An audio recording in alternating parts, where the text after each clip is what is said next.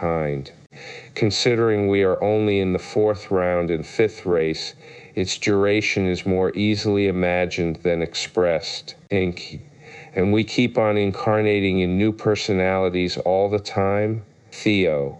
Most assuredly so, because this life cycle or period of incarnation may be best compared to human life, as each such life is composed of days of activity separated by nights of sleep or of inaction. So, in the incarnation cycle, an active life is followed by a devachanic rest, inqua, and it is this succession of births that is generally defined as reincarnation, theo, just so.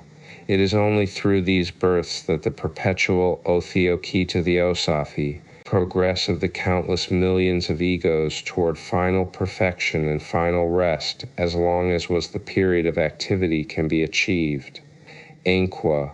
And what is it that regulates the duration or special qualities of these incarnations? Theo. Karma, the universal law of retributive justice. Inqua.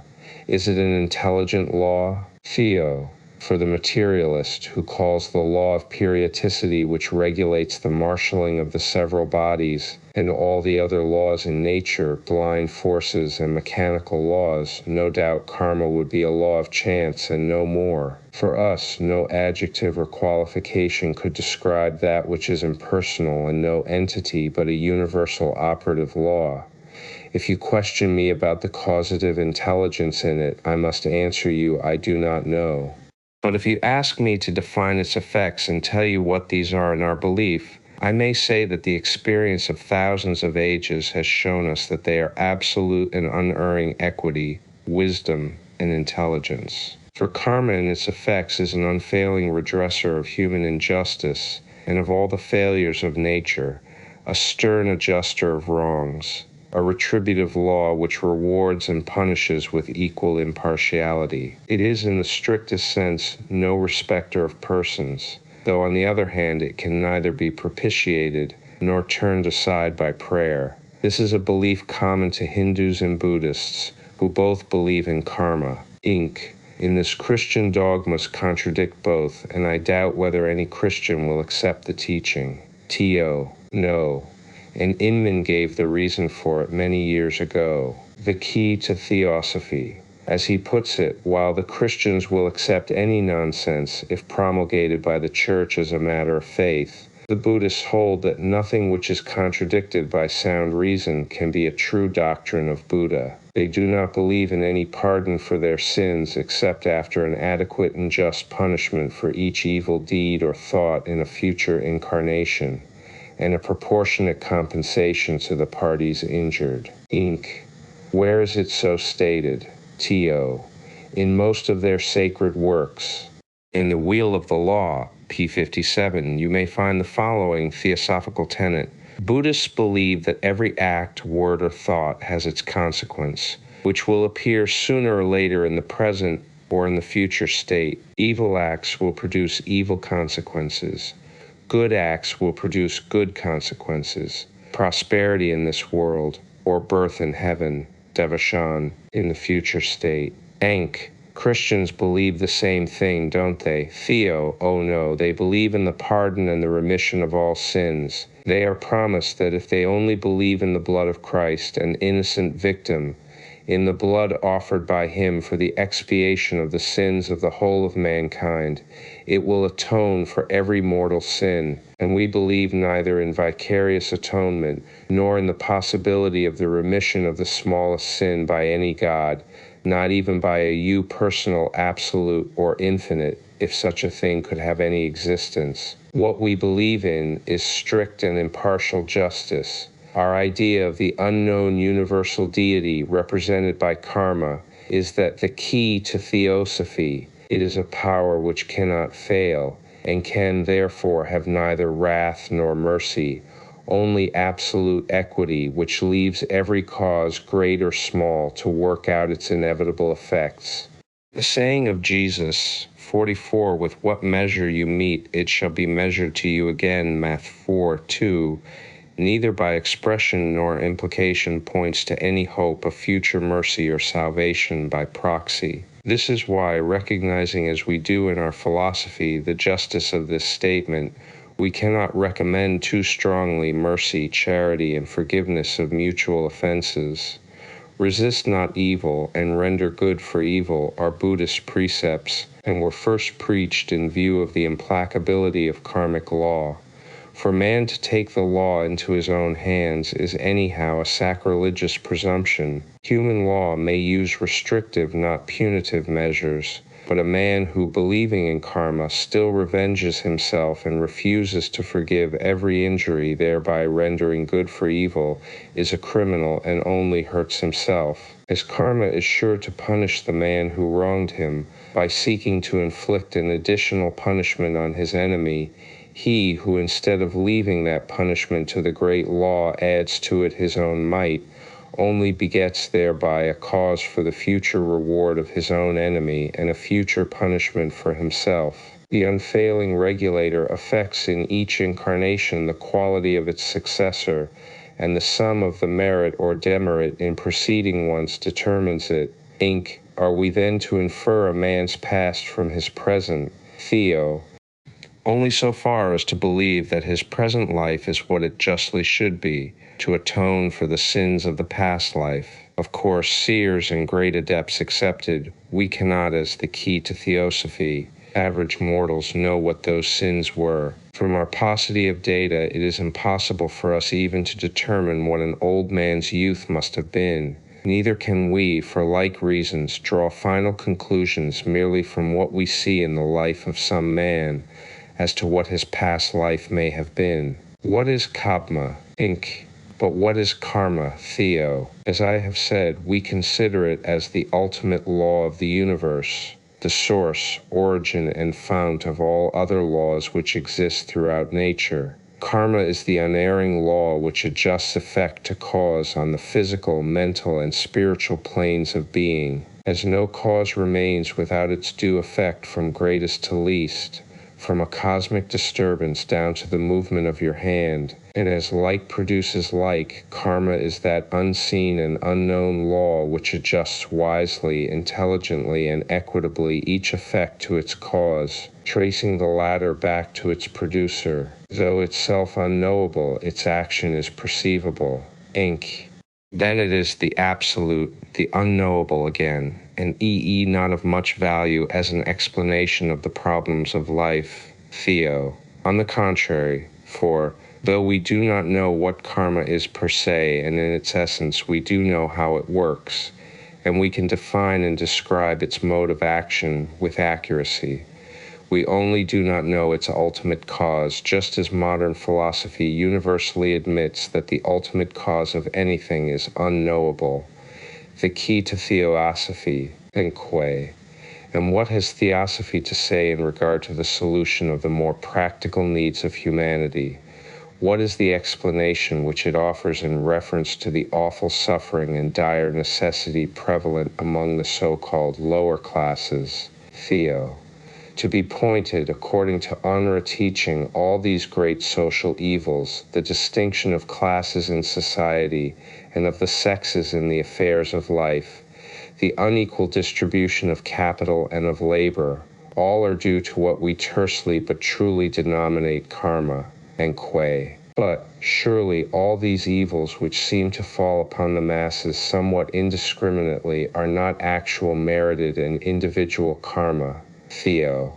No, they cannot be so strictly defined in their effects as to show that each individual environment and the particular conditions of life in which each person finds himself are nothing more than the retributive karma which the individual generated in a previous life. We must not lose sight of the fact that every atom is subject to the general law governing the whole body to which it belongs, and here we come upon the wider track of the karmic law. Do you not perceive that the aggregate of individual karma becomes that of the nation to which those individuals belong, and further that the sum total of national karma is that of the world P? The evils that you speak of are not peculiar to the individual or even to the nation. They are more or less universal, and it is upon this broad line of human interdependence that the law of karma finds its legitimate and equable issue. Inqua.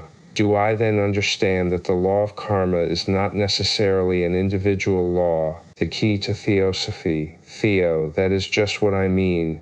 It is impossible that karma could readjust the balance of power in the world's life and progress unless it had a broad and general line of action.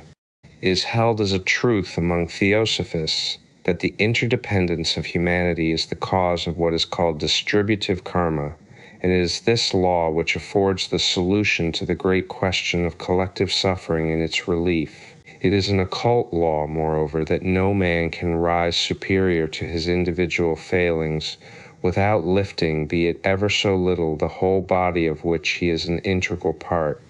In the same way, no one can sin nor suffer the effects of sin alone. In reality, there is no such thing as separateness, and the nearest approach to that selfish state which the laws of life permit is in the intent or motive, NQ.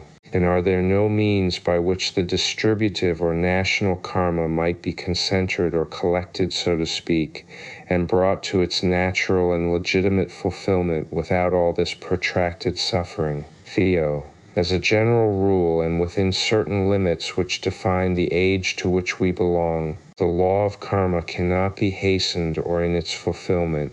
But of this I am certain, the point of possibility in either of these directions has never yet been touched. Listen to the following recital of one phase of national suffering, and then ask yourself whether, admitting the working power of individual, relative, and distributive karma, these evils are not capable of extensive modification and general relief. What I am about to read to you is from the pen of a national savior, one who, having overcome self and being free to choose, has elected to serve humanity in the key to Theosophy, bearing at least as much as a woman's shoulders can possibly bear of national karma. This is what she says. Yes, nature always does speak, don't you think? Only sometimes we make so much noise that we drown her voice. That is why it is so restful to go out of the town and nestle a while in the mother's arms. I am thinking of the evening on Hampstead Heath when we watched the sun go down.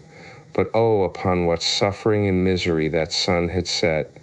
A lady brought me yesterday a big hamper of wild flowers. I thought some of my Bast End family had a better right to it than I, and so I took it down to a very poor school in Whitechapel this morning. You should have seen the pallid little faces brighten. Thence I went to pay for some dinners at a little cook shop for some children. It was in a back street, narrow, full of jostling people, stench indescribable, from fish, meat, and other comestibles, all reeking in a sun that in Whitechapel festers instead of purifying. The cook shop was the quintessence of all the smells.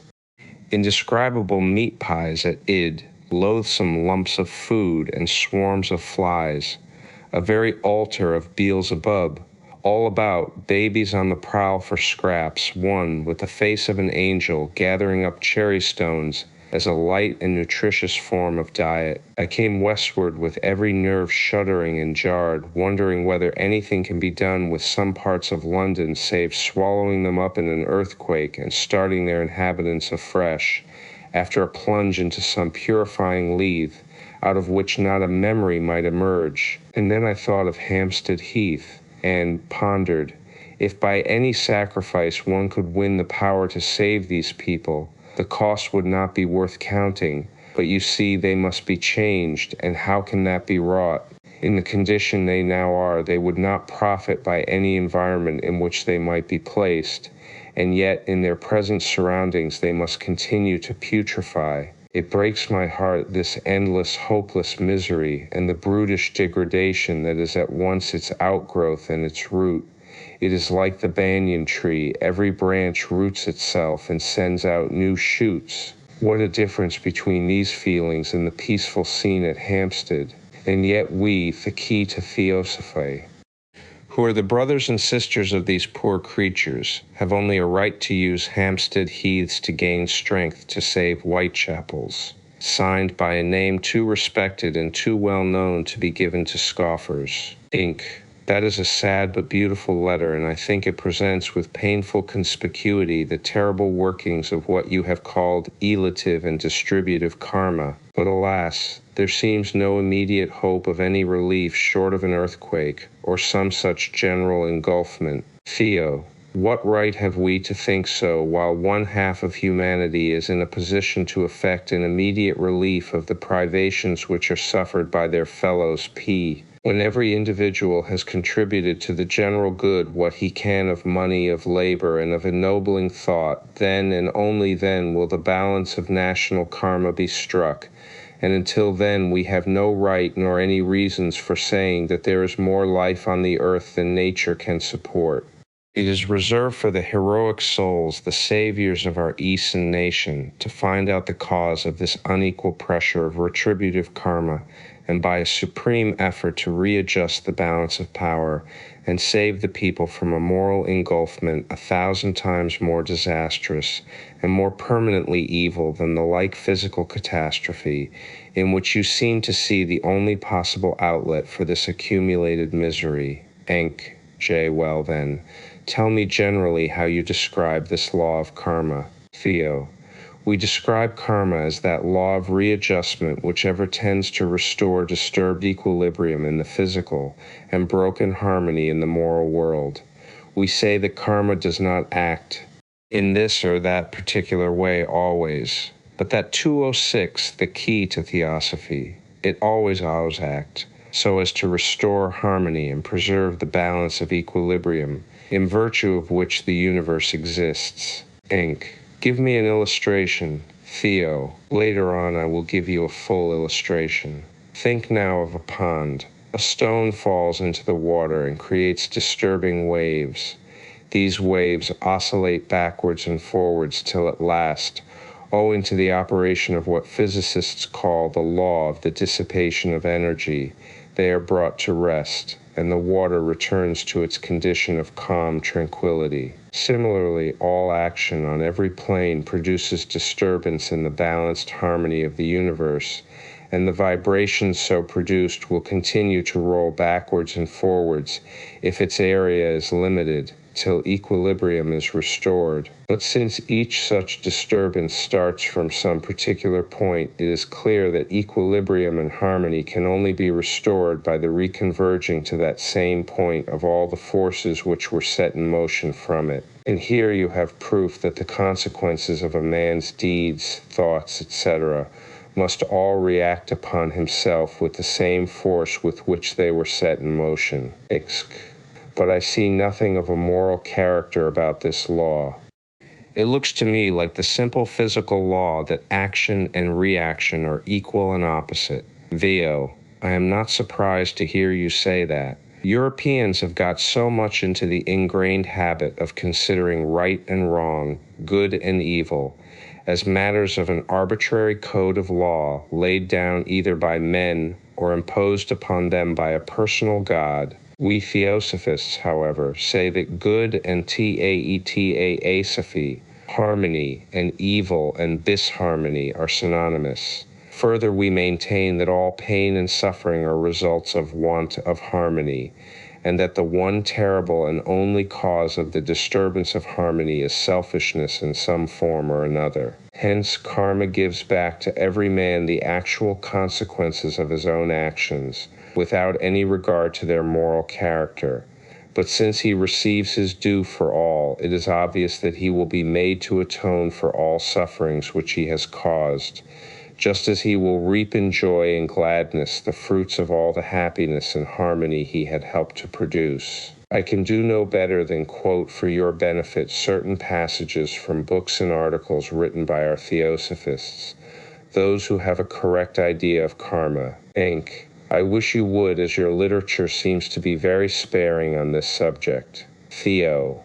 Because it is the most difficult of all our tenets. Some short time ago there appeared the following objection from a Christian pen. Granting that the teaching in regard to Theosophy is correct, and that man must be his own savior, must overcome self and conquer the evil that is in his dual nature, to obtain the emancipation of his soul, What is man to do after he has been awakened and converted to a certain extent from evil or wickedness? How is he to get emancipation, or pardon, or the blotting out of the evil or wickedness he has already done? To this, Mr. J.H. Kennelly replies very pertinently that no one can hope to make the theosophical engine run on the theological track, as he has it. The possibility of shirking individual responsibility is not among the key to theosophy. Concepts of theosophy. In this faith, there is no such thing as pardoning, or blotting out of evil or wickedness already done, otherwise than by the adequate punishment therefore of the wrongdoer and the restoration of the harmony in the universe that had been disturbed by his wrongful act. The evil has been his own, and while others must suffer its consequences, atonement can be made by nobody but himself. The condition contemplated, in which a man shall have been awakened and converted to a certain extent from evil or wickedness, is that in which a man shall have realized that his deeds are evil and deserving of punishment. In that realization, a sense of personal responsibility is inevitable, and just in proportion to the extent of his awakening or converting must be the sense of that awful responsibility. While it is strong upon him is the time when he is urged to accept the doctrine of vicarious atonement. He is told that he must also repent, but nothing is easier than that. It is an amiable weakness of human nature that we are quite prone to regret the evil we have done when our attention is called, and we have either suffered from it ourselves or enjoyed its fruits. Possibly close analysis of the feeling would show us that which we regret is rather the necessity that seemed to require the evil as a means of attainment of our selfish ends than the evil itself. Attractive as this prospect of casting our burden of sins at the foot of the cross may be to the ordinary mind, it does not commend itself to the theosophic student. He does not apprehend why the sinner, by attaining knowledge of his evil, can thereby merit any pardon for, or the blotting out of his past wickedness, or why repentance and future right living entitle him to a suspension in his favor of the universal law of relation between cause and effect. The results of his evil deeds continue to exist. The suffering caused to others by his wickedness is not blotted out. The theosophical student takes the result of wickedness upon the innocent into his problem. He considers not only the guilty person but his victims. Evil is an infraction of the laws of harmony governing the universe, and the penalty thereof must fall upon the violator of that law himself. The key to Theosophy. Christ uttered the warning, "Sin no more, lest a worse thing come upon thee," and St. Paul said, "Work out your own salvation. Whatsoever a man soweth, that shall he also reap." That, by the way, is a fine metaphoric rendering of the sentence of the Puranas far antedating him, that every man reaps the consequences of his own acts. This is the principle of the law of karma which is taught by Theosophy. Sinet, in his One Esoteric Buddhism, rendered karma as the law of ethical causation. The law of retribution, as Mimi Blavatsky translates its meaning, is better.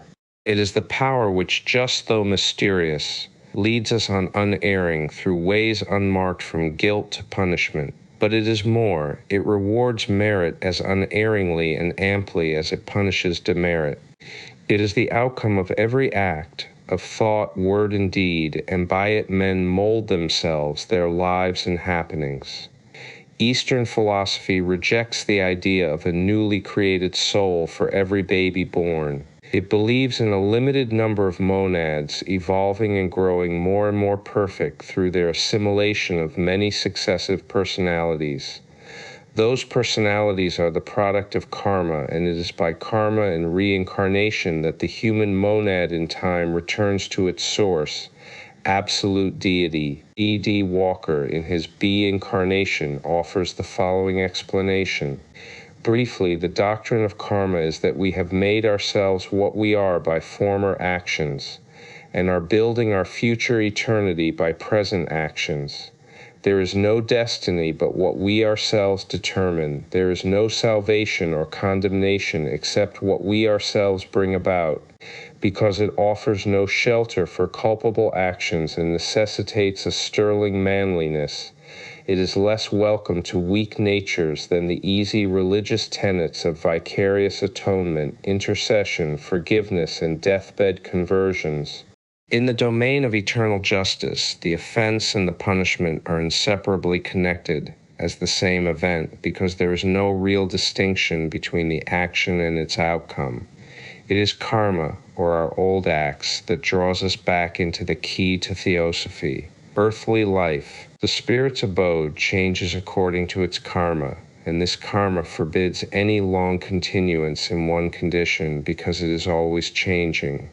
So long as action is governed by material and selfish motives, just so long must the effect of that action be manifested in physical rebirths. Only the perfectly selfless man can elude the gravitation of material life. Few have attained this, but it is the goal of mankind. And then the writer quotes from the secret doctrine, "Those who believe in karma have to believe in destiny, which, from birth to death, every man is weaving, thread by thread, around himself, as a spider does his cobweb. And this destiny is guided either by the heavenly voice of the invisible prototype outside of us, or by our more intimate astral or inner man, who is but too often the evil genius of the embodied entity called man. Both these lead on the outward man, but one of them must prevail, and from the very beginning of the invisible affray, the stern and implacable law of compensation steps in and takes its course,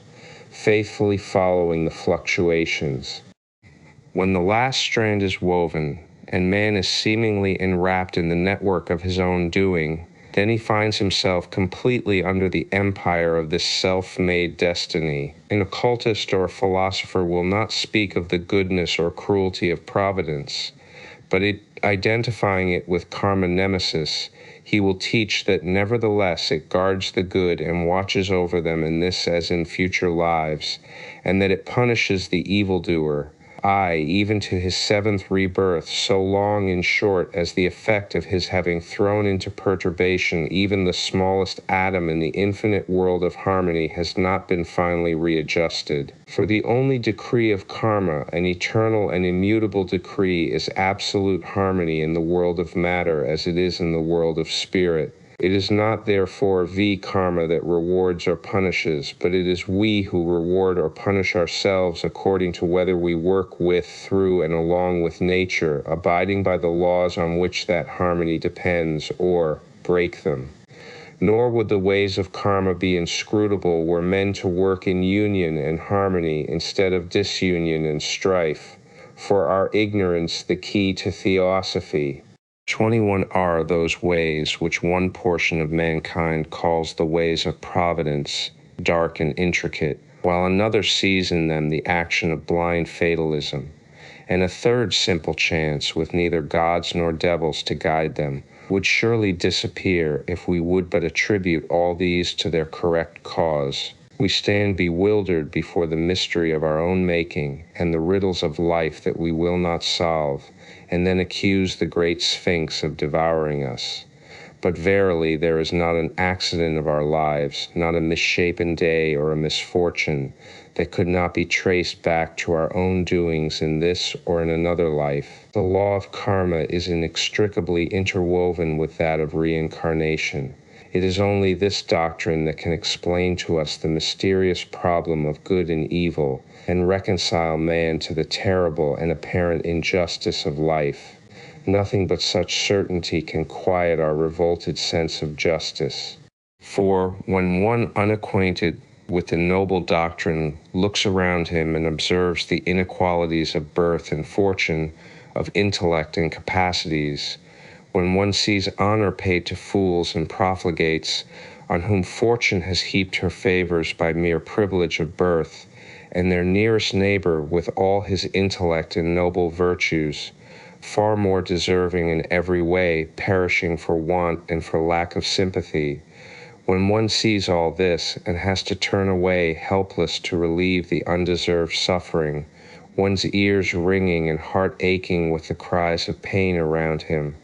That blessed knowledge of karma alone prevents him from cursing life and men as well as their supposed creator. This law, whether conscious or unconscious, predestines nothing and no one. It exists from and in eternity truly, for it is eternity itself, and as such, since no act can be co-equal with eternity, it cannot be said to act, for it is action itself. It is not the wave which drowns the man, but the personal action of the wretch who goes deliberately and places himself under the impersonal action of the laws that govern the ocean's motion. Karma creates nothing, nor does it design. It is man who plants and creates causes, and karmic law adjusts the effects, which adjustment is not an act, but universal harmony, tending ever to resume its original position, like a bow, which, bent down too forcibly, rebounds with corresponding the key to Theosophy, vigor.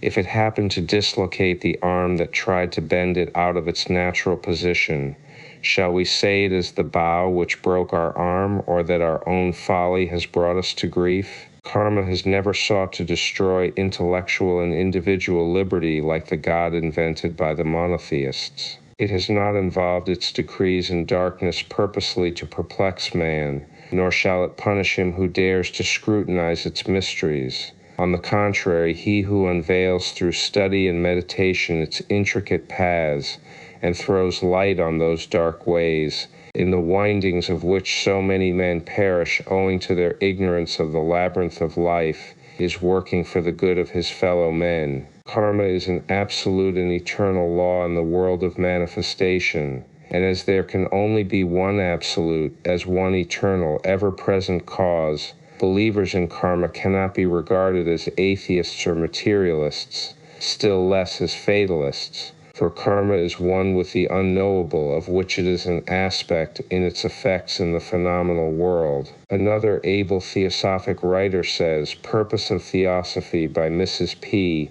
Sinet, every individual is making karma either good or bad in each action and thought of his daily round, and is at the same time working out in this life the karma brought about by the acts and desires of the last.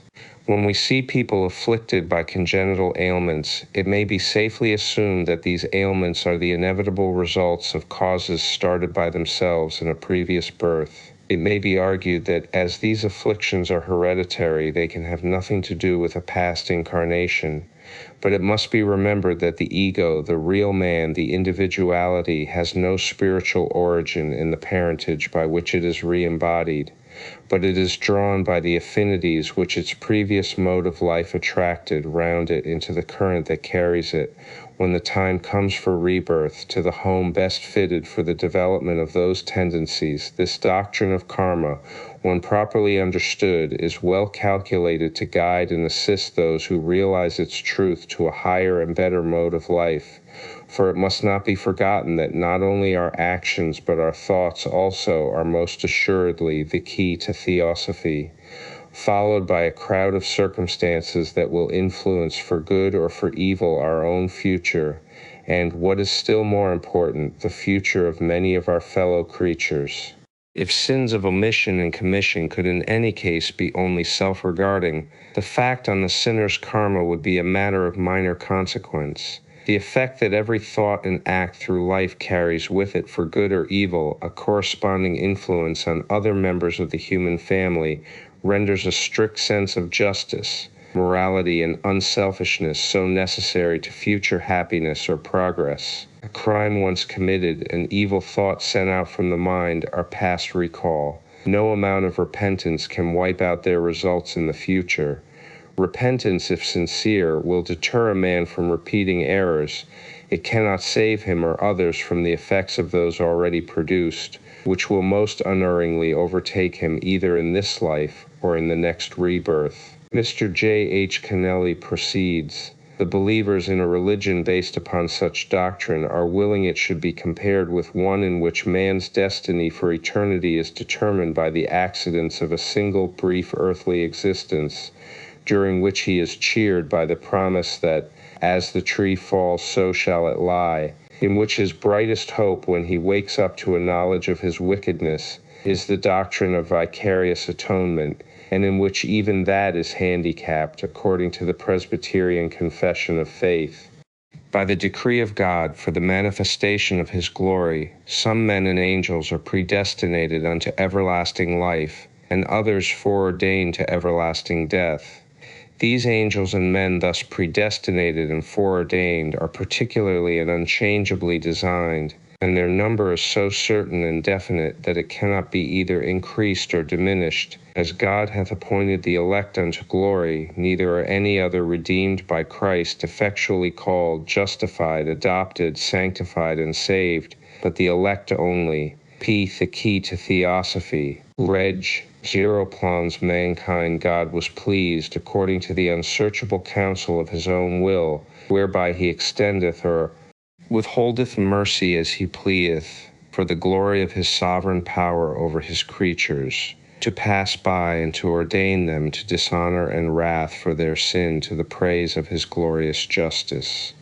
This is what the able defender says. Nor can we do any better than wind up the subject as he does, by a quotation from a magnificent poem, as he says, "The exquisite beauty of Edwin Arnold's exposition of karma in The Light of Asia tempts to its reproduction here, but it is too long for quotation in full. Here is a portion of it. Karma, all that total of a soul, which is the things it did, the thoughts it had, the self, it wove with woof of viewless time crossed on the warp invisible of acts, before beginning and without an end, as space eternal and as surety sure, is fixed a power divine which moves to good. Only its laws endure. It will not be contemned of anyone. Who thwarts it loses, and who serves it gains. The hidden good it pays with peace and bliss, aye, the hidden ill with pains. It seeth everywhere and marketh all.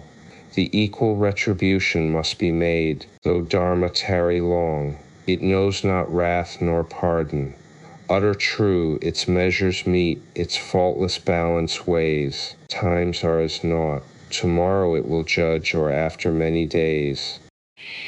The key to Theosophy. Such is the law which moves to righteousness, which none at last can turn aside or stay. The heart of it is love, the end of it is peace and consummation sweet. Obey. And now I advise you to compare our theosophic views upon karma, the law of retribution, and say whether they are not both more philosophical and just than this cruel and idiotic dogma which makes of God a senseless fiend, the tenet, namely, that the elect only will be saved and the rest doomed to eternal perdition. Inc. Yes, I see what you mean generally, but I wish you could give some concrete example of the action of karma, Theo, that I cannot do. We can only feel sure, as I said before, that our present lives and circumstances are the direct results of our own deeds and thoughts in lives that are past. But we, who are not seers or initiates, cannot know anything about the details of the working of the law of karma. Enk, can anyone, even an adept or seer, follow out this karmic process of readjustment in detail? Theo, certainly. Those who know can do so by the exercise of powers which are latent even in all men, who be those who know. F. Enk. Does this hold equally of ourselves as of others? Theo, equally. As just said, the same limited vision exists for all, save those who have reached in the present incarnation the acme of spiritual vision and clairvoyance. We can only the key to Theosophy, see that if things with us ought to have been different, they would have been different, that we are what we have made ourselves, and have only what we have earned for ourselves. Inc. I am afraid such a conception would only embitter us. Theo, I believe it is precisely the reverse. It is disbelief in the just law of retribution that is more likely to awaken every combative feeling in man. A child, as much as a man, resents a punishment, or even a reproof he believes to be unmerited, far more than he does a severer punishment if he feels that it is merited. Belief in karma is the highest reason for reconcilement to one's lot in this life, and the very strongest incentive towards effort to better the succeeding rebirth. Both of these, indeed, would be destroyed if we suppose that our lot was the result of anything but strict law, or that destiny was in any other hands than our own. Inc.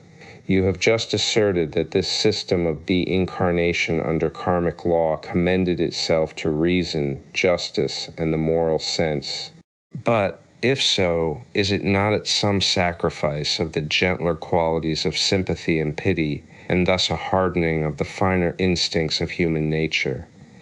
Theo, only apparently, not really. No man can receive more or less than his deserts without a corresponding injustice or partiality to others, and a law which could be averted through compassion would bring about more misery than it saved, more irritation and curses than thanks. But remember also that we do not administer the law if we do create causes for its effects. It administers itself. And again, that the most copious the key to Theosophy, provision for the manifestation of just compassion and mercy is shown in the state of devotion. Inq.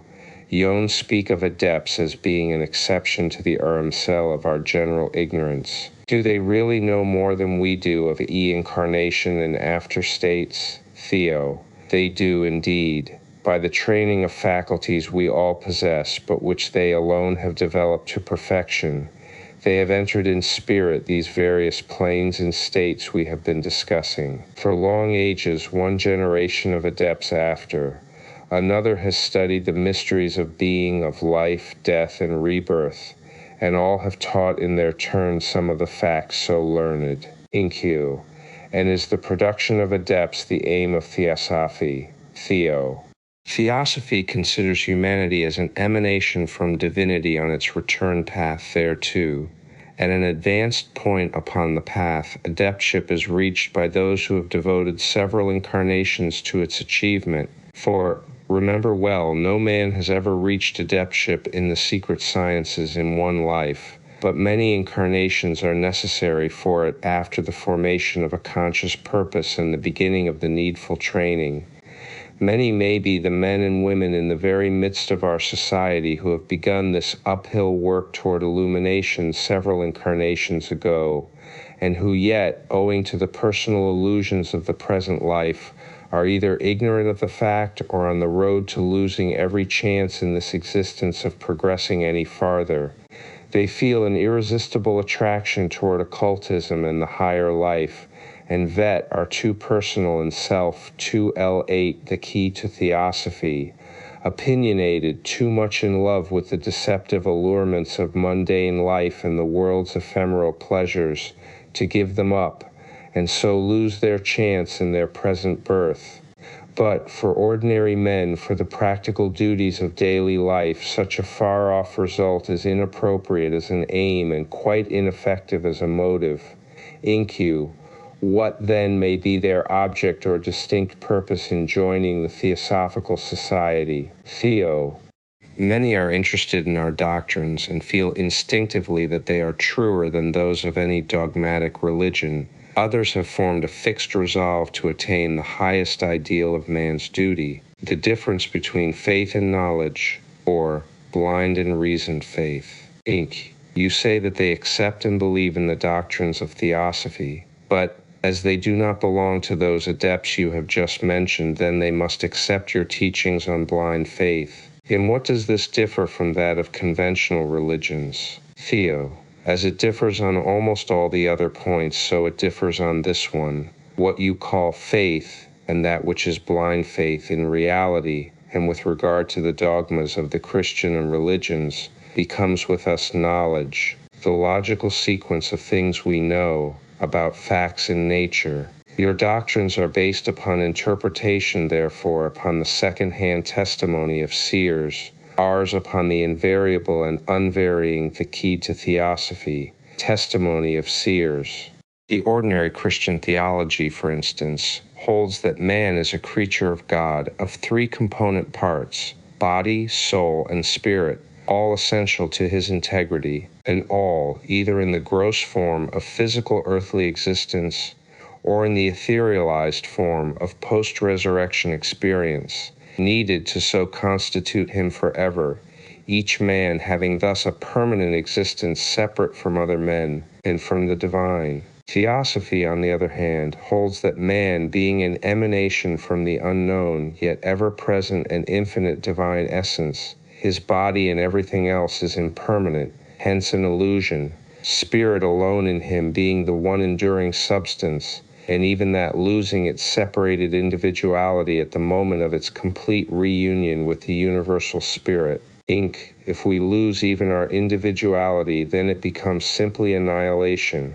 Theo. I say it does not, since I speak of separate, not of universal individuality. The latter becomes as a part transformed into the whole. The dewdrop is not evaporated, but becomes the sea. Is physical man annihilated when from a fetus he becomes an old man? What kind of satanic pride must be ours if we place our infinitesimally small consciousness and individuality higher than the universal and infinite consciousness? Inc. It follows then that there is de facto no man, but all is spirit. Theo. You are mistaken.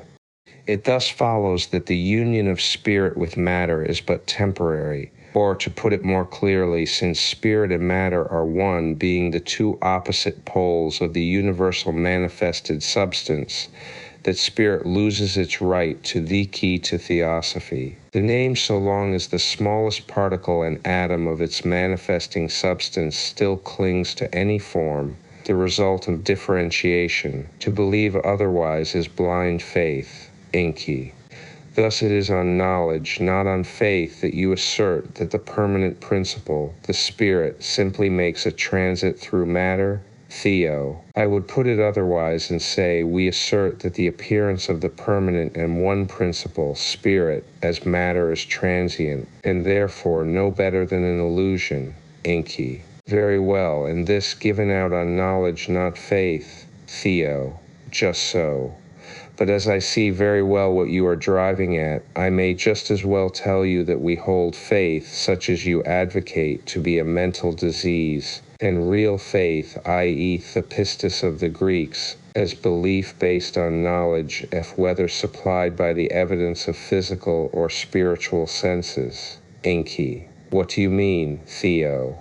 I mean, if it is the difference between the two that you want to know, then I can tell you that between faith on authority and faith on one's spiritual intuition, there is a very great difference. Enku. What is it? Theo. One is human credulity and superstition, the other human belief and intuition. As Professor Alexander Wilder says in his introduction to the Eleusinian Mysteries, it is ignorance which leads to profanation. Men ridicule what they do not properly understand. The undercurrent of this world is set towards one goal, and inside of human credulity is a power almost infinite, a holy faith capable the key to theosophy, of apprehending the supremest truths of all existence. Those who limit that credulity to human authoritative dogmas alone will never fathom that power nor even perceive it in their natures. It is stuck fast to the external plane and is unable to bring forth into play the essence that rules it. For to do this they have to claim their right of private judgment, and this they never dare to do. Enku. And is it that intuition which forces you to reject God as a personal father, oiler, and governor of the universe, Theo? Precisely. We believe in an ever unknowable principle, because blind aberration alone can make one maintain that the universe, thinking man, and all the marvels contained even in the world of matter could have grown without some intelligent powers to bring about the extraordinarily wise arrangement of all its parts.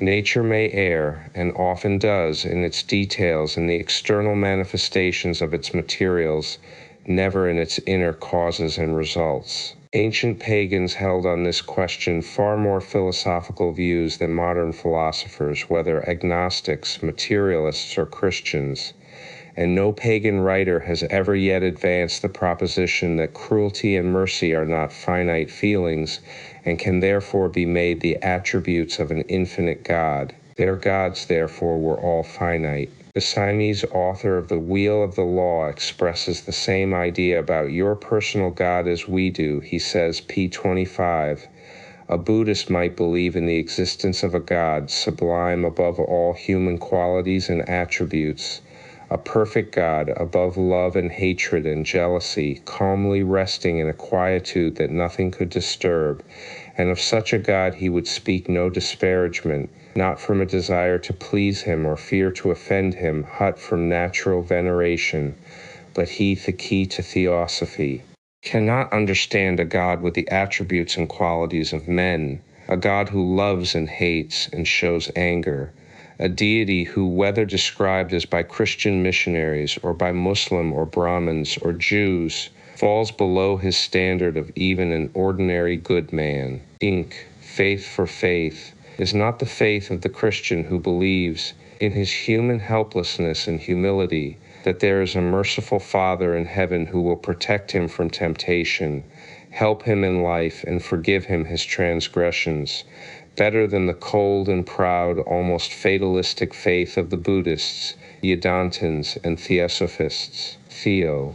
Persist in calling our belief faith, if you will. But once we are again on this ever-recurring question, I ask in my turn, faith for faith is not the one based on strict logic and reason better than the one which is based simply on human authority or hero worship. Our faith has all the logical force of the arithmetical truism that 2 and 2 will produce 4. Your faith is like the logic of some emotional women, of whom Turgenev said that for them 2 and 2 were generally 5, and a tallow candle into the bargain. Yours is a faith, moreover, which clashes not only with every conceivable view of justice and logic, but which, if analyzed, leads man to his moral perdition, checks the progress of mankind, and positively making of might right, transforms every second man into a Cain to his brother Abel. Inc. What do you allude to? Sectarian Brahmins are here meant. The Parabrahm of the Vedantins is the deity we accept and believe in, the key to Theosophy. Has God the bite to forgive? Enk. Does it not make the Christian happier than the Buddhist or Brahmin? Theo. No, not the educated man, at any rate, since the majority of these have long since virtually lost all belief in this cruel key to Theosophy. Dogma. But it leads those who still believe in it more easily to the threshold of every conceivable crime than any other I know of. Let me quote to you from Isis once more, video Yol TPP 542 and 543.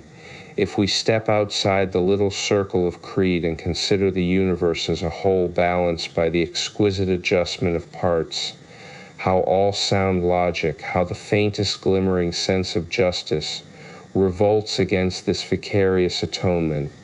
If the criminal sinned only against himself and wronged no one but himself, if by sincere repentance he could cause the obliteration of past events, not only from the memory of man, but also from that imperishable record, which no deity, not even the supremes of the supreme, can cause to disappear, then this dogma might not be incomprehensible. But to maintain that one may wrong his fellow man, kill, disturb the equilibrium of society and the natural order of things, and then, through cowardice, hope, or compulsion, it matters not, be forgiven by believing that the spilling of one blood washes out the other blood spilt. This is preposterous.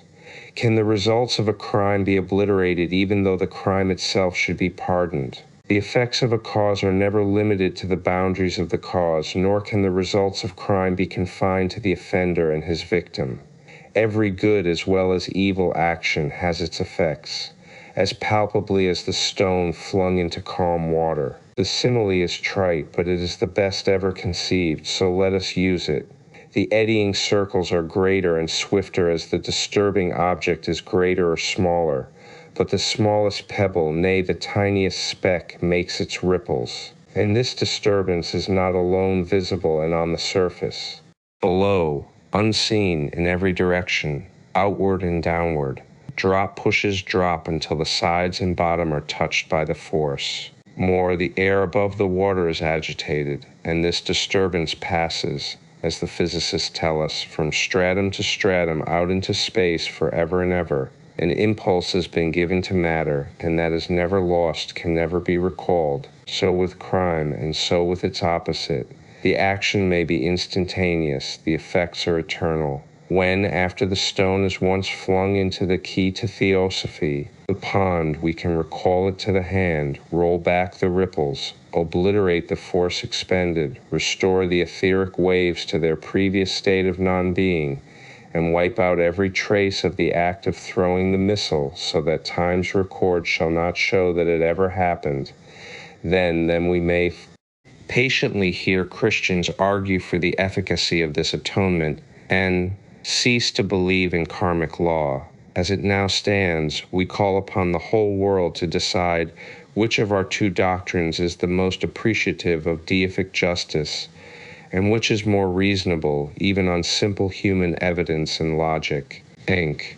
Yet millions believe in the Christian dogma and are happy, Theo. Pure sentimentalism overpowering their thinking faculties, which no true philanthropist or altruist will ever accept. It is not even a dream of selfishness, but a nightmare of the human intellect. Look where it leads to, and tell me the name of that pagan country where crimes are more easily committed or more numerous than in Christian lands. Look at the long and ghastly annual records of crimes committed in European countries, and behold Protestant and biblical America. There, conversions effected in prisons are more numerous than those made by public revivals in preaching. See how the ledger balance of Christian justice stands. Ead-handed murderers, urged on by the demons of lust, revenge, cupidity, fanaticism, or mere brutal thirst for blood, who kill their victims in most cases without giving them time to repent or call on Jesus. These perhaps died sinful, and of course, consistently with theological logic, met the reward of their greater or lesser offenses. But the murderer, overtaken by human justice, is imprisoned, wept over by sentimentalists, prayed with and at, pronounces the charmed words of Conver, the key to Theosophy, Sion, and goes to lie scaffold a redeemed child of Jesus. Except for the murder, he would not have been prayed with, redeemed, pardoned. Clearly this man did well to murder, for thus he gained eternal happiness. And how about the victim and his or her family, relatives, dependents, social relations? Has justice no recompense for them? Must they suffer in this world and the next, while he who wronged them sits beside the holy thief of Calvary, and is forever blessed peon? This question the clergy keep a prudent silence. Isis unveiled. And now you know why Theosophists, whose fundamental belief and hope is justice for all, in heaven as on earth, and in karma, reject this dogma. Inc. The ultimate destiny of man, then, is not a heaven presided over by God, but the gradual transformation of matter into its primordial element, spirit, Theo. It is to that final goal to which all tends in nature. Inc. Ho, not some of you regard this association or fall of spirit into matter as evil, and rebirth as a sorrow, Theo. Some do, and therefore strive to shorten their period of probation on earth. It is not an unmixed evil, however, since it ensures the experience upon which we mount to knowledge and wisdom. I mean that experience which teaches that the needs of our spiritual nature can never be met by other than spiritual happiness. As long as we are in the body, we are subjected to pain, suffering, and all the disappointing incidents occurring during life. Therefore, and to palliate this, we finally acquire knowledge which alone can afford us relief and hope of a better future. What is Piactical Theosophy P. Duty, Enc. Why then the need for rebirth, since all alike fail to secure a permanent peace? Theo, because the final goal cannot be reached in any way but through life experiences, and because the bulk of these consist in pain and suffering. It is only through the latter that we can learn. Joys and pleasures teach us nothing. They are evanescent and can only bring in the long-run satiety. Moreover, our constant failure to find any permanent satisfaction in life which would meet the wants of our higher nature shows us plainly that those wants can be met only on their own plane, to wit, the spiritual. Is the natural result of this a desire to quit life by one means or another? Theo, if you mean by such desire suicide, then I say most decidedly not. Such a result can never be a natural one, but is ever due to a morbid brain disease, or to most decided and strong materialistic views. It is the worst of crimes and the key to Theosophy, dire in its results. But if by desire you mean simply aspiration to reach spiritual existence, not a wish to quit the earth, then I would call it a very natural desire indeed. Otherwise, voluntary death would be an abandonment of our present post and of the duties incumbent on us, as well as an attempt to shirk karmic responsibilities, and thus involve the creation of new karma, But if actions on the material plane are unsatisfying, why should duties which are such actions be imperative? Tao.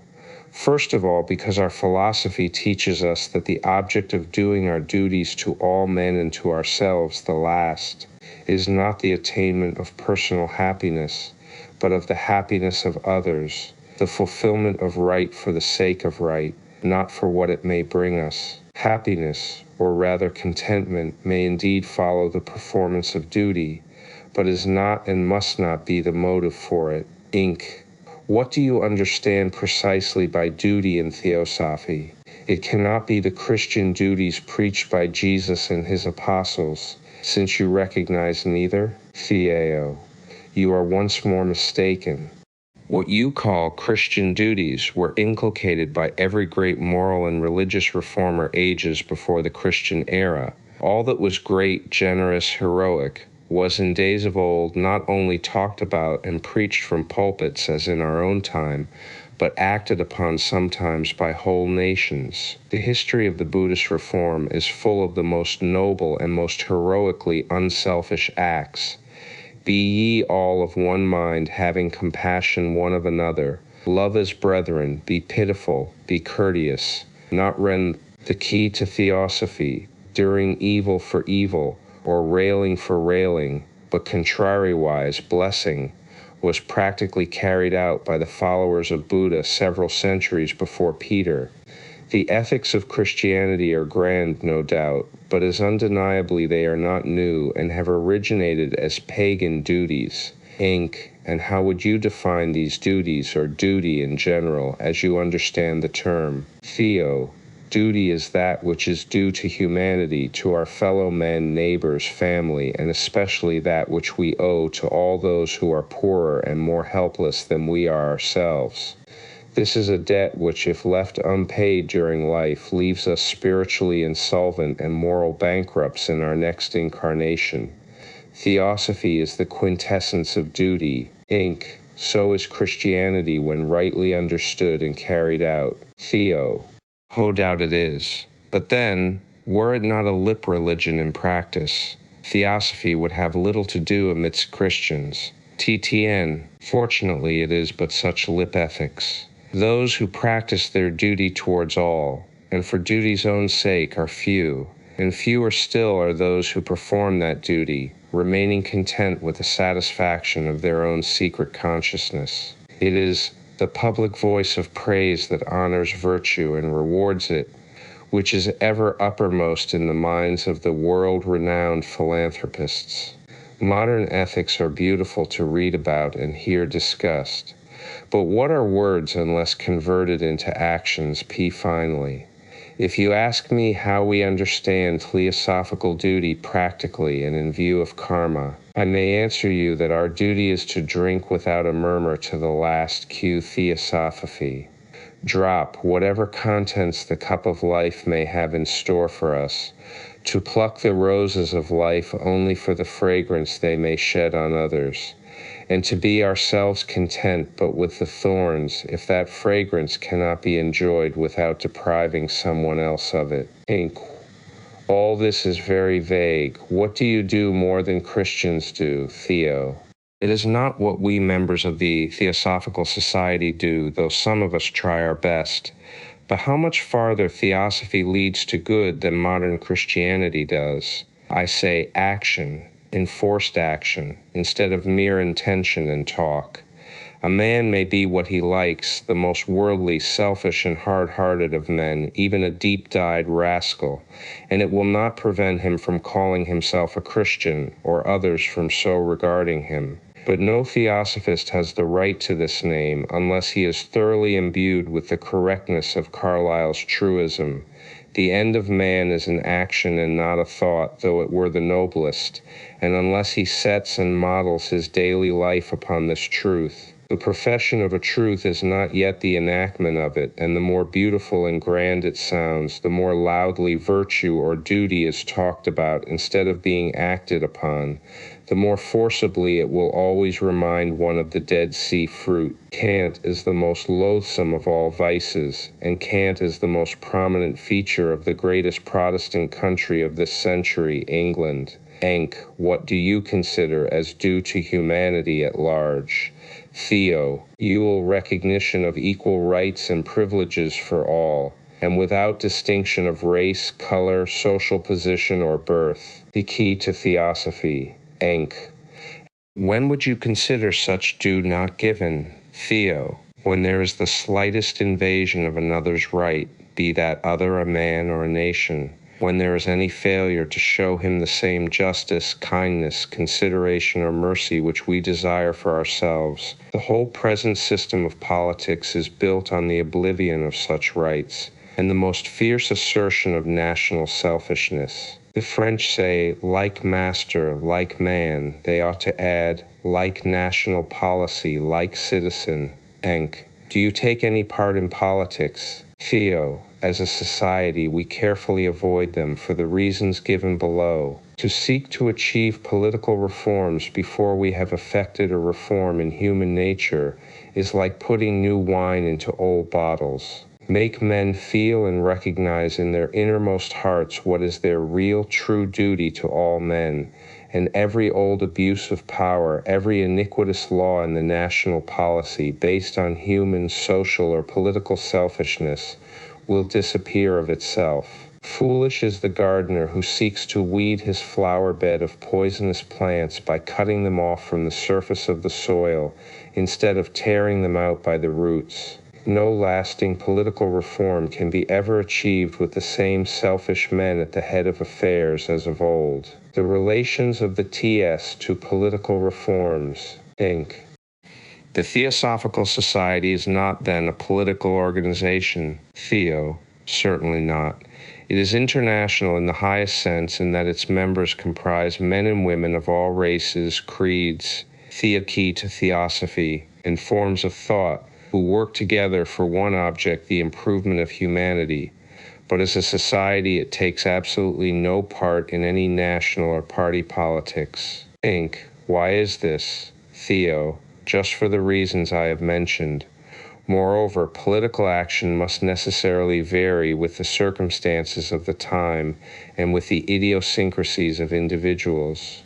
While from the very nature of their position as theosophists, the members of the TS are agreed on the principles of theosophy, or they would not belong to the society at all, it does not thereby follow that they agree on every other subject. As a society, they can only act together in matters which are common to all, that is, in theosophy itself. As individuals, each is left perfectly free to follow out his or her particular line of political thought and action, so long as this does not conflict with theosophical principles or hurt the Theosophical Society, Inc. But surely the TS does not stand altogether aloof from the social questions which are now so fast coming to the front. Theo, the very principles of the TS are proof that it does not, or rather that most of its members do not, so stand aloof. If humanity can only be developed mentally and spiritually by the enforcement, first of all, of the soundest and most scientific physiological laws, it is the bounden duty of all who strive for this development to do their utmost to see that those laws shall be generally carried out. All theosophists are only too sadly aware that in Occidental countries especially, the social condition of large masses of the people renders it impossible for either their bodies or their spirits to be properly trained, a key to Theosophy, so that the development of both is thereby arrested. As this training and development is one of the express objects of Theosophy, the TS is in thorough sympathy and harmony with all true efforts in this direction. Inc. But what do you mean by true efforts? Each social reformer has his own panacea, and each believes his to be the one and only thing which can improve and save humanity. Theo, perfectly true, and this is the real reason why so little satisfactory social work is accomplished. In most of these panaceas there is no really guiding principle, and there is certainly no one principle which connects them all.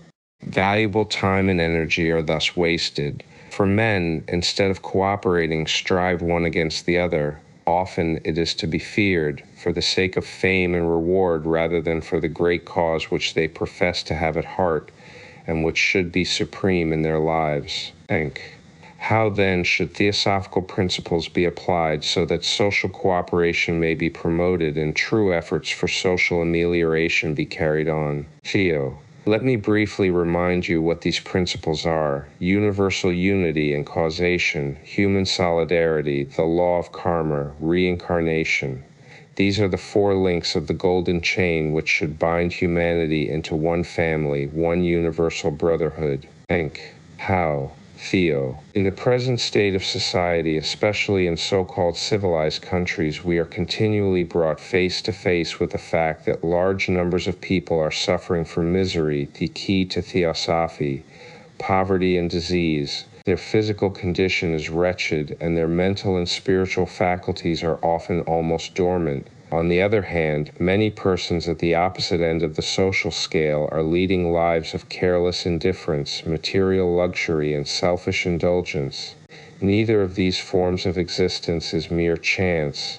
Both are the effects of the conditions which surround those who are subject to them, and the neglect of social duty on the one side is most closely connected with the stunted and arrested development on the other. In sociology, as in all branches of true science, the law of universal causation holds good, but this causation necessarily implies, as its logical outcome, that human solidarity on which Theosophy so strongly insists. If the action of one reacts on the lives of all, and this is the true scientific idea, then it is only by all men becoming brothers and all women sisters, and by all practicing in their daily lives true brotherhood and true sisterhood, that the real human solidarity, which lies at the root of the elevation of the race, can ever be attained.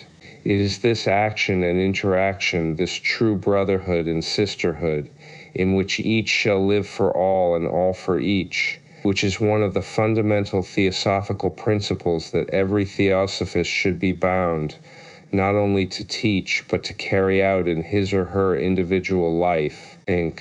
All this is very well as a general principle, but how would you apply it in a concrete way? Theo. Look for a moment at what you would call the concrete facts of human society.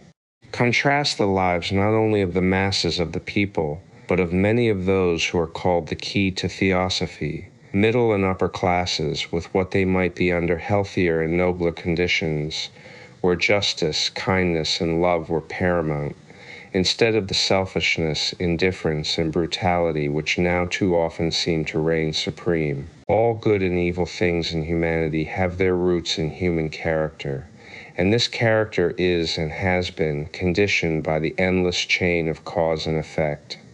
But this conditioning applies to the future as well as to the present and the past. Selfishness, indifference, and brutality can never be the normal state of the race. To believe so would be to despair of humanity, and that no theosophist can do. Progress can be attained and only attained by the development of the nobler qualities. Now, true evolution teaches us that by altering the surroundings of the organism, we can alter and improve the organism. And in the strictest sense, this is true with regard to man. Every theosophist, therefore, is bound to do his utmost to help on, by all the means in his power, every wise and well-considered social effort which has for its object the amelioration of the condition of the poor. Such efforts should be made with a view to their ultimate social emancipation, or the development of the sense of duty in those who now so often neglect it in nearly every relation of life. Inc. Agreed. But who is to decide whether social efforts are wise or unwise? Theo, no one person and no society can lay down a hard and fast rule in this respect. Much must necessarily be left to the individual judgment. One general test may, however, be given. Will the proposed action tend to promote that true 236, the key to Theosophy, brotherhood which it is the aim of Theosophy to bring about? No real Theosophist will have much difficulty in applying such a test. Once he is satisfied of this, his duty will lie in the direction of forming public opinion. And this can be attained only by inculcating those higher and nobler conceptions of public and private duties which lie at the root of all spiritual and material improvement. In every conceivable case, he himself must be a center of spiritual action, and from him and his own daily individual life must radiate those higher spiritual forces which alone can regenerate his fellow men. Inque. But why should he do this? Are not he and all, as you teach, conditioned by their karma, and must not karma necessarily work itself out on certain lines? Theo, it is this very law of karma which gives strength to all that I have said. The individual cannot separate himself from the race, nor the race from the individual. The law of karma applies equally to all, although all are not equally developed.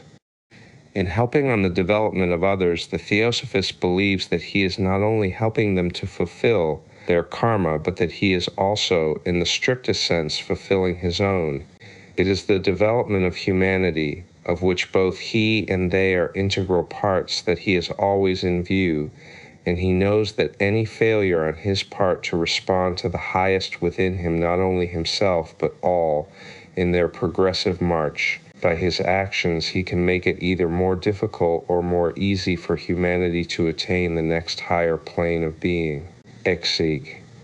How does this bear on the fourth of the principles you mentioned, viz. Be incarnation, the key to Theosophy, Theo?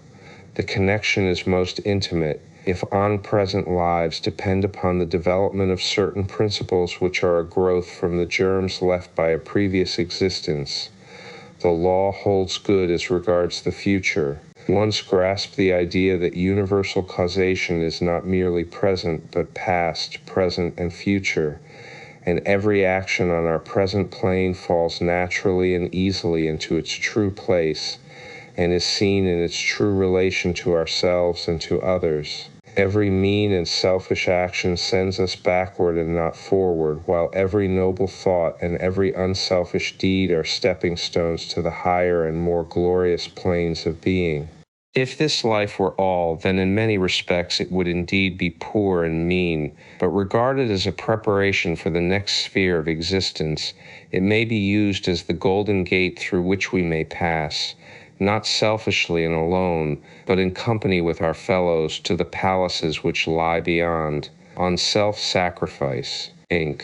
Is equal justice to all and love to every creature the highest standard of Theosophy? Theo. No, there is an even far higher one. Inc. What can it be, Theo? The giving to others more than to oneself, self-sacrifice.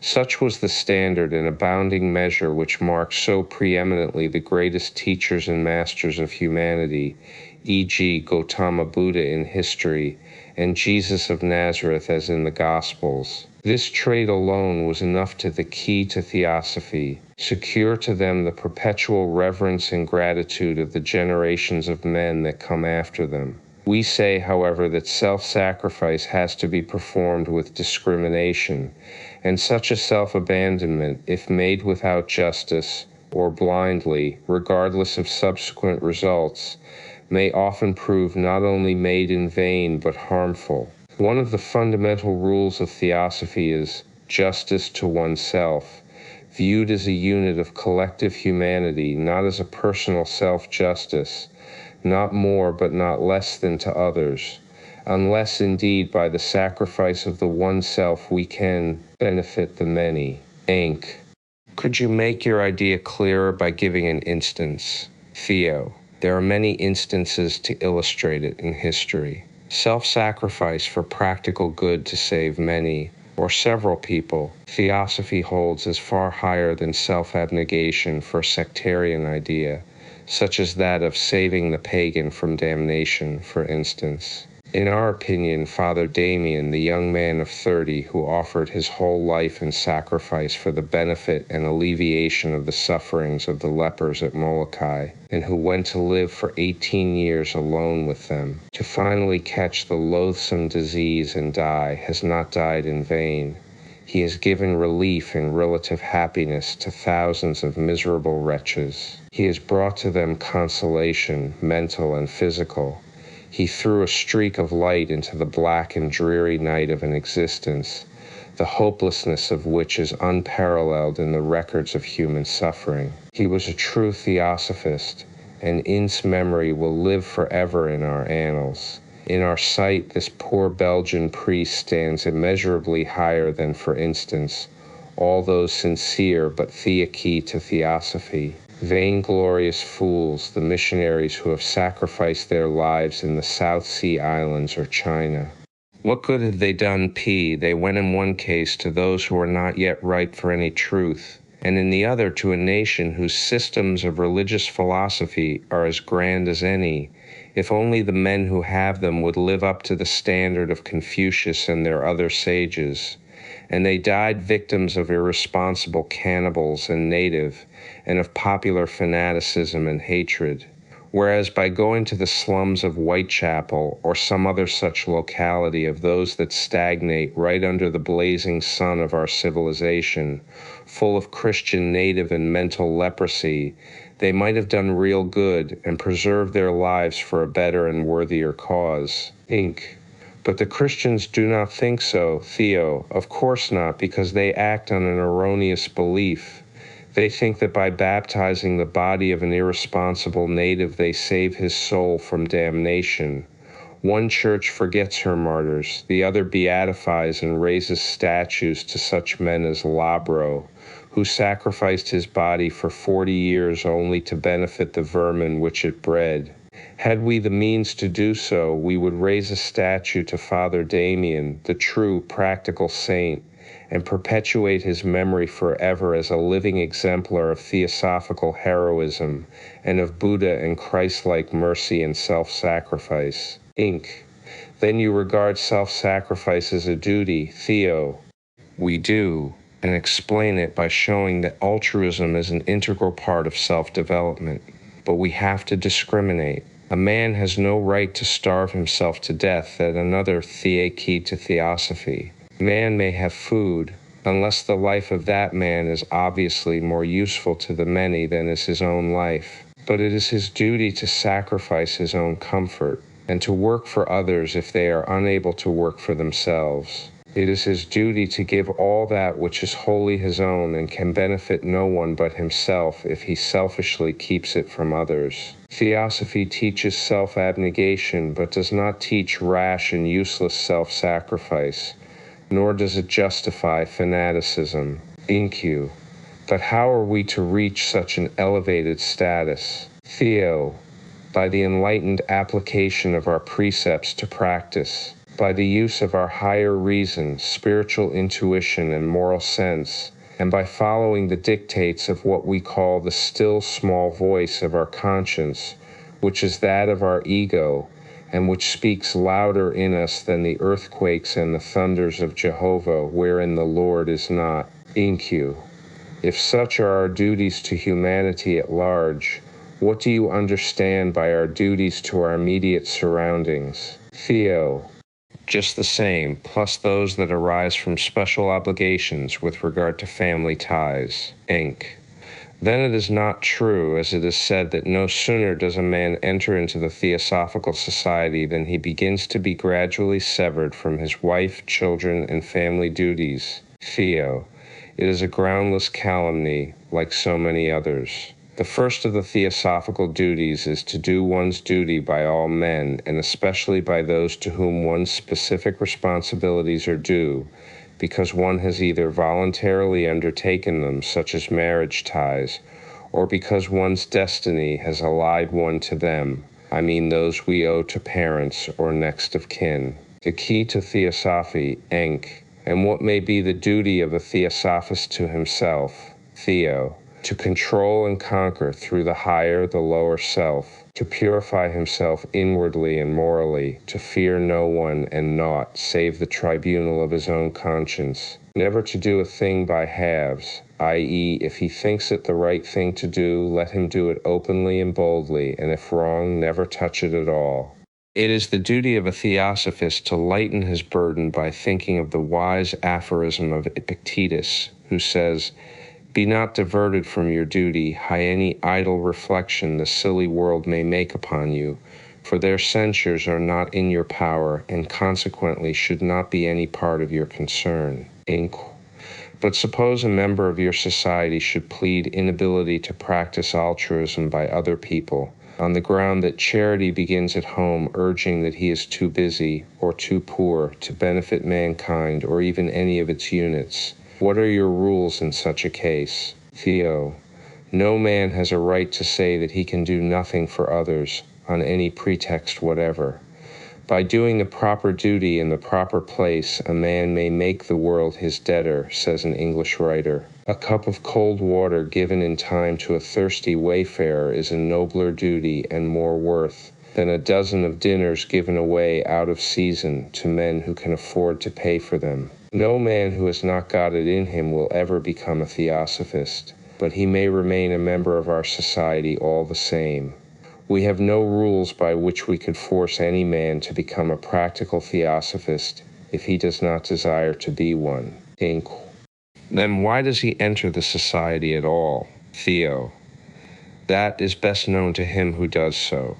For, here again, the key to Theosophy. We knave no right to prejudge a person, not even if the voice of a whole community should be against him, and I may tell you why. In our day, vox populi, so far as regards the voice of the educated, at any rate, is no longer vox Dei, but ever that of prejudice, of selfish motives, and often simply that of unpopularity.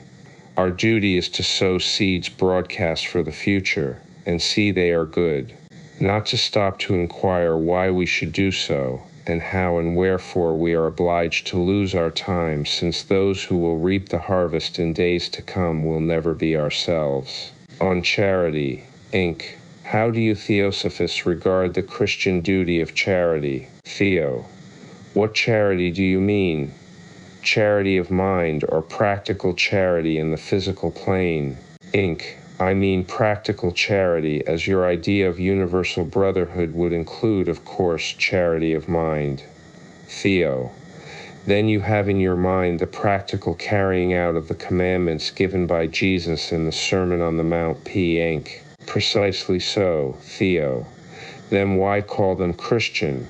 Because, although your Savior preached and practiced them, the last thing the Christians of today think of is to carry them out in their lives. The key to Theosophy, Enk. And yet many are those who pass their lives in dispensing charity. Theo, yes, out of the surplus of their great fortunes. But point out to me the Christian among the most philanthropic who would give to the shivering and starving thief, who would steal his coat, his cloak also, or offer his right cheek to him who smote him on the left, and never think of resenting it. Inc. But you must remember that these precepts have not to be taken literally. Times and circumstances have changed since Christ's day. Moreover, he spoke in parables. Theo. Then why don't your churches teach that the doctrine of damnation and hellfire is to be understood as a parable too? Why do some of your most popular preachers, while virtually allowing these parables to be understood as you take them, insist on the literal meaning of the fires of hell and tli a physical? than the other is. If hellfire is a literal truth, then Christ's commandments in the Sermon on the Mount have to be obeyed to the very letter. And I tell you that many who do not believe in the divinity of Christ, like Count Leo Tolstoy and more than one theosophist, do carry out these noble because universal precepts literally, and many more good men and women would do so were they not more than certain that such a walk in life would very probably land them in a lunatic asylum. So Christian are your laws, Inc. But surely everyone knows that millions and millions are spent annually on private and public charities. Theo. Oh yes, half of which sticks to the hands it passes through 244 F key to Theosophy, before getting to the needy, while a good portion or remainder gets into the hands of professional beggars, those who are too lazy to work, thus doing no good whatever to those who are really in misery and suffering. Haven't you heard that the first result of the great outflow of charity towards the East End of London was to raise the rents in Whitechapel by some 20%? P. Enk. What would you do then, Theo? Act individually and not collectively. Follow the Northern Buddhist precepts. Never put food into the mouth of the hungry by the hand of another. Never let the shadow of thy neighbor, a third person, come between thyself and the object of thy bounty. Never give to the sun time to dry a tear before thou hast wiped it. Again, never give money to the needy, or food to the priest he who begs at thy door, through thy servants, lest thy money should diminish gratitude, and thy food turn to gall. Inc. But how can this be applied practically? Theo. The theosophical ideas of charity mean personal exertion for others, personal mercy and kindness, personal interest in the welfare of those who suffer, personal sympathy, forethought, and assistance in their troubles or needs. We Theosophists do not believe in giving money, NB, if we had it, through other people's hands or organizations. We believe in giving to the money a 1,000-fold greater power and effectiveness by our personal contact and sympathy with those who need it. We believe in relieving the starvation of the soul, as much if not more than the emptiness of the stomach, for gratitude, the key to Theosophy. 245 does more good to the man who feels it than to him for whom it is felt. Where's the gratitude which your millions of pounds should have called forth, or the good feelings provoked by them? Is it shown in the hatred of the East End poor for the rich P in the growth of the party of anarchy and disorder, or by those thousands of unfortunate working girls, victims to the sweating system, driven daily to eke out a living by going on the streets? Do your helpless old men and women thank you for the workhouses, or your poor for the poisonously unhealthy dwellings in which they are allowed to breed new generations of diseased, scrofulous, and rickety children, only to put money into the pockets of the insatiable schlocks who own houses? Therefore it is that every sovereign of all those millions, contributed by good and would-be charitable people, falls like a burning curse instead of a blessing on the poor whom it should relieve. We call this generating national karma, and terrible will be its results on the day of reckoning. Theosophy fob the masses. Enk. And you think that Theosophy would, by stepping in, help to remove these evils under the practical and adverse conditions of our modern life? Theo. Had we more money and had not most of the Theosophists to work for their daily bread, I firmly believe we could. Inc. How? Do you expect that your doctrines could ever take hold are the key to Theosophy? Of the uneducated masses, when they are so abstruse and difficult that well-educated people can hardly understand them? Theo. You forget one thing, which is that your much boasted modern education is precisely that which makes it difficult for you to understand Theosophy. Your mind is so full of intellectual subtleties and preconceptions that your natural intuition and perception of the truth cannot act. It does not require metaphysics or education to make a man understand the broad truths of karma and reincarnation, Look at the millions of poor and uneducated Buddhists and Hindu to whom karma and reincarnation are solid realities simply because their minds have never been cramped and distorted by being forced into an unnatural groove. They have never had the innate human sense of justice perverted in them by being told to believe that their sins would be forgiven because another man had been put to death for their sakes. And the Buddhists, note well, live up to their beliefs without a murmur against karma or what they regard as a just punishment, whereas the Christian populace neither lives up to its moral ideal nor accepts its lot contentedly, hence murmuring and dissatisfaction and the intensity of the struggle for existence in Western lands. Inc.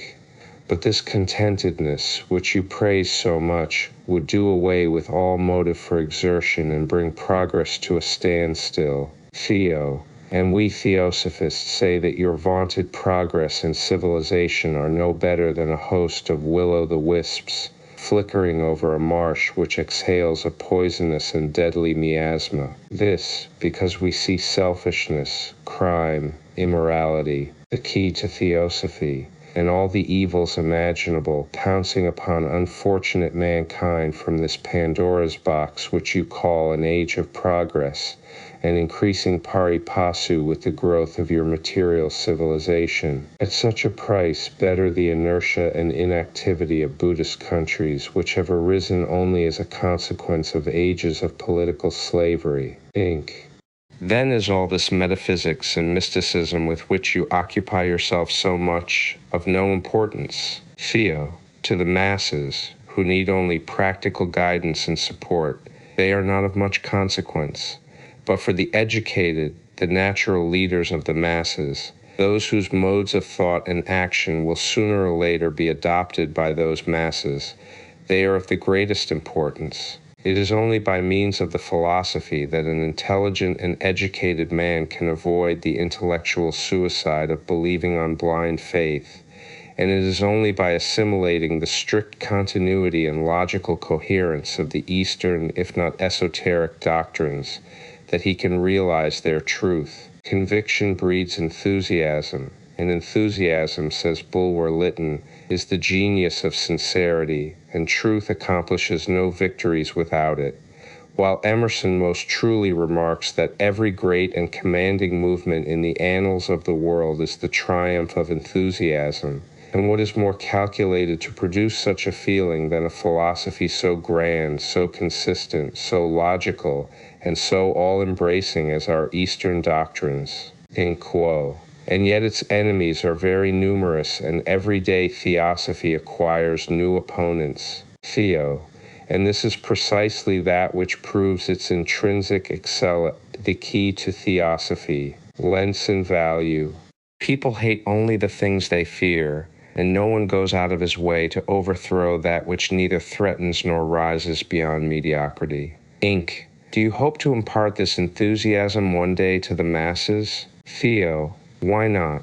Since history tells us that the masses adopted Buddhism with enthusiasm, while, as said before, the practical effect upon them of this philosophy of ethics is still shown by the smallness of the percentage of crime amongst Buddhist populations as compared with every other religion. The chief point is to uproot that most fertile source of all crime and immorality, the belief that it is possible for them to escape the consequences of their own actions. Once teach them that greatest of all laws, karma and incarnation, and besides feeling in themselves the true dignity of human nature, they will turn from evil and eschew it as they would a physical danger. How Mimbibs can help the society. Inc.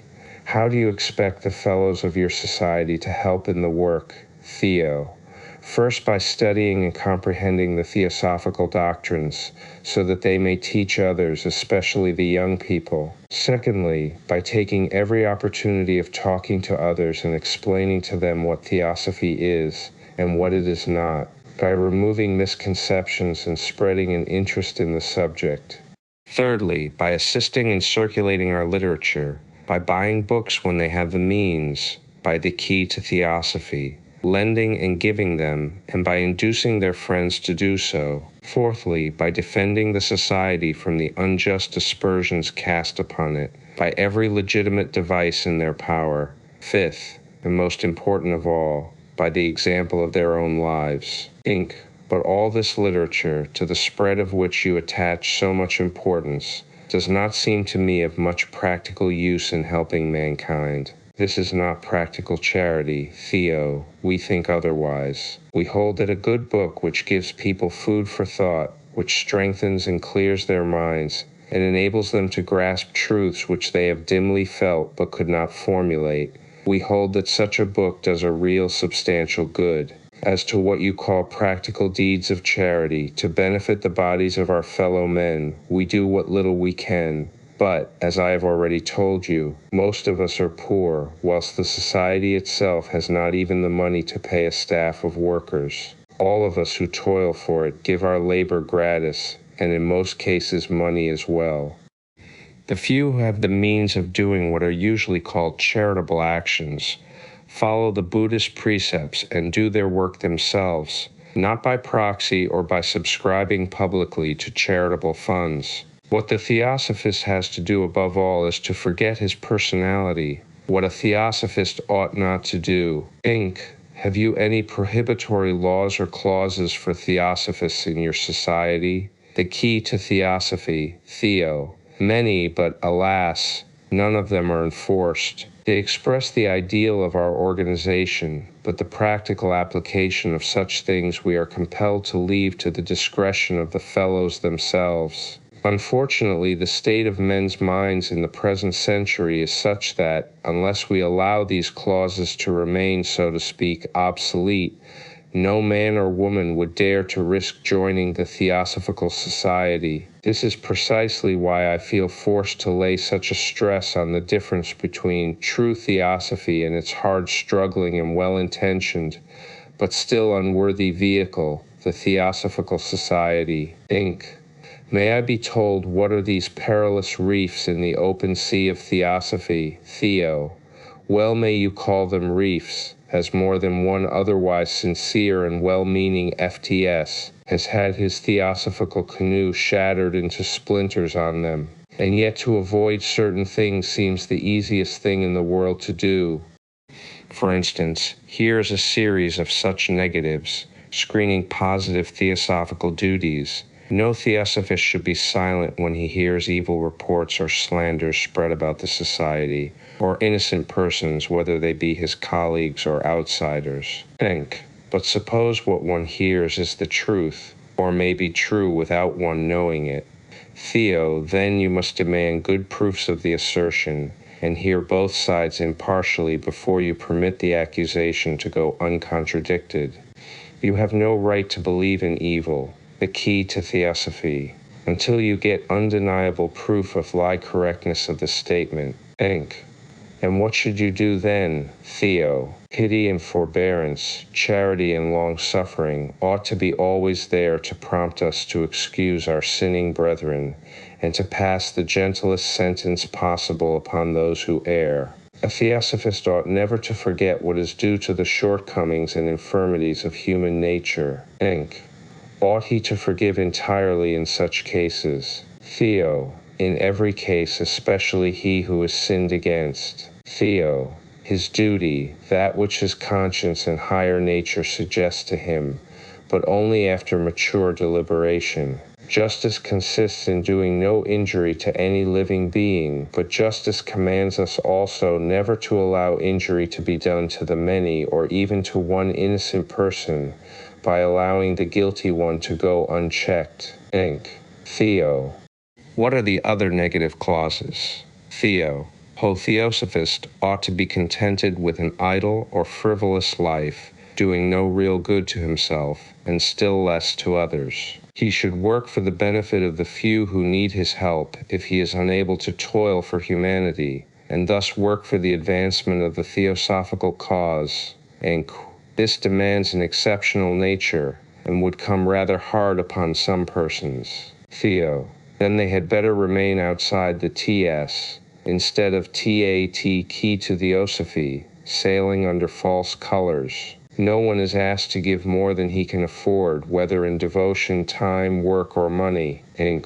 What comes next? Theo. No working member should set too great value on his personal progress or proficiency in theosophic studies, but must be prepared rather to do as much altruistic work as lies in his power. He should not leave the whole of the heavy burden and responsibility of the theosophical movement on the shoulders of the few devoted workers. Each member ought to feel it his duty to take what share he can in the common work, and help it by every means in his power. Inc. This is but just. What comes next? Theo. No Theosophist should place his personal vanity or feelings above those of his society as a body.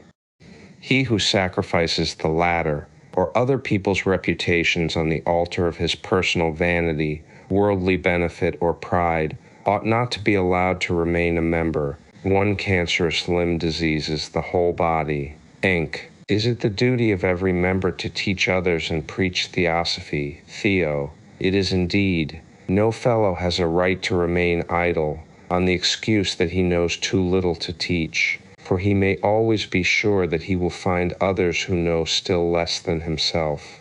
And also it is not until a man begins to try to teach others that he discovers his own ignorance and tries to remove it. But this is a minor clause. Inc. Chayat do you consider then to be the chief of these negative theosophical duties? Theo, key to Theosophy. Theo. To be ever prepared to recognize and confess one's faults. To rather sin through exaggerated praise than through too little appreciation of one's neighbor's efforts. Never to backbite or slander another person. Always to say openly and direct to his face anything you have against him. Never to make yourself the echo of anything you may hear against another, nor harbor revenge against those who happen to injure you. Inc. But it is often dangerous to tell people the truth to their faces. Don't you think so? I know of one of your members who was bitterly offended, left the society, and became its greatest enemy, only because he was told some unpleasant truths to his face, and was blamed for them. Theo. Of such we have had many. No member, whether prominent or insignificant, has ever left us without becoming our bitter enemy. Inc. How do you account for it? Theo. It is simply this. Having been in most cases intensely devoted to the society at first, and having lavished upon it the most exaggerated praises, the only possible excuse such a backslider can make for his subsequent behavior and past short-sightedness is to pose as an innocent and deceived victim, thus casting the blame from his own shoulders onto those of the society in general, and its leaders especially. Such persons remind one of the old fable about the man with a distorted face who broke his looking-glass on the ground that it reflected his countenance crookedly. Inc. But what makes these people turn against the society? 54. Key to Theosophy. Theo. Wounded vanity in some form or other, almost in every case, generally because their dicta and advice are not taken as final and authoritative, or else because they are of those who would rather reign in hell than serve in heaven, because, in short, they cannot bear to stand second to anybody in anything. So, for instance, one member, a true Sir Oracle, criticized and almost defamed every member in the TS to outsiders as much as to Theosophists, under the pretext that they were all untheosophical, blaming them precisely for what he was himself doing all the time. Finally, he left the society, giving as his reason a profound conviction that we were all, the founders especially, fgods. Another one, after intriguing in every possible way to be placed at the head of a large section of the society, finding that the members would not have him, turned against the founders of the TS and became their bitterest enemy, denouncing one of them whenever he could, simply because the latter could not and would not force him upon the members. This was simply a case of an outrageous wounded vanity. Still another wanted to, and virtually did, practice black magic, i.e., undue personal psychological influence on certain fellows, while pretending devotion and every theosophical virtue. When this was put a stop to, the member broke with Theosophy and now slanders and lies against the same hapless leaders in the most virulent manner, endeavoring to break up the society by blackening the reputation of those whom that worthy fellow was unable to deceive. Inc. What would you do with such characters? The Key to Theosophy, 255 Theo. Leave them to Lear Karma. Because one person does evil, that is no reason for others to do so. Enk. But, to return to slander, where is the line of demarcation between backbiting and just criticism to be drawn? Is it not one's duty to warn one's friends and neighbors against those whom one knows to be dangerous associates? Theo. If by allowing them to go on unchecked, other persons may be thereby injured, it is certainly our duty to obviate the danger by warning them privately. But true or false, no accusation against another person should ever be spread abroad. If true, and the fault hurts no one but the sinner, then leave him to his karma. If false, then you will have avoided adding to the injustice in the world. Therefore keep silent about such things with everyone not directly concerned. But if your discretion and silence are likely to hurt or endanger others, then I add, speak the truth at all costs, and say with Ansley, consult duty, not events. There are cases when one is forced to exclaim, perish discretion rather than allow it to interfere with duty. Think. Methinks if you carry out these maxims, you are likely to reap a nice crop of troubles. Theo. And so we do. We have to admit that we are now open to the same taunt as the early Christians were. See how these theosophists love one another may now be said of us without a shadow of injustice. Enk. Admitting yourself that there is at least as much, if not more, backbiting, slandering, and quarreling in the TS as in the 256, The Key to Theosophy. Christian churches, let alone scientific societies, what kind of brotherhood is this, I may ask? Theo. A very poor specimen indeed is at present, and until carefully sifted and reorganized, no better than all others. Remember, however, that human nature is the same in the Theosophical Society as out of it. Its members are no saints, they are at best sinners trying to do better, and liable to fall back owing to personal weakness. Add to this that our Brotherhood 5 is no recognized or established body, and stands, so to speak, outside of the pale of jurisdiction, besides which it is in a chaotic condition and as unjustly unpopular as is no other body. What wonder, then, that those members who fail to carry out its ideal should turn, after leaving the society, for sympathetic protection to our enemies, and pour all their gall and bitterness into their too willing ears, knowing that they will find support, sympathy, and ready credence for every accusation, however absurd, that it may please them to launch against the Theosophical Society. They hasten to do so, and vent their wrath on the innocent looking-glass, which reflected too faithfully their faces. People never forgive those whom they have wronged. The sense of kindness received and repaid by them with ingratitude drives them into a madness of self-justification before the world and their own consciences.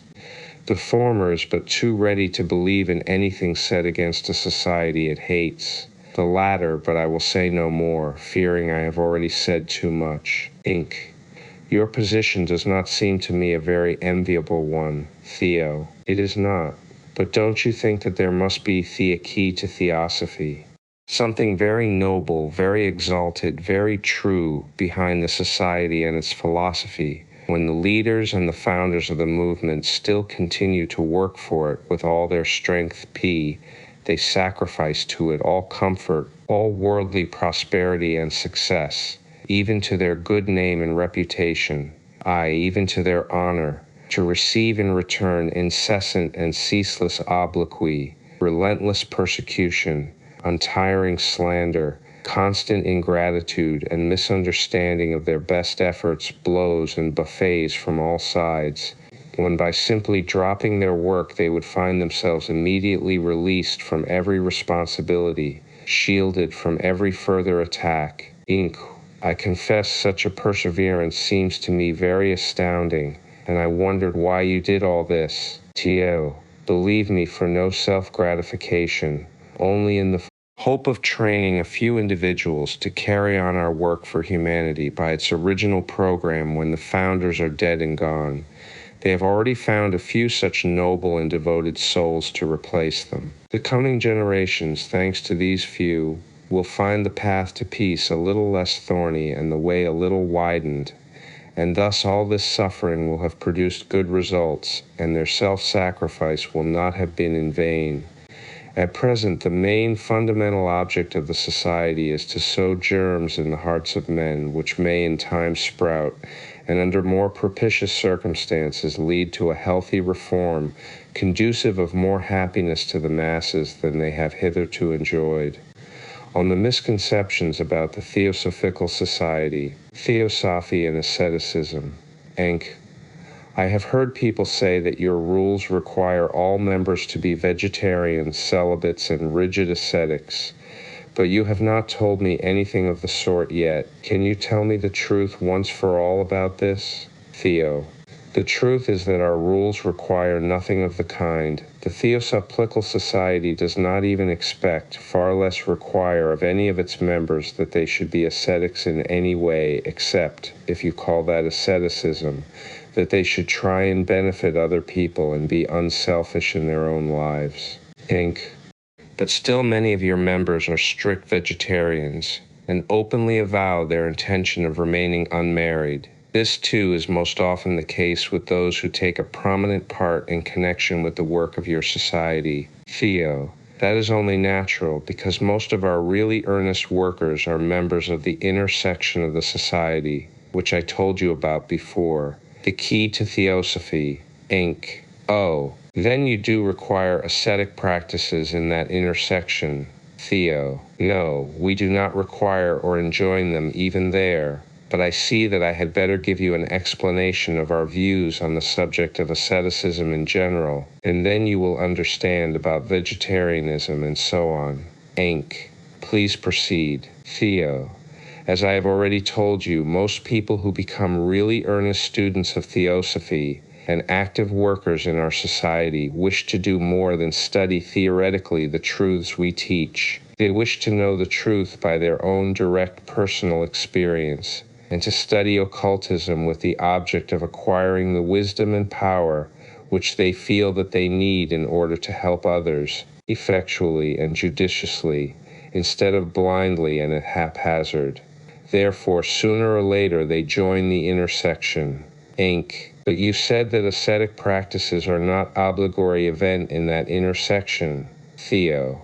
No more they are. But the first thing which the members learn there is a true conception of the relation of the body, or physical sheath, to the inner, the true man. The relation and mutual interaction between these two aspects of human nature are explained and demonstrated to them, so that they soon become imbued with the supreme importance of the inner man over the outer case or body. They are taught that blind, unintelligent asceticism is mere folly, that such conduct as that of St. Labro, which I spoke of before, or that of the Indian fakirs and jungle ascetics who cut, burn, and macerate their bodies in the most cruel and horrible manner, is simply self-26o theaki to Theosophy, torture for selfish ends, i.e. to develop willpower, but is perfectly useless for the purpose of assisting true spiritual or theosophic development. Enk. I see, you regard only moral asceticism as necessary. It is as a means to an end, that end being the perfect equilibrium of the inner nature of man, and the attainment of complete mastery over the body with all its passions and desires. Theo, just so. But these means must be used intelligently and wisely, not blindly and foolishly. Like an athlete who is training and preparing for a great contest, not like the miser who starves himself into illness that he may gratify his passion for gold. Inc. I understand now your general idea, but let us see how you apply it in practice. How about vegetarianism, for instance? Theo, one of the great German scientists, has shown that every kind of animal tissue, however you may cook it, still retains certain marked characteristics of the animal which it belonged to. which characteristics can be recognized. And apart from that, everyone knows by the taste what meat he is eating. We go a step farther and prove that when the flesh of animals is assimilated by man as food, it imparts to him physiologically some of the characteristics of the animal it came from. Moreover, occult science teaches and proves this to its students by ocular demonstration, showing also that this coarsening or animalizing effect on man is greatest from the flesh of the larger animals, less for birds, still less for fish and other cold-blooded animals, and least of all when he eats only vegetables. Inc. Then he had better not eat at all? The key to Theosophy, Theo. If lie could live without eating, of course it would. But as the matter stands, he must eat to live, and so we advise really earnest students to eat such food as will least clog and weight their brains and bodies, and will have the smallest effect in hampering in the development of their intuition, their inner faculties and powers. Enc. Then you do not adopt all the arguments which vegetarians in general are in the habit of using. Theo. Certainly not. Some of their arguments are very weak, and often based on assumptions which are quite false. But, on the other hand, many of the things they say are quite true. For instance, we believe that much disease, and especially the great predisposition to disease which is becoming so marked a feature in our time, is very largely due to the eating of meat, and especially of tinned meats. But it would take too long to go thoroughly into this question of vegetarianism on its merits, so please pass on to something else. Inc.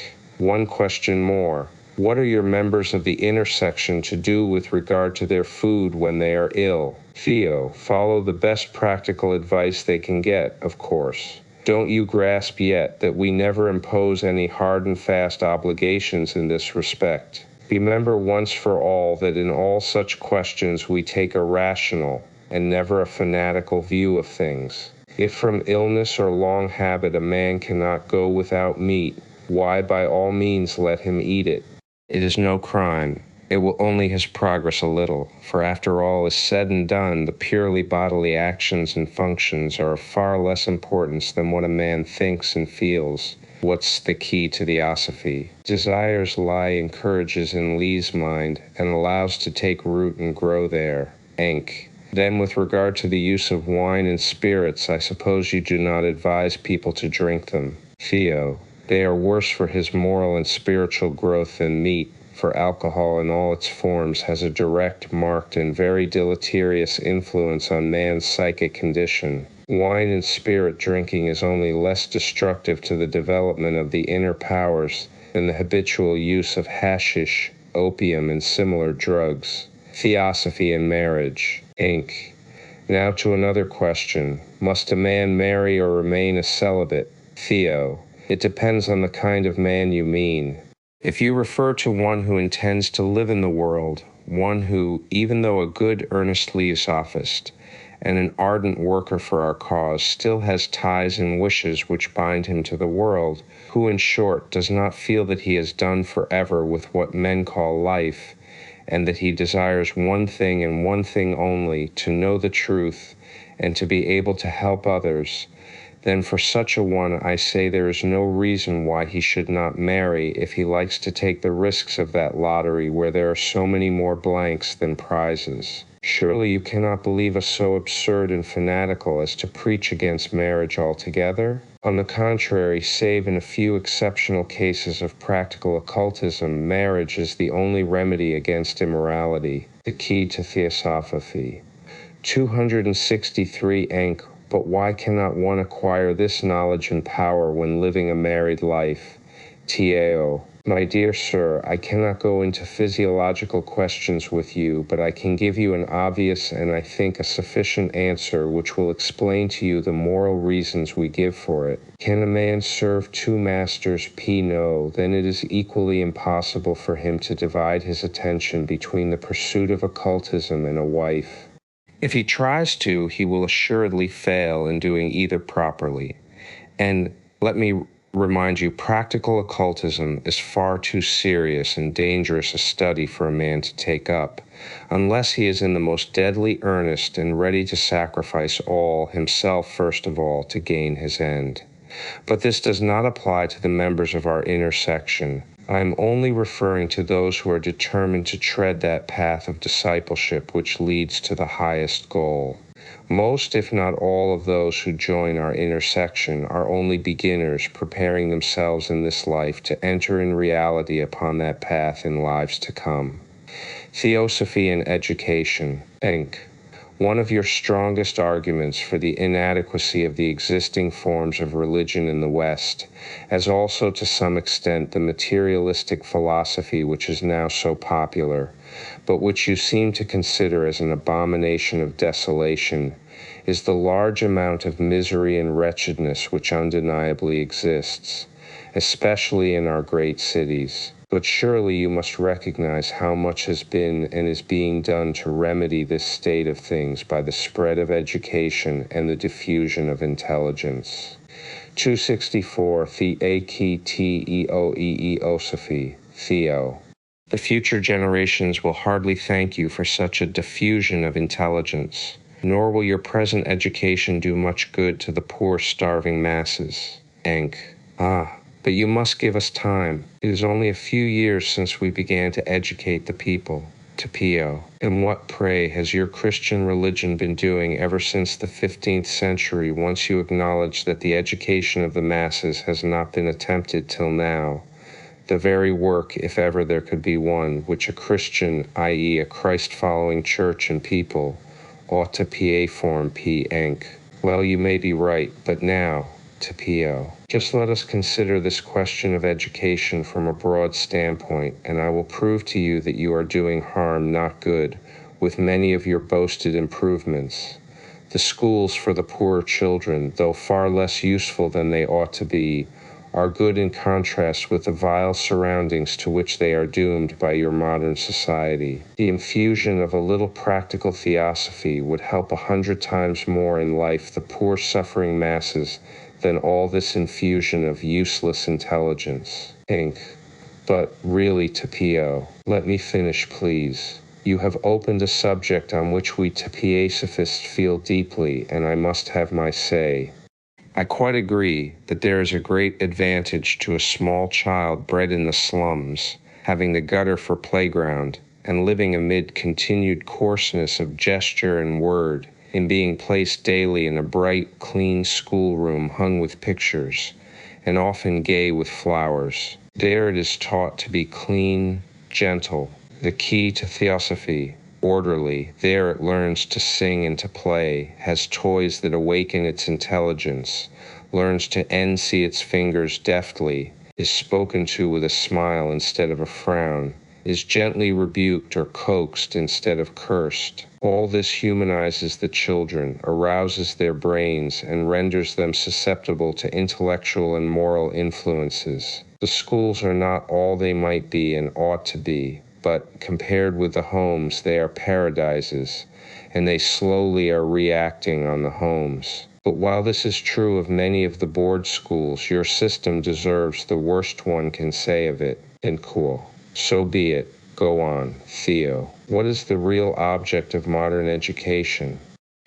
Is it to cultivate and develop the mind in the right direction, to teach the disinherited and hapless people to carry with fortitude the burden of life allotted them by karma, to strengthen their will, to inculcate in them the love of one's neighbor and the feeling of mutual interdependence and brotherhood, and thus to train and form the character for practical life, not a bit of it. And yet these are undeniably the objects of all true education. No one denies it. All your educationalists admit it and talk very big indeed on the subject. But what is the practical result of their action? Every tuned man and boy, nay, every one of the younger generation of schoolmasters will answer, 44, The object of modern education is to pass examinations, a system not to develop right emulation, but to generate and breed jealousy, envy, hatred almost, in young people for one another, and thus train them for a life of ferocious selfish, the key to Theosophy, nascent struggle for honors and emoluments instead of kindly feeling, Enk. I must admit you are right there, Theo. And what are these examinations? The terror of modern boyhood and youth, P. They are simply a method of classification by which the results of your school teaching are tabulated. In other words, they form the practical application of the modern science method to the genus Homo qua intellection. Now, science teaches that intellect is a result of the mechanical interaction of the brain stuff.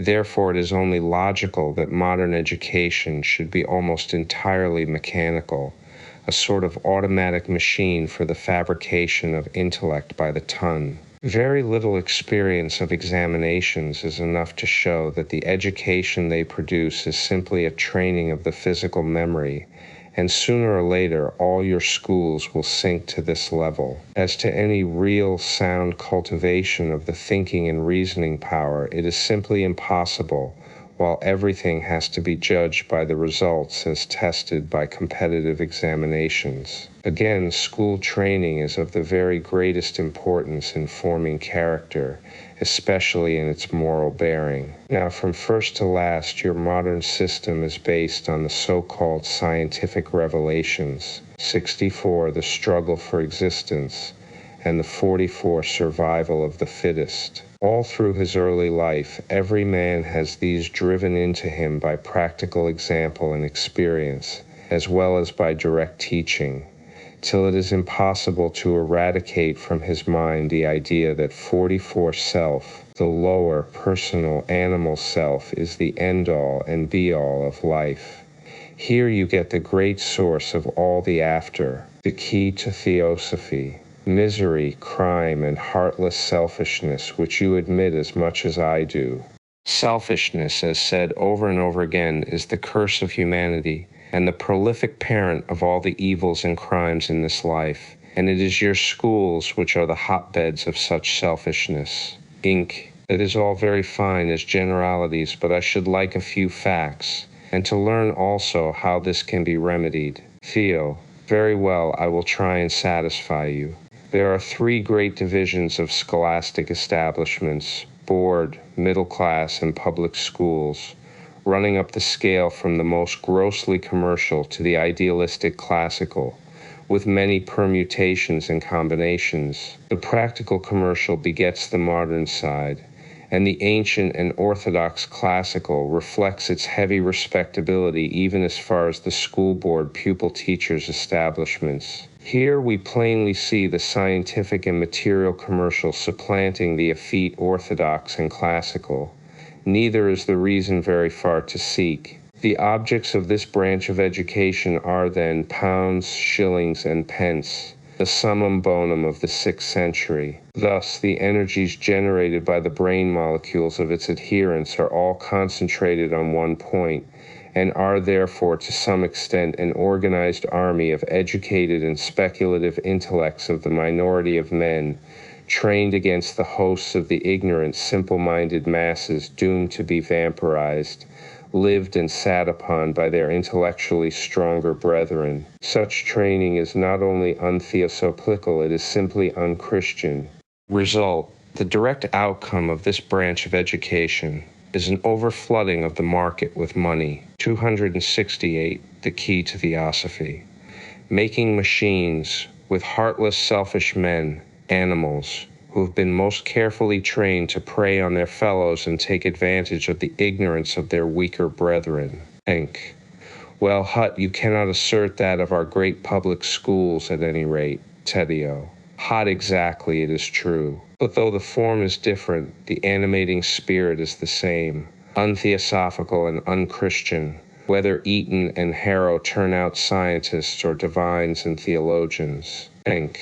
Surely you don't mean to call Eton and Harrow commercial, Theo, ho. Of course the classical system is above all things respectable, and in the present day is productive of some good. It does still remain the favorite at our great public schools, where not only an intellectual but also a social education is obtainable. It is therefore of prime importance that the dull boys of aristocratic and wealthy parents should go to such schools to meet the rest of the young life of the blood and money classes. But unfortunately there is a huge competition even for entrance, for the moneyed classes are increasing, and poor but clever boys seek to enter the public schools by the rich scholarships, both at the schools themselves and from them to the universities. According to this view, the wealthier dullards have to work even harder than their poorer fellows. Theo, it is so. But strange to say, the faithful of the cult of the survival of the fittest do not practice their creed, for their whole exertion is to make the naturally unfit supplant the fit. Thus, by bribes of large sums of money, they allure the best, the key to Theosophy, teachers from their natural pupils to mechanicalize their naturally unfit progeny into professions which they uselessly overcrowd. And you attribute all this to what, Theo?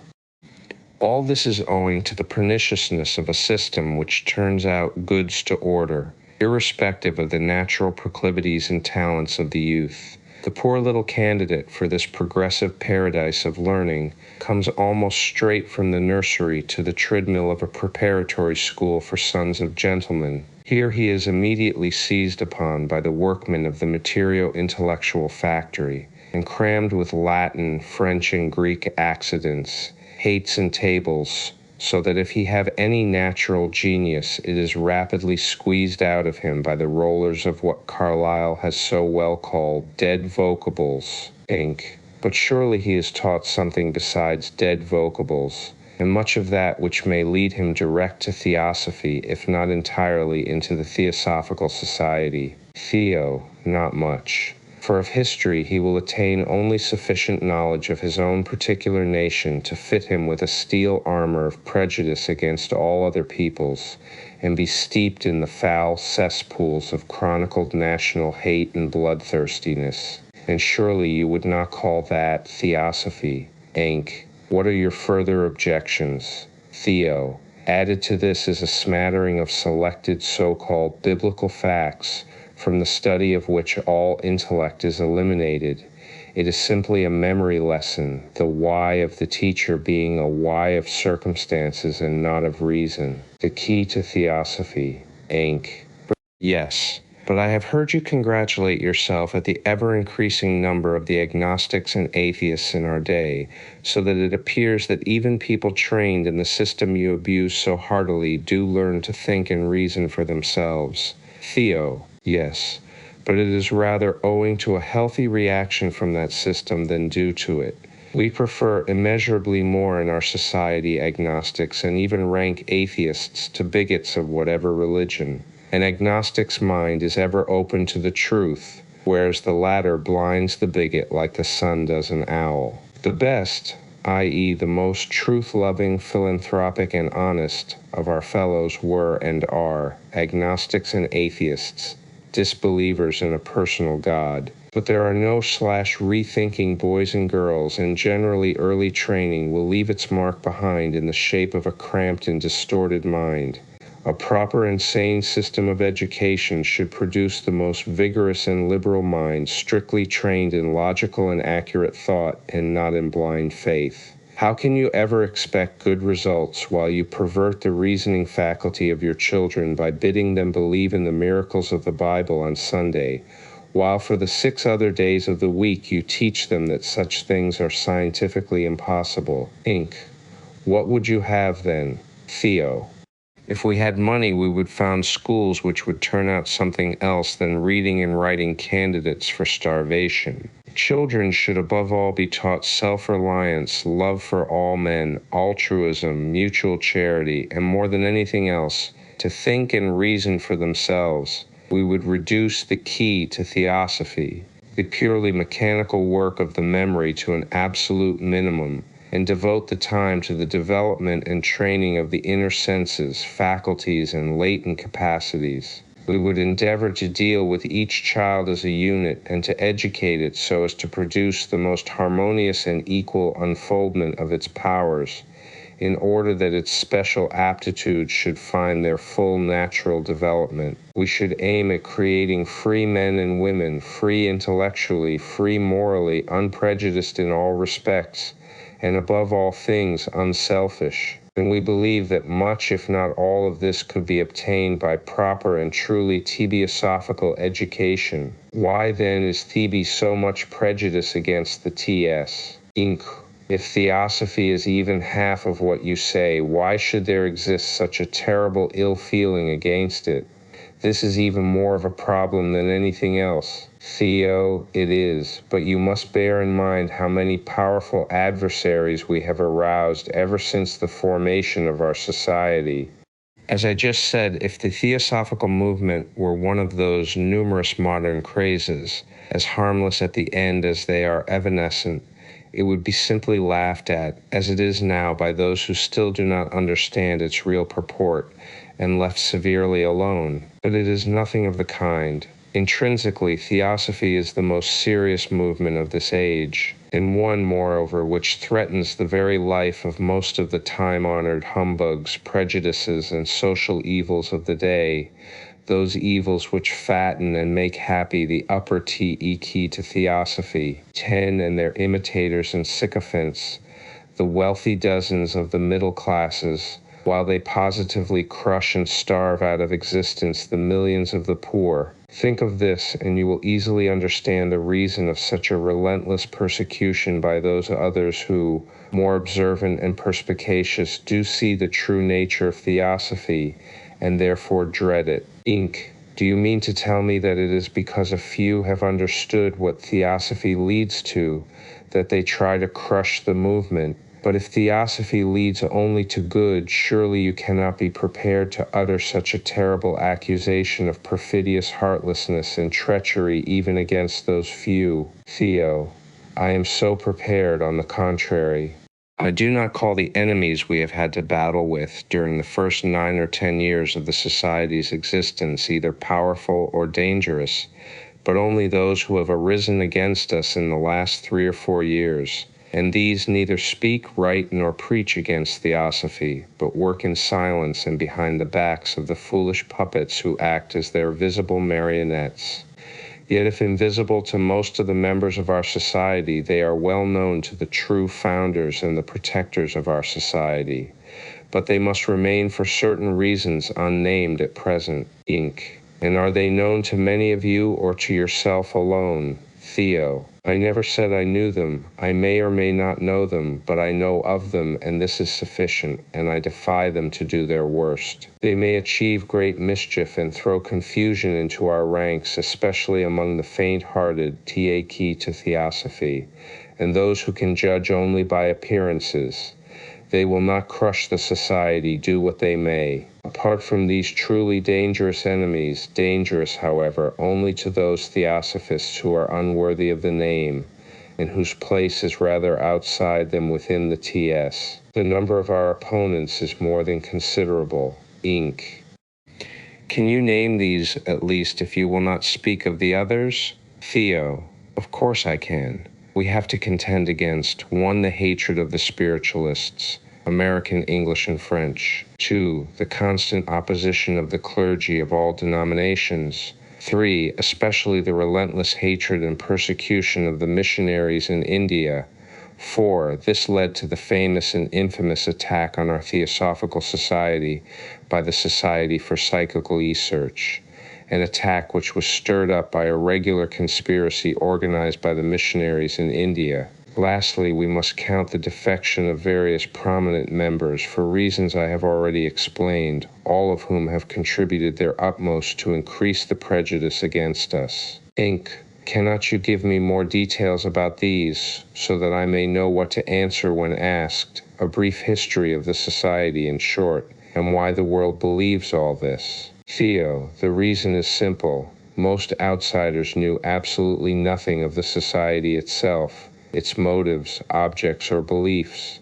From its very beginning, the world has seen in Theosophy nothing but certain marvelous phenomena, in which 2/3 of the non-spiritualists do not believe. Very soon the society came to be regarded as a body pretending to the possession of miraculous powers. The world never realized 274 Thea key to Theosophy.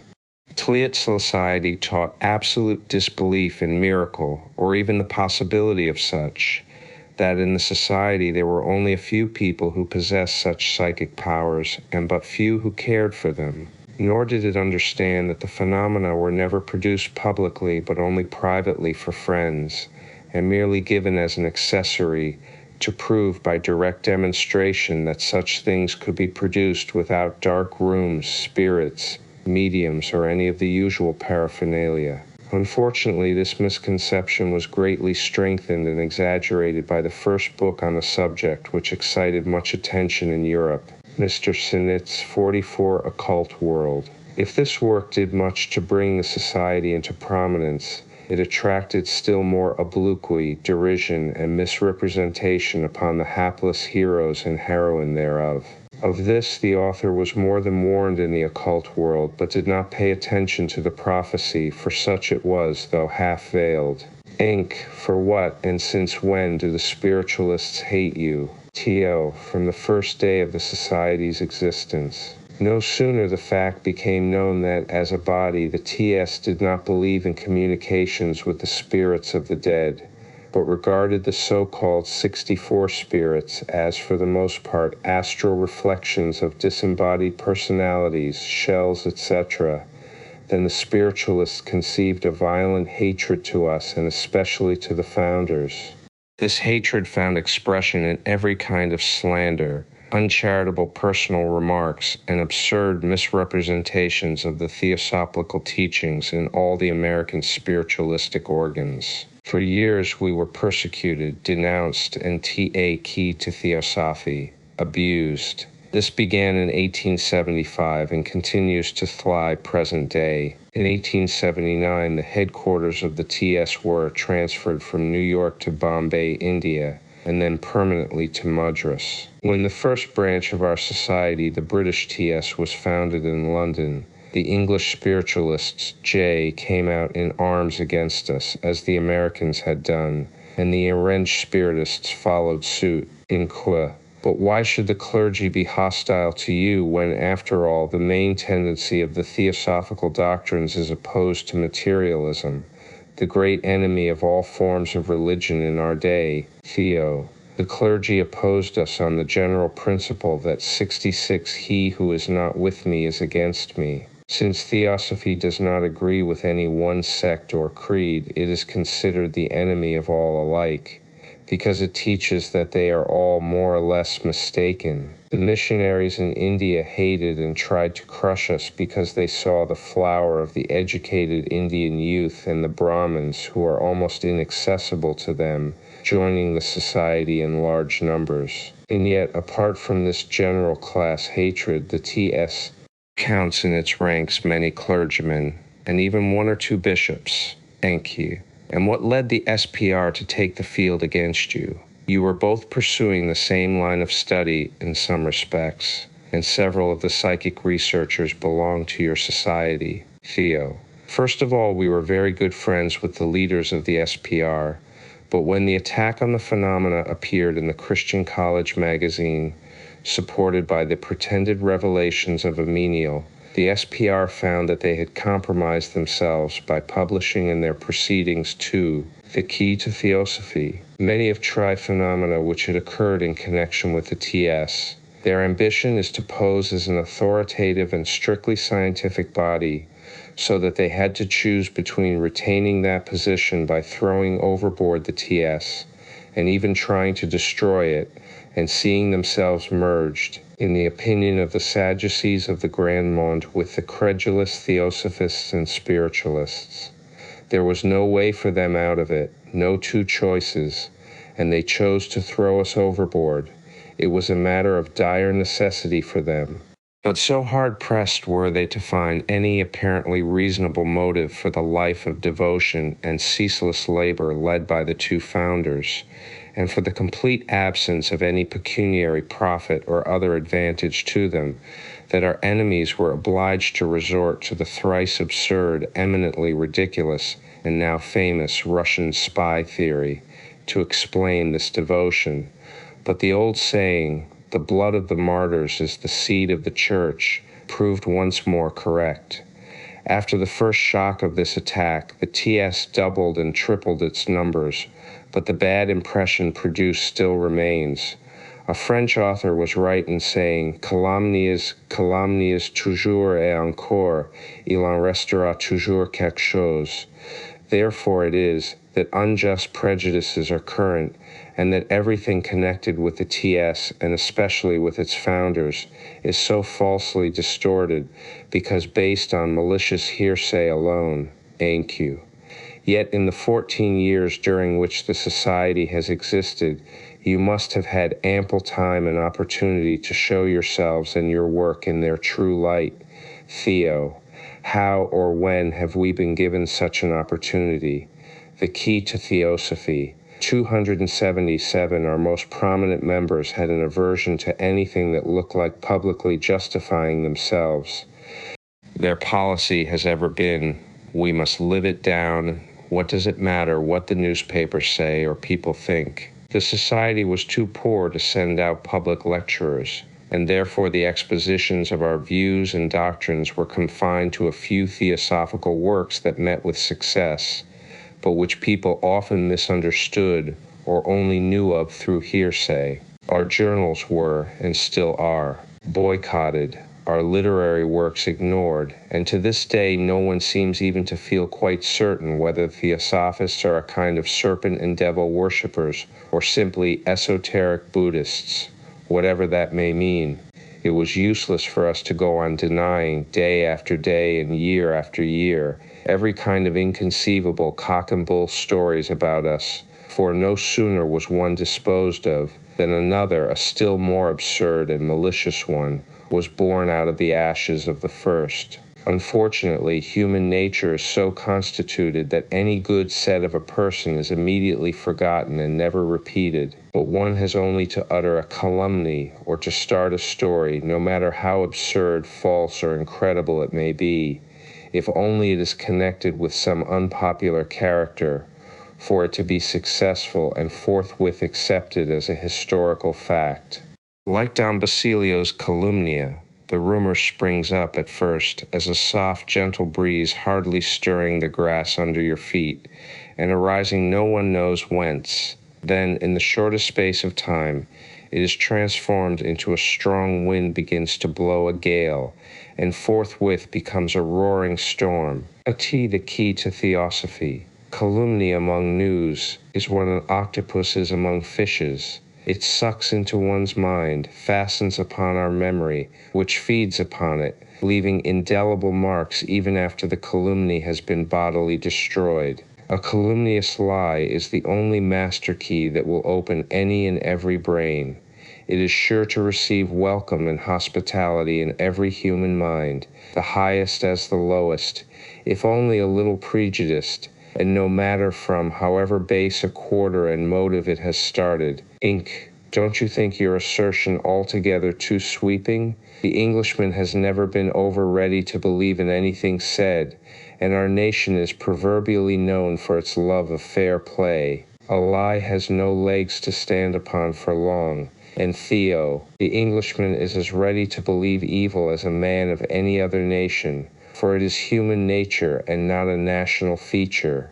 As to lies, if they have no legs to stand upon, according to the proverb, they have exceedingly rapid wings, and they can and do fly farther and wider than any other kind of news, in England as elsewhere. Remember, lies and calumny are the only kind of literature we can always get gratis and without paying any subscription. We can make the experiment if you like. Will you, who are so interested in theosophical matters and have heard so much about us, will you put me questions on as many of these rumors and hearsays as you can think of? I will answer you the truth, and nothing but the truth, subject to the strictest verification. Before we change the subject, Let us have the whole truth on this one. Now, some writers have called your teachings immoral and pernicious. Others, on the ground that many so-called authorities, the key to Theosophy, and scholar find in the Indian religions nothing but sex worship in its many forms, accuse you of teaching nothing better than phallic worship. They say that since modern Theosophy is so closely allied with Eastern, and particularly Indian thought, it cannot be free from this taint. Occasionally even they go so far as to accuse European Theosophists of reviving the practices connected with this cult. How about this? Theo, I have heard and read about this before, and I answer that no more utterly baseless and lying calumny has ever been invented and circulated. 44 silly people can see but silly dreams, says a Yushin proverb. It makes one's blood boil to hear such vile accusations made without the slightest foundation, and on the strength of mere inferences. Ask the hundreds of honorable English men and women who have been members of the Theosophical Society for years whether an immoral precept or a pernicious doctrine was ever taught to them. Open the secret doctrine and you will find page after page denouncing the Jews and other nations precisely on account of this devotion to phallic rites, due to the dead-letter interpretation of nature symbolism, and the grossly materialistic conceptions of her dualism in all the exoteric creeds. Such ceaseless and malicious misrepresentation of our teachings and beliefs is really disgraceful. Inc. But you cannot deny that the phallic element does exist in the religions of the East, Theo, nor do I deny it. Only I maintain that this proves no more than does its presence in Christianity, the religion of the West. Eade Hargrave Jennings Rosa Wichens, if you would. The key to Theosophy, 2SEO, assure yourself of it. In the East, the phallic symbolism is perhaps more crude because more true to nature, or I would rather say more naive and sincere than in the West. But it is not more licentious, nor does it suggest to the Eastern mind the same gross and coarse ideas as to the Western, with perhaps one or two exceptions, such as the shameful sect known as the Maharaja, or Vallabhaclidria sect. Inc. A writer in the agnostic journal, one of your accusers, has just hinted that the followers of this disgraceful sect are Theosophists and claim true theosophic insight. Theo, he wrote a falsehood, and that's all. There never was, nor is there at present, one single Vallabhacharya in our society. As to their having or claiming theosophic insight, that is another fib based on crass ignorance about the Indian sects. Their Maharaja only claims a right to the money, wives, and daughters of his foolish followers, and no more. This sect is despised by all the other Hindus, but you will find the whole subject dealt with at length in the secret doctrine, to which I must again refer you for detailed explanations. To conclude, the very soul of Theosophy is dead against phallic worship, and its occult or esoteric section more so even than the exoteric teachings. There never was a more lying statement made than the above. And now ask me some other questions. The key to Theosophy. Is the Theosophical Society a money-making concern? Enc.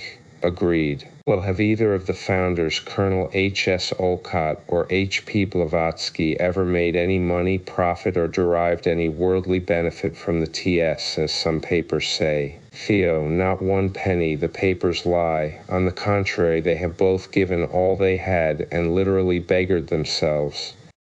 As for worldly benefits, think of the calumnies and vilification they have been subjected to, and then ask the question, inque. Yet I have read in a good many missionary organs that the entrance fees and subscriptions much more than covered all expenses, and one said that the founders were making £20,000 a year. Theo, this is a fib, like many others. In the published accounts of January 1889, you will find an exact statement of all the money ever received from any source since 1879. The total received from all sources, entrance fees, donations, etc., during these 10 years is under £6,000, and of this a large part was contributed by the founders themselves from the proceeds of their private resources and their literary work. All this has been openly and officially admitted, even by our enemies, the Psychic Research Society. And now both the founders are penniless,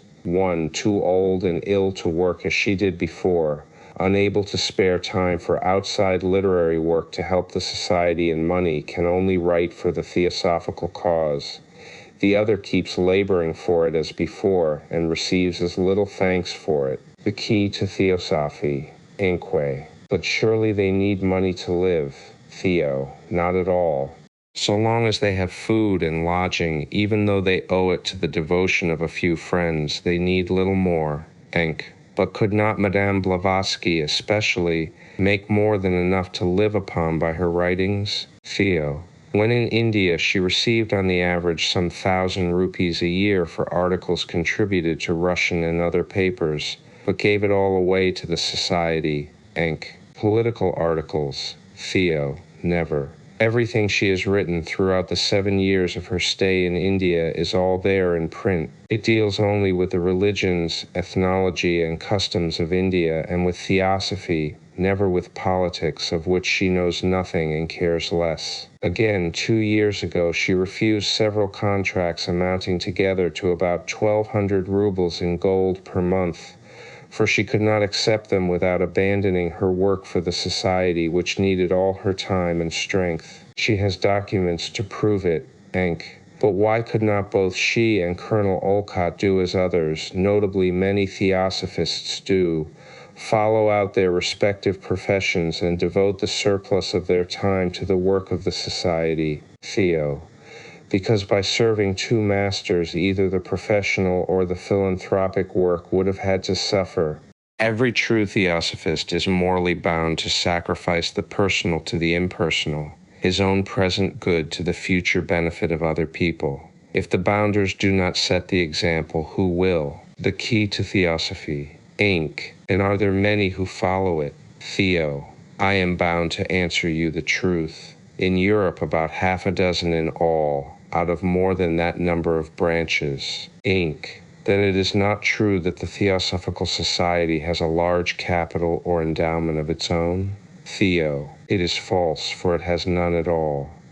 Now that the entrance fee of £1 and the small annual due have been abolished, it is even a doubtful question whether the staff at the headquarters in India will not soon be starved to death. Inc. Then why not raise subscriptions? Theo. We are not the Salvation Army. We cannot and have never begged, nor have we ever followed the example of the churches and sects and taken up collections. That which is occasionally sent for the support of the society, the small sums contributed by some devoted elos, are all voluntary donations. Inc. But I have heard of large sums of money given to Madame Blavatsky. It was said 4 years ago that she got £5,000 from one rich young fellow who went out to join them in India, and £10,000 from another wealthy and well-known American gentleman, one of your members who died in Europe 4 years ago. T.O. Say to those who told you this that they either themselves utter or repeat a gross falsehood. Never has Madame Blavatsky ashed or received 1 penny from the 2 above-named gentlemen, nor anything like that from anyone else since the Theosophical Society was founded. Let any man living try to substantiate this calumny, and it will be easier for him to prove that the Bank of England is a bankrupt than the key to Theosophy, that the said founder has ever made any money out of Theosophy. These 2 calumnies have been started by 2 high-born ladies belonging to the London aristocracy, and have been immediately traced and disproved. They are the dead bodies, the carcasses of 2 inventions, which after having been buried in the sea of oblivion, are once more raised on the surface of the stagnant waters of slander. Think.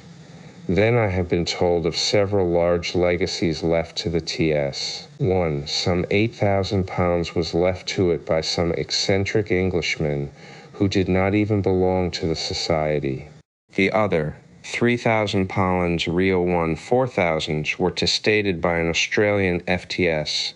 Is this true, Theo? I heard of the first, and I also know that, whether legally left or not, the TS has never profited by it, nor have the founders ever been officially notified of it, for as our society was not then a chartered body and thus had no legal existence, the judge at the court of probate, as we were told, paid no attention to such legacy and turned over the sum to the heirs. So much for the first. As for the second, it is quite true. The testator was one of our devoted fellows, and willed all he had to the TS. But when the president, Colonel Olcott, came to look into the matter, he found that the testator had children whom he had disinherited for some family reasons. Therefore, he called a council, and it was decided that the legacy should be refused, and the monies passed to the legal heirs. The Theosophical Society would be untrue to its name were it to profit by money to which others are entitled virtually, at any rate on theosophical principles, if not legally. The key to Theosophy, and again, and I say this on the authority of your own journal, the Theosophist F. There's a Raja of India who donated to the society 25,000 rupees. Have you not thanked him for his great bounty in the January Theosophist for 1888, Theo? We have in these words, that the thanks of the convention be conveyed to H.H. the Maharaja for his promised munificent gift of rupees 25,000 to the Society's fund. The thanks were duly conveyed, but the money is still a promise, and has never reached the headquarters. But surely, if the Maharaja promised and received thanks for his gift publicly and in print, he will be as good as his promise. Theo, he may, though the promise is 18 months old. I speak of the present and not of the future. Then how do you propose to go on, Theo? So long as the TS has a few devoted members willing to work for it without reward and thanks, so long as a few good Theosophists support it with occasional donations, so long will it exist, and nothing can crush it. I have heard many Theosophists speak of a power behind the society, and of certain Mahatmas, mentioned also in Mr. Sinnett's works, that are said to have founded the society to watch over and protect it. Theo, you may laugh, but it is so. The working staff of the TS, These men, I have heard, are great adepts, alchemists, and whatnot.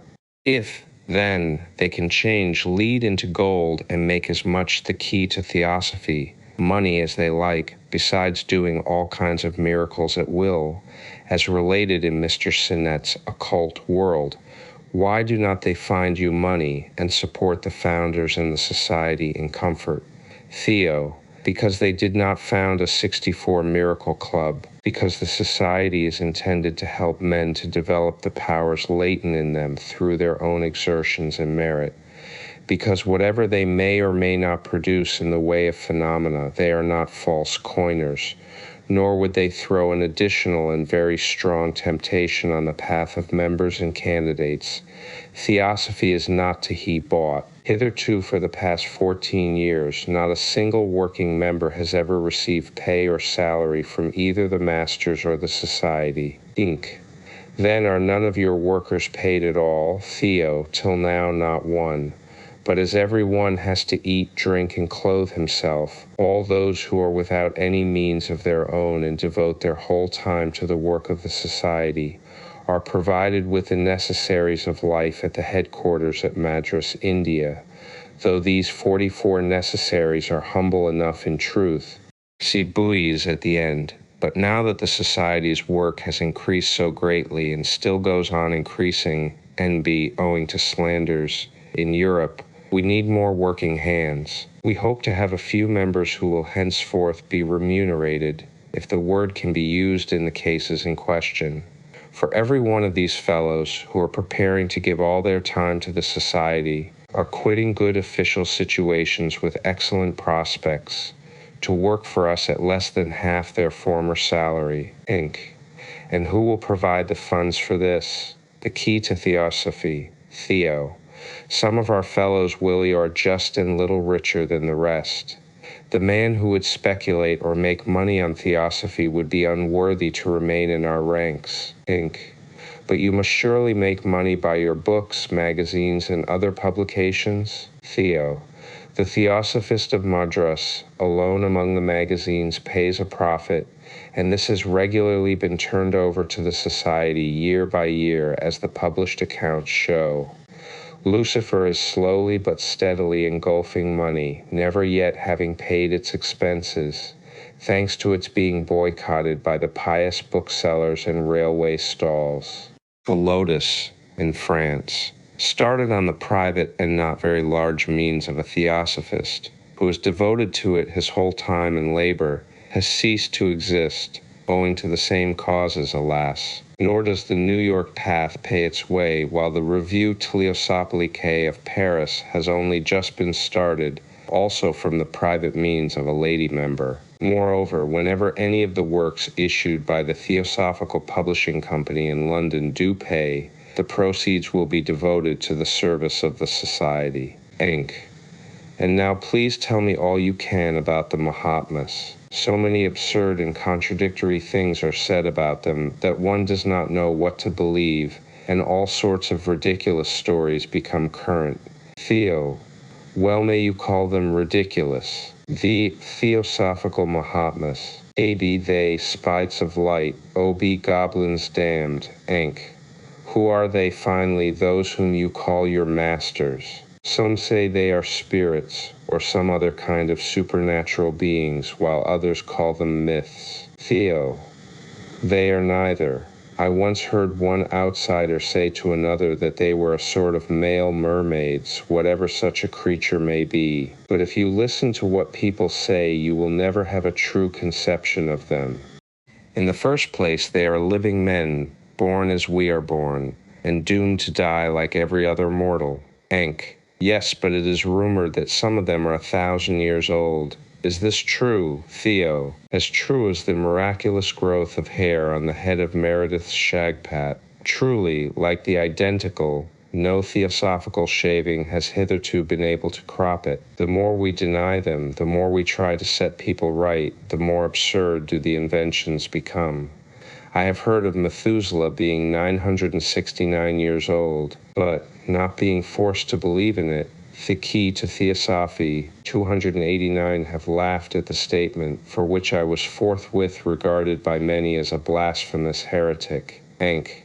Seriously, though, do they outlive the ordinary age of men? Theo. What do you call the ordinary age? I remember reading in the Lancet of a Mexican who was almost 190 years old, but I have never heard of mortal man, layman, or adept who could live even half the years allotted to Methuselah.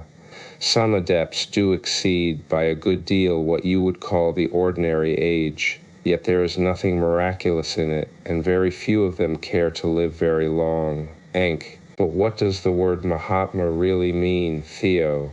Simply a great soul, great through moral elevation and intellectual attainment. If the title of great is given to a drunken soldier like Alexander, why should we not call those great who have achieved far greater conquests in nature's secrets than Alexander ever did on the field of battle? Besides, the term is an Indian and a very old word. Enk. And why do you call them masters? Theo. We call them masters because they are our teachers, and because from them we have derived all the theosophical truths, however inadequately some of us may have expressed and others understood them. They are men of great learning, whom we term initiates, and still greater holiness of life. They are not ascetics in the ordinary sense, though they certainly remain apart from the turmoil and strife of your Western world. Enk. But is it not selfish thus to isolate themselves? Theo. Where is the selfishness? Does not the fate of the Theosophy, fickle society, sufficiently prove that the world is neither ready to recognize them nor to profit by their teaching? Of what use would Professor Clerk Maxwell have been to instruct a class of little boys in their multiplication table P? Besides, they isolate themselves only from the West. In their own country, they go about as publicly as other people do. Enk. Don't you ascribe to them supernatural powers? Theo. We believe in nothing supernatural, as I have told you already. Had Edison lived and invented his phonograph 200 years ago, he would most probably have been burnt along with it, and the whole attributed to the devil. The powers which they exercise are simply the development of potencies lying latent in every man and woman, and the existence of which even official science begins to recognize. Inc. Is it true that these men inspire some of your writers, and that many, if not all, of your theosophical works were written under their dictation, Theo? Some have. There are passages entirely dictated by them and verbatim, but in most cases they only inspire the ideas and leave the literary form to the writers. Inc. But this in itself is miraculous, is in fact a miracle. How can they do it, Theo? My dear sir, you are laboring under a great mistake, and it is science itself that will refute your arguments at no distant day. Why should it be a miracle, as you call it? A miracle is supposed to mean some operation which is supernatural, whereas there is really nothing above or beyond nature and nature's laws. Among the many forms of the miracle, the key to Theosophy, which have come under modern scientific recognition, there is hypnotism, and one phase of its power is known as suggestion, a form of thought transference, which has been successfully used in combating particular physical diseases, etc. The time is not far distant when the world of science will be forced to acknowledge that there exists as much interaction between one mind and another, no matter at what distance, as between one body and another in closest contact. When two minds are sympathetically related, and the instruments through which they function are tuned to respond magnetically and electrically to one another, there is nothing which will prevent the transmission of thoughts from one to the other at will, for since the mind is not of a tangible nature, that distance can divide it from the subject of its contemplation. It follows that the only difference that can exist between two minds is a difference of state. So if this latter hindrance is overcome, where is the miracle of thought transference at whatever distance P. Enc.? But you will admit that hypnotism does nothing so miraculous or wonderful as that? Theo. On the contrary, it is a well-established fact that a hypnotist can affect the brain of his subject so far as to produce an expression of his own thoughts and even his words through the organism of his subject. And although the phenomena attaching to this method of actual thought transference are as yet few in number, no one, I presume, will undertake to say how far their action may extend in the future, when the laws that govern their production are more scientifically, the key to Theosophy, established. And so, if such results can be produced by the knowledge of the mere rudiments of hypnotism, what can prevent the adept in psychic and spiritual powers from producing results which, with your present limited knowledge of their laws, you are inclined to call miraculous, P. Enc.? Then why do not our physicians experiment and try if they could not do as much, Theo? Because, first of all, they are not adepts with a thorough understanding of the secrets and laws of psychic and spiritual realms, but materialists, afraid to step outside the narrow groove of matter. And secondly, because they must fail at present, and indeed until they are brought to acknowledge that such powers are attainable, Inc. And could they be taught, Theo? Not unless they were first of all prepared by having the materialistic dross they have accumulated in their brains swept away to the very last atom, Inc. This is very interesting. Tell me, have the adepts thus inspired or dictated to many of your theosophists? Theo. No, on the contrary, to very few. Such operations require special conditions. An unscrupulous but skilled adept of the Black Brotherhood, Brothers of the Shadow, and Dugpas, we call them, has far less difficulties to labor under. For such, for instance, as Prof. Bernheim and Dr. C. Lloyd Tuckey of England, Professors Bonis and Ligeois of Nancy, Delboeuf of Liège, Bourreau and Bourou of Rochefort, Fontaine and Seegard of Bordeaux, Forel of Zurich, and Doctors Despijn of Marseille, Van Rentergem and Van Eden of Amsterdam. Wetterstrand of Stockholm, Schrenck Notzing of Leipzig, and many other physicians and writers of eminence. The key to Theosophy. Having no laws of the spiritual kind to trammel his actions, such a Dugpa sorcerer will most unceremoniously obtain control over any mind and subject it entirely to his evil powers. But our masters will never do that. They have no right, except by falling into black magic, to obtain full mastery over anyone's immortal ego, and can therefore act only on the physical and psychic nature of the subject, leaving thereby the free will of the latter wholly undisturbed. Hence, unless a person has been brought into psychic relationship with the masters, and is assisted by virtue of his full faith in and devotion to his teachers, the latter, whenever transmitting their thoughts to one with whom these conditions are not fulfilled, experience great difficulties in penetrating into the cloudy chaos of that person's sphere. But this is no place to treat of a subject of this nature. Suffice it to say that if the power exists, then there are intelligences, embodied or disembodied, which guide this power, and living conscious instruments through whom it is transmitted and by whom it is received. We have only to beware of black magic, Inquam. But what do you really mean by black magic, Theo? Simply abuse of psychic powers, or of any secret of nature, the fact of applying to selfish and sinful ends the powers of occultism. A hypnotizer who, taking advantage of his powers of suggestion, forces a subject to steal or murder, would be called a black magician by us.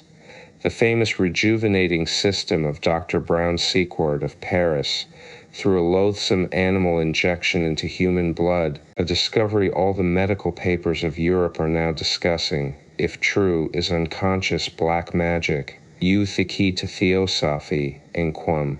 But this is medieval belief in witchcraft and sorcery. Even law itself has ceased to believe in such things, Theo. So much the worse for law as it has been led through such a lack of discrimination into committing more than one judiciary mistake and crime. It is the term alone that frightens you with its superstitious ring in it.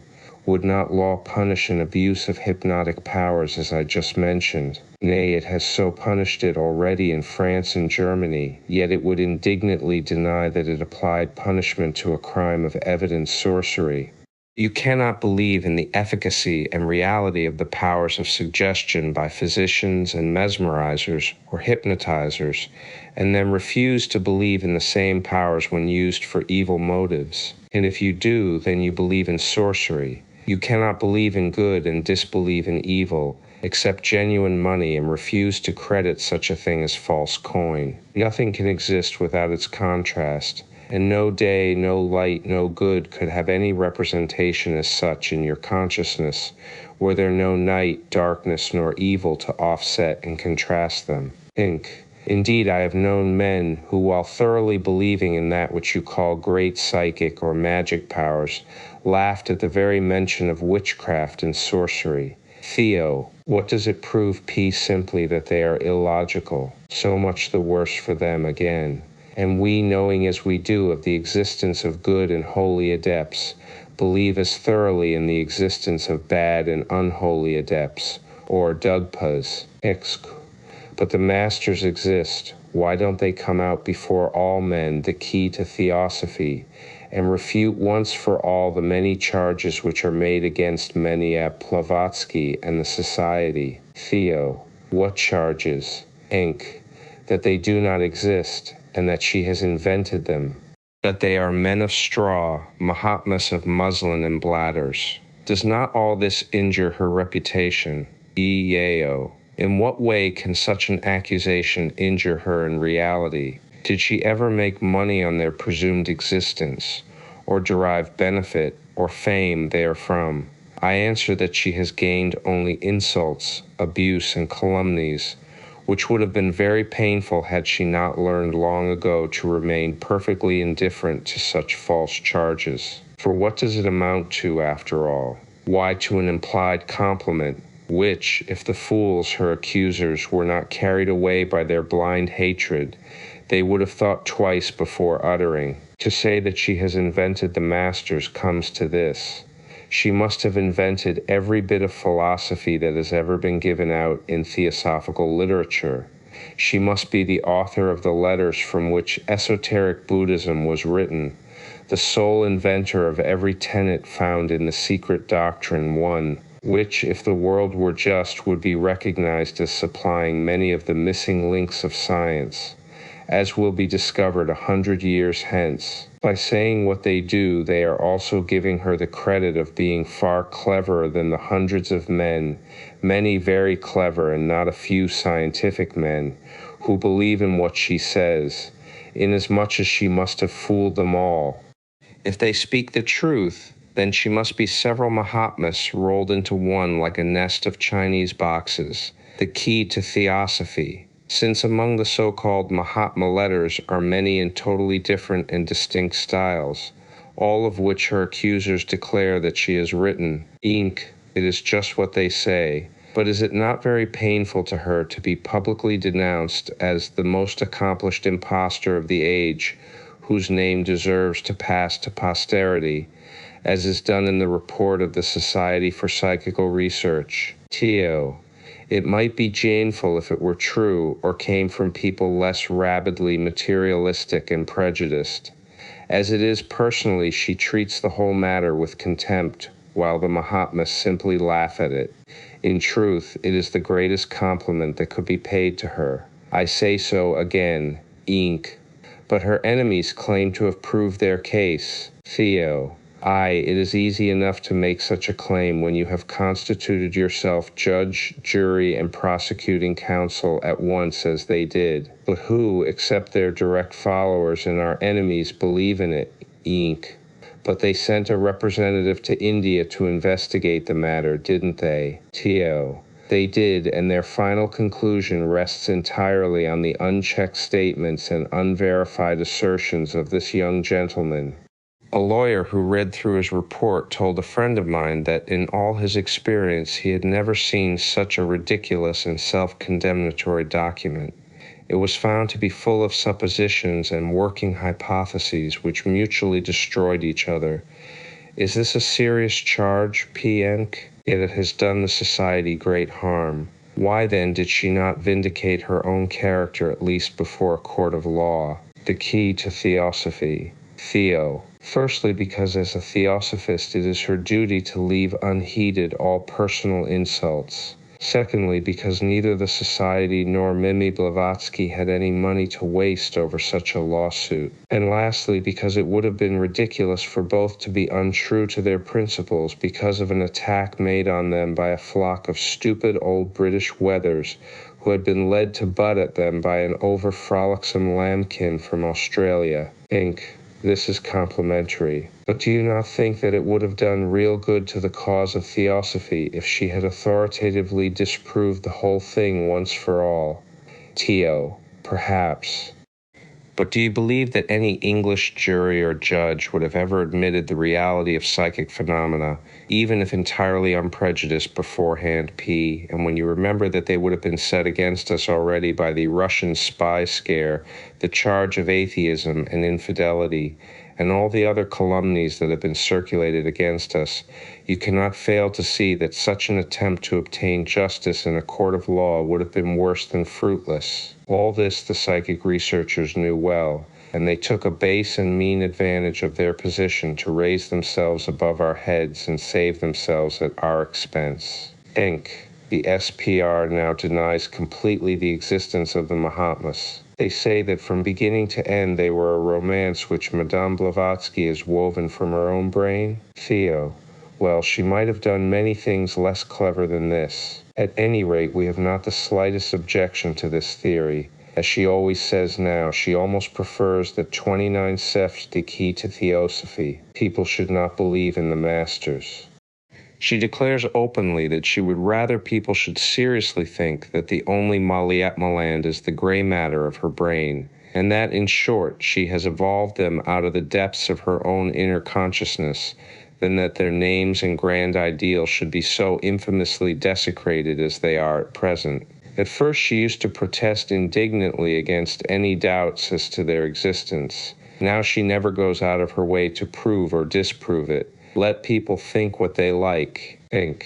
But of course these masters do exist. Theo, we affirm they do. Nevertheless, this does not help much. Many people, even some theosophists and ex-theosophists, say that they have never had any proof of their existence. Very well, them me, Blavatsky replies with this alternative.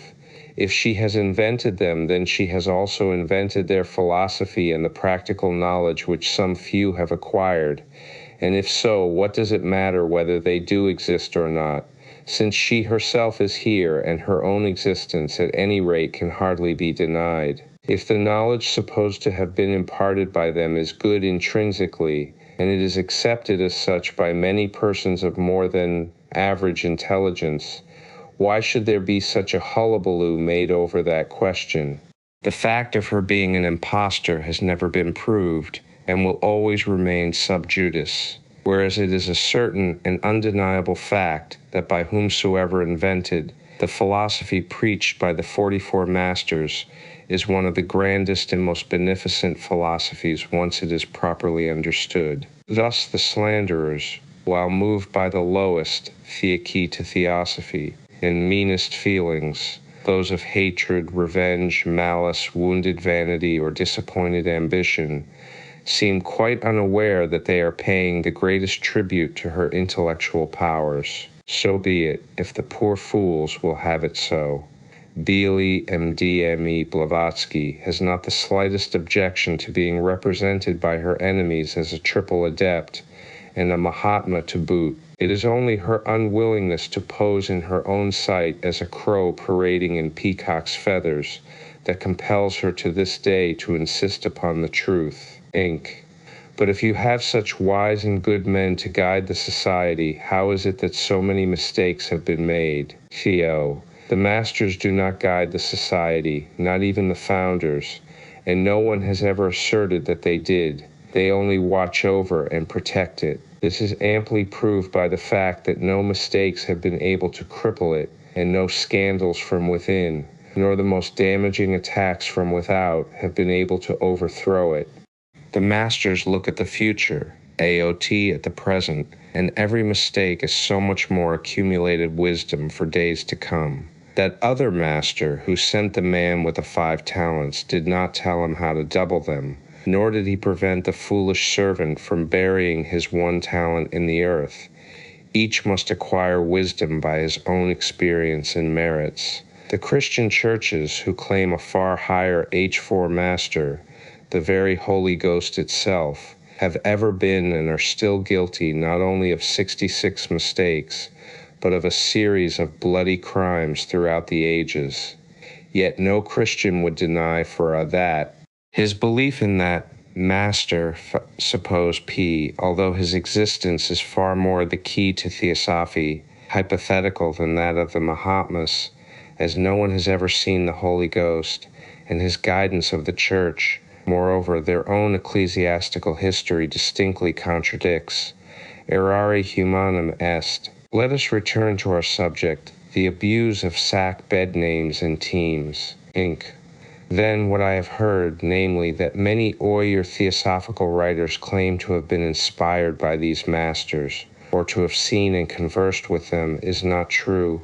Theo, it may or it may not be true. How can I tell P? The burden of proof rests with them. Some of them, a few, very few indeed, have distinctly either lieked or were hallucinated when boasting of such inspiration. Others were truly inspired by great adepts. The tree is known by its fruits, and as all theosophists have to be judged by their deeds and not by what they write or say, so all theosophical books must be accepted on their merits, and not according to any claim to authority which they may put forward. Inc.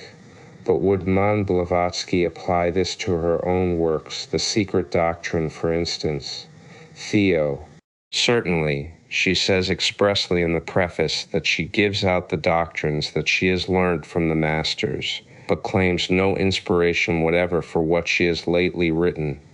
As for our best theosophists, They would also, in this case, far rather that the names of the masters had never been mixed up with our books in any way. With few exceptions, most of such works are not only imperfect, but positively erroneous, and the key to Theosophy, misleading. Great are the desecrations to which the names of two of the masters have been subjected. There is hardly a medium who has not claimed to have seen them. Every bogus swindling society, for commercial purposes, now claims to be guided and directed by masters, often supposed to be far higher than ours.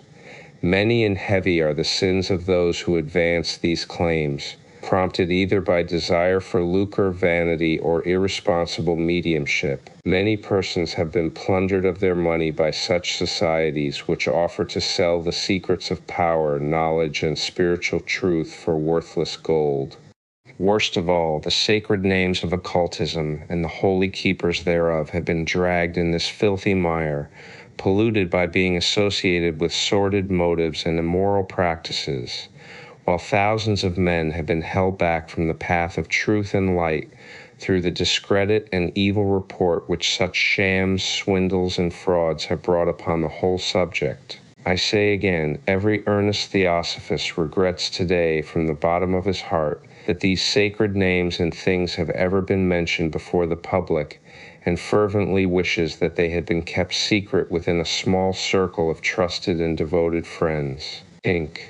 The names certainly do occur very frequently nowadays, and I never remember hearing of such persons as masters till quite recently. Theo, it is so, and had we acted on the wise principle of silence, instead of rushing into notoriety and publishing all we knew and heard, such desecration would never have occurred. Behold, only 14 years ago, before the Theosophical Society, the key to Theosophy, was founded, all the talk was of spirits. They were everywhere, in everyone's mouth, and no one by any chance even dreamt of talking about living adepts, Mahatmas, or masters. One hardly heard even the name of the Rosicrucians, while the existence of such a thing as occultism was suspected even but by very few. Now all that is changed. We Theosophists were, unfortunately, the first to talk of these things, to make the fact of the existence in the East of adepts and masters and occult knowledge known, and now the name has become common property. It is on us now that the karma, the consequences of the resulting desecration of holy names and things, has fallen. All that you now find about such matters in current literature, and there is not a little of it, all is to be traced back to the impulse given in this direction by the Theosophical Society and its founders. Our enemies profit to this day by our mistake. The most recent book directed against our teachings is alleged to have been written by an adept of 20 years' standing. Now it is a palpable lie. We know the amanuensis and his inspirers, as he is himself too ignorant to have written anything of the sort. These inspirers are living persons, revengeful and unscrupulous in proportion to their intellectual powers, and these bogus adepts are not one but several. The cycle of adepts used as sledgehammers to break the theosophical heads with began 12 years ago with Mrs. Emma Harding Britton's Louis of Art, Magic, and Ghostland, and now ends with the adept and author of The Light of Egypt, a work written by spiritualists against Theosophy and Theosophy, its teachings. But it is useless to grieve over what is done, and we can only suffer in the hope that our indiscretions may have made it a little easier for others to find the way to these masters, whose names are now everywhere taken in vain, and under cover of which so many iniquities have already been perpetrated. Inc. I quite understand your feeling in this matter, and think it only natural. And now, in view of all that you have said and explained to me, there is one subject on which I should like to ask you a few questions. Tao. If I can answer them, I will. What is that PVDA Ghostland, Part 1, P433, et sec. Conclusion. The future of the Theosophical Society. Inc. Tell me, what do yon expect for Theosophy in the future? Tao. If you speak of Theosophy, I answer that as it has existed eternally throughout the endless cycles upon cycles of the past, so it will ever exist throughout the infinitudes of the future, because Theosophy is synonymous with everlasting truth. Inc. Pardon me, I meant to ask you rather about the prospects of the Theosophical Society. Theo. Its future will depend almost entirely upon the degree of selflessness, earnestness, devotion, and last but not least on the amount of knowledge and wisdom possessed by those members on whom it will fall to carry on the work and to direct the society after the death of the founders. Inq. I quite see the importance of their being selfless and devoted, but I do not quite grasp how their knowledge can be as vital a factor in the question as these other qualities. Surely the literature which already exists, and to which constant additions are still being made, ought to be sufficient? Theo.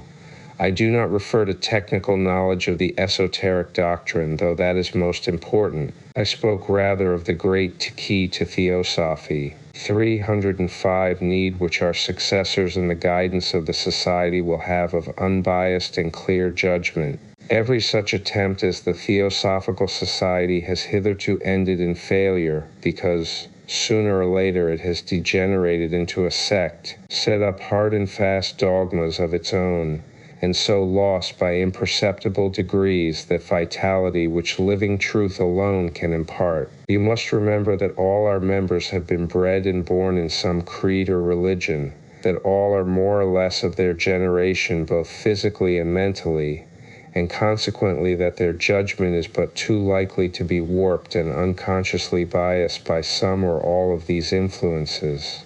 If, then, they cannot be freed from such inherent bias, or at least taught to recognize it instantly and so avoid being led away by it, the result can only be that the society will drift off onto some sandbank of thought or another, and there remain a stranded carcass to molder and die. Inque. But if this danger be averted, Theo, then the society will live on into and through the 20th century. It will gradually leaven and permeate the great mass of thinking and intelligent people with its large-minded and noble ideas of religion, duty, and philanthropy. Slowly but surely it will burst asunder the iron fetters of creeds and dogmas, of social and caste prejudices. It will break down racial and national antipathies and barriers, and will open the way to the practical realization of the brotherhood of all men. Through its teaching, through the philosophy which it has rendered accessible and intelligible to the modern mind, the West will learn to understand and appreciate the East at its 306th the key to Theosophy, true value. Further, the development of the psychic powers and faculties, the premonitory symptoms of which are already visible in America, will proceed healthily and normally. Mankind will be saved from the terrible dangers, both mental and bodily, which are inevitable when that unfolding takes place, as it threatens to do, in a hotbed of selfishness and all evil passions. Man's mental and psychic growth will proceed in harmony with his moral improvement, while his material surroundings will reflect the peace and fraternal goodwill which will reign in his mind, instead of the discord and strife which is everywhere apparent around us today. Enk, a truly delightful picture. But tell me, do you really expect all this to be accomplished in one short century? Theo, scarcely. But I must tell you that during the last quarter of every 100 years an attempt is made by those masters of whom I have spoken to help on the spiritual progress of humanity in a marked and definite way. Towards the close of each century you will invariably find that an outpouring or upheaval of spirituality, or call it mysticism if you prefer, has taken place. Some one or more persons have appeared in the world as their agents, and a greater or less amount of occult knowledge and teaching has been given out. If you care to do so, you can trace these movements back, century by century, as far as our detailed historical records extend. Think. But how does this bear on the future of the Theosophical Society, Theo? If the present attempt in the form of our society succeeds better than its predecessors have done, then it will be in existence as an organized, living, and healthy body when the time key to Theosophy comes for the effort of the XX century. The general condition of men's minds and hearts will have been improved and purified by the spread of its teachings, and, as I have said, their prejudices and dogmatic illusions will have been, to some extent at least, removed. Not only so, but besides a large and accessible literature ready to men's hands, the next impulse will find a numerous and united body of people ready to welcome the new torchbearer of truth. He will find the minds of men prepared for his message, a language ready for him in which to clothe the new truths he brings, an organization awaiting his arrival which will remove the merely mechanical, material obstacles and difficulties from his path. Think how much one to whom such an opportunity is given could accomplish. Measure it by comparison with what the Theosophical Society actually has achieved in the last 14 years, without any of these advantages and surrounded by hosts of hindrances which would not hamper the new leader. Consider all this, and then tell me whether I am too sanguine when I say that if the Theosophical Society survives and lives true to its mission, to its original impulses through the next 100 years, tell me, I say, if I go too far in asserting that Earth will be a heaven in the 21st century in comparison with what it is now. Finis, glossary, absoluteness. When predicated of the universal principle, it denotes an abstraction, which is more correct and logical than to apply the adjective absolute to that which can have neither attributes nor limitations. Adam Kadmon, Hebe, archetypal man, humanity, the heavenly man not fallen into sin. Kabbalists refer it to the 10 Sephiroth on the plane of human perception. In the Kabbalah, Adam Kadmon is the manifested logos, corresponding to our third logos, the unmanifested being the first paradigmic ideal man, and symbolizing the universe in abscondito, or in its privation in the Aristotelian sense. The first logos is the light of the world, the second and the third, its gradually deepening shadows. Adept, lati adeptus. In occultism, one who has reached the stage of initiation and become a master in the science of esoteric philosophy. Stir, Greece, with the ancients, the divine luminiferous substance which pervades the whole universe, the garment of the supreme deity Zeus or Jupiter. With the moderns, ether, for the meaning of which in physics and chemistry see Webster's dictionary or some ex-glossary other. In esotericism, ether is the third principle of the cosmic septenary, matter, earth being the lowest, and akasa the highest. Agathon, Greece, Plato's supreme deity lit, the good. Aurelaya, or the soul of the e-world, agnostic. A word first used by Professor Huxley to indicate one who believes nothing which cannot be demonstrated by the senses. Ahankara, sans, the conception of I, self-consciousness or self-identity, the I or egoistical and myopic principle in man, due to our ignorance which separates our I from the universal one, self. Personality, egoism also. Alchemy, in Arabic ulhemi, is, as the name suggests, the chemistry of nature. Ulhemi, or alchemia, however, is really an Arabianized word, taken from the Greek suea, from sus, juice, extracted from a plant. Alchemy deals with the finer forces of nature and the various conditions of matter in which they are found to operate, seeking under the veil of language, more or less artificial, to convey to glossary the uninitiated so much of the mysterium magnum as is safe in the hands of a selfish world. The alchemist postulates as his first principle the existence of a certain universal solvent in the homogeneous substance from which the elements were evolved, which substance he calls pure gold, or summum materis. This solvent, also called menstruum universale, possesses the power of removing all the seeds of disease out of the human body, of renewing youth and prolonging life. Such is the lapis philosophorum, philosopher's stone. Alchemy first penetrated into Europe through Geber, the great Arabian sage and philosopher, in the 8th century of our era, but it was known and practiced long ages ago in China and Egypt. Numerous papyri on alchemy and other proofs that it was the favorite study of kings and priests have been exhumed and preserved binder the generic name of Hermetic treatises.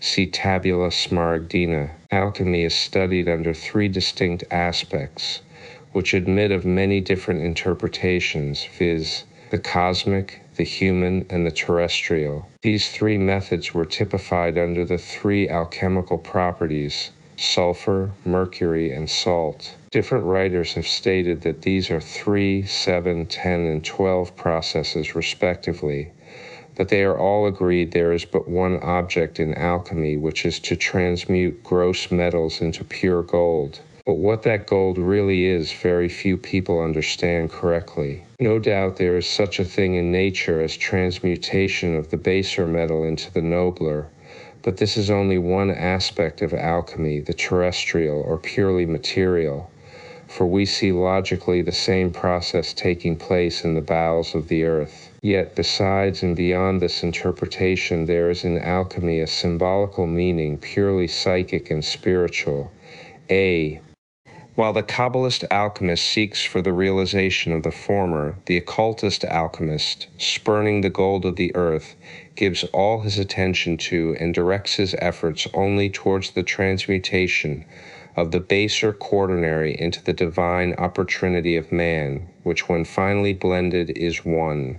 The spiritual, mental, glossary, psychic, and physical planes of human existence are in alchemy compared to the 4 elements, fire, air, water, and earth, and are each capable of a 3-fold constitution, i.e. fixed, unstable, and volatile. Little or nothing is known by the world concerning the origin of this archaic branch of philosophy, but it is certain that it antedates the construction of any known zodiac, and is dealing with the personified forces of nature, probably also any of the mythologies of the world. Nor is there any doubt that the true secrets of transmutation on the physical plane were known in the days of old and lost before the dawn of the so-called historical period. Modern chemistry owes its best fundamental discoveries to alchemy, but regardless of the undeniable truism of the latter, that there is but one element in the universe, chemistry placed metals in the class of elements and is only now beginning to find out its gross mistake. Even some encyclopedists are forced to confess that if most of the accounts of transmutation are fraud or delusion, yet some of them are accompanied by testimony which renders them probable. By means of the galvanic battery, even the alkalis have been discovered to have a metallic basis. The possibility of obtaining metal from other substances which contain the ingredients composing it, of changing one metal into another, must therefore be left undecided, nor are all alchemists to be considered impostors. Many have labored under the conviction of obtaining their object with indefatigable patience and purity of heart, which is soundly recommended by alchemists as the principal requisite for the success of their labors. Alexandrian philosophers, or school. This famous shackle arose in Alexandria, Egypt, which city was for long ages the seat of learning and philosophy. It was famous for its library, founded by Ptolemy Soter at the very beginning of his reign. Ptolemy died in 283 BC. A library which once boasted 700,000 rolls or volumes, Aulus Gellius, for its museum, the first real academy of sciences and arts, for its glossary, world-renowned scholars such as Euclid, the father of scientific geometry, Apollonius of Perga, the author of the still extant work on conic sections, Nicomachus, the arithmetician, for astronomers, natural philosophers, anatomists such as Herophilus and Erasistratus, physicians, musicians, artists, etc. but it became still more famous for its eclectic or new Platonic school founded by Ammonius Saccas in 1703 AD, whose disciples were Origen, Plotinus, and many other men now famous in history. The most celebrated schools of the Gnostics had their origin in Alexandria. Philo, Judaeus, Josephus, Iamblichus, Porphyry, Clement of Alexandria, Eratosthenes the astronomer, Hypatia the virgin philosopher, and numberless other stars of second magnitude, all belonged at various times to these great schools, and helped to make of Alexandria one of the most justly renowned seats of learning that the world has ever produced. Altruism, from alter, other, a quality opposed to egoism, actions tending to do good to others, regardless of self. Ammonius Saccas, a great and good philosopher who lived in Alexandria between the 2nd and 3rd centuries of our era, the founder of the Neoplatonic school of the Philaletheans, or lovers of truth.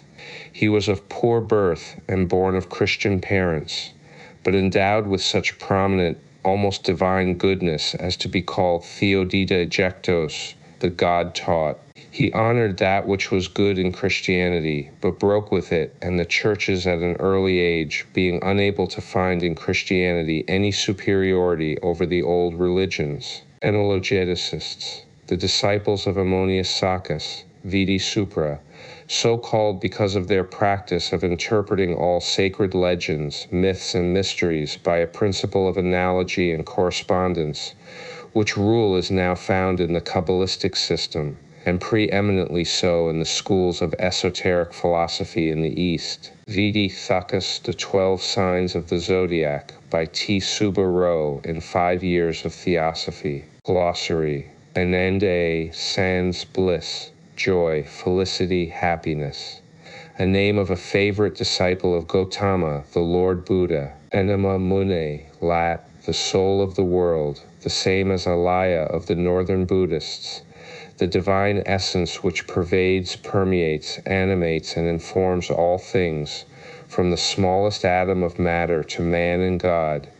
It is, in a sense, the seven-skinned mother of the stanzas in the secret doctrine, the essence of 7 planes of sentiency, consciousness, and differentiation, both moral and physical. In its highest aspect, it is nirvana. In its lowest, the astral light.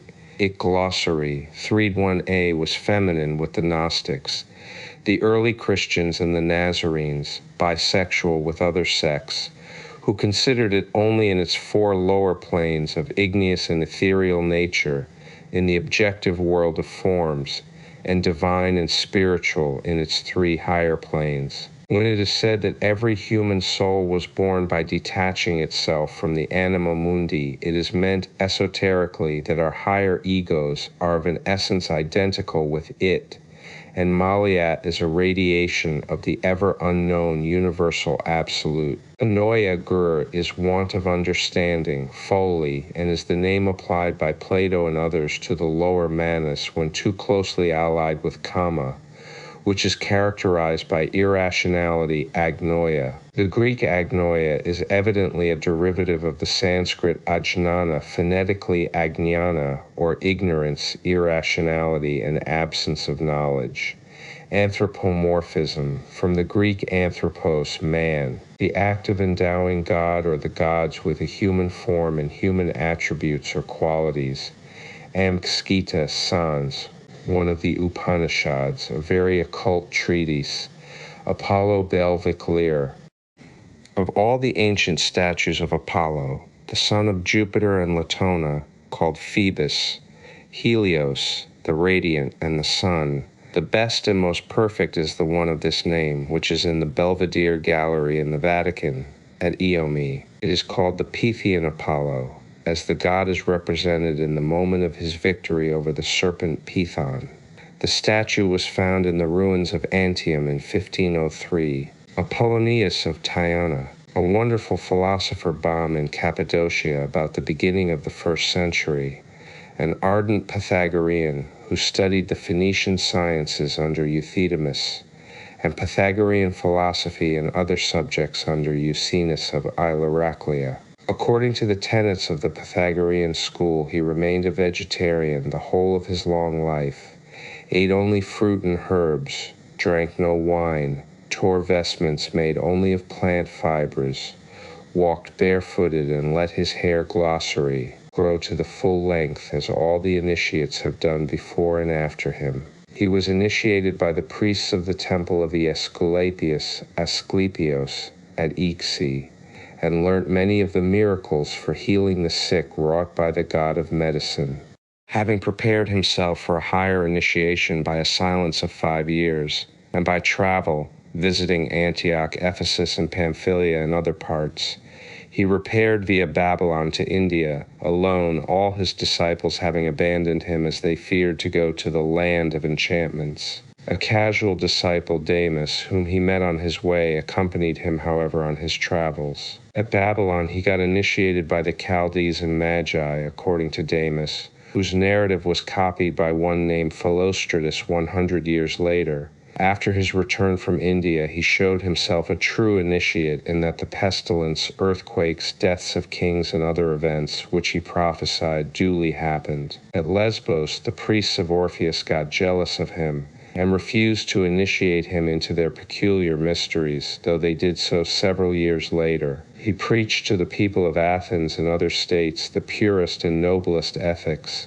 and the phenomena he produced were as wonderful as they were numerous and well authenticated. How is it, inquires Justin Martyr in dismay, how is it that the talismans, talismata of Apollonius have power? For they prevent, as we see, the fury of the waves and the violence of the winds and the attacks of wild beasts. And whilst our Lord's miracles are preserved by tradition alone, those of Apollonius are most numerous and actually manifested in present facts.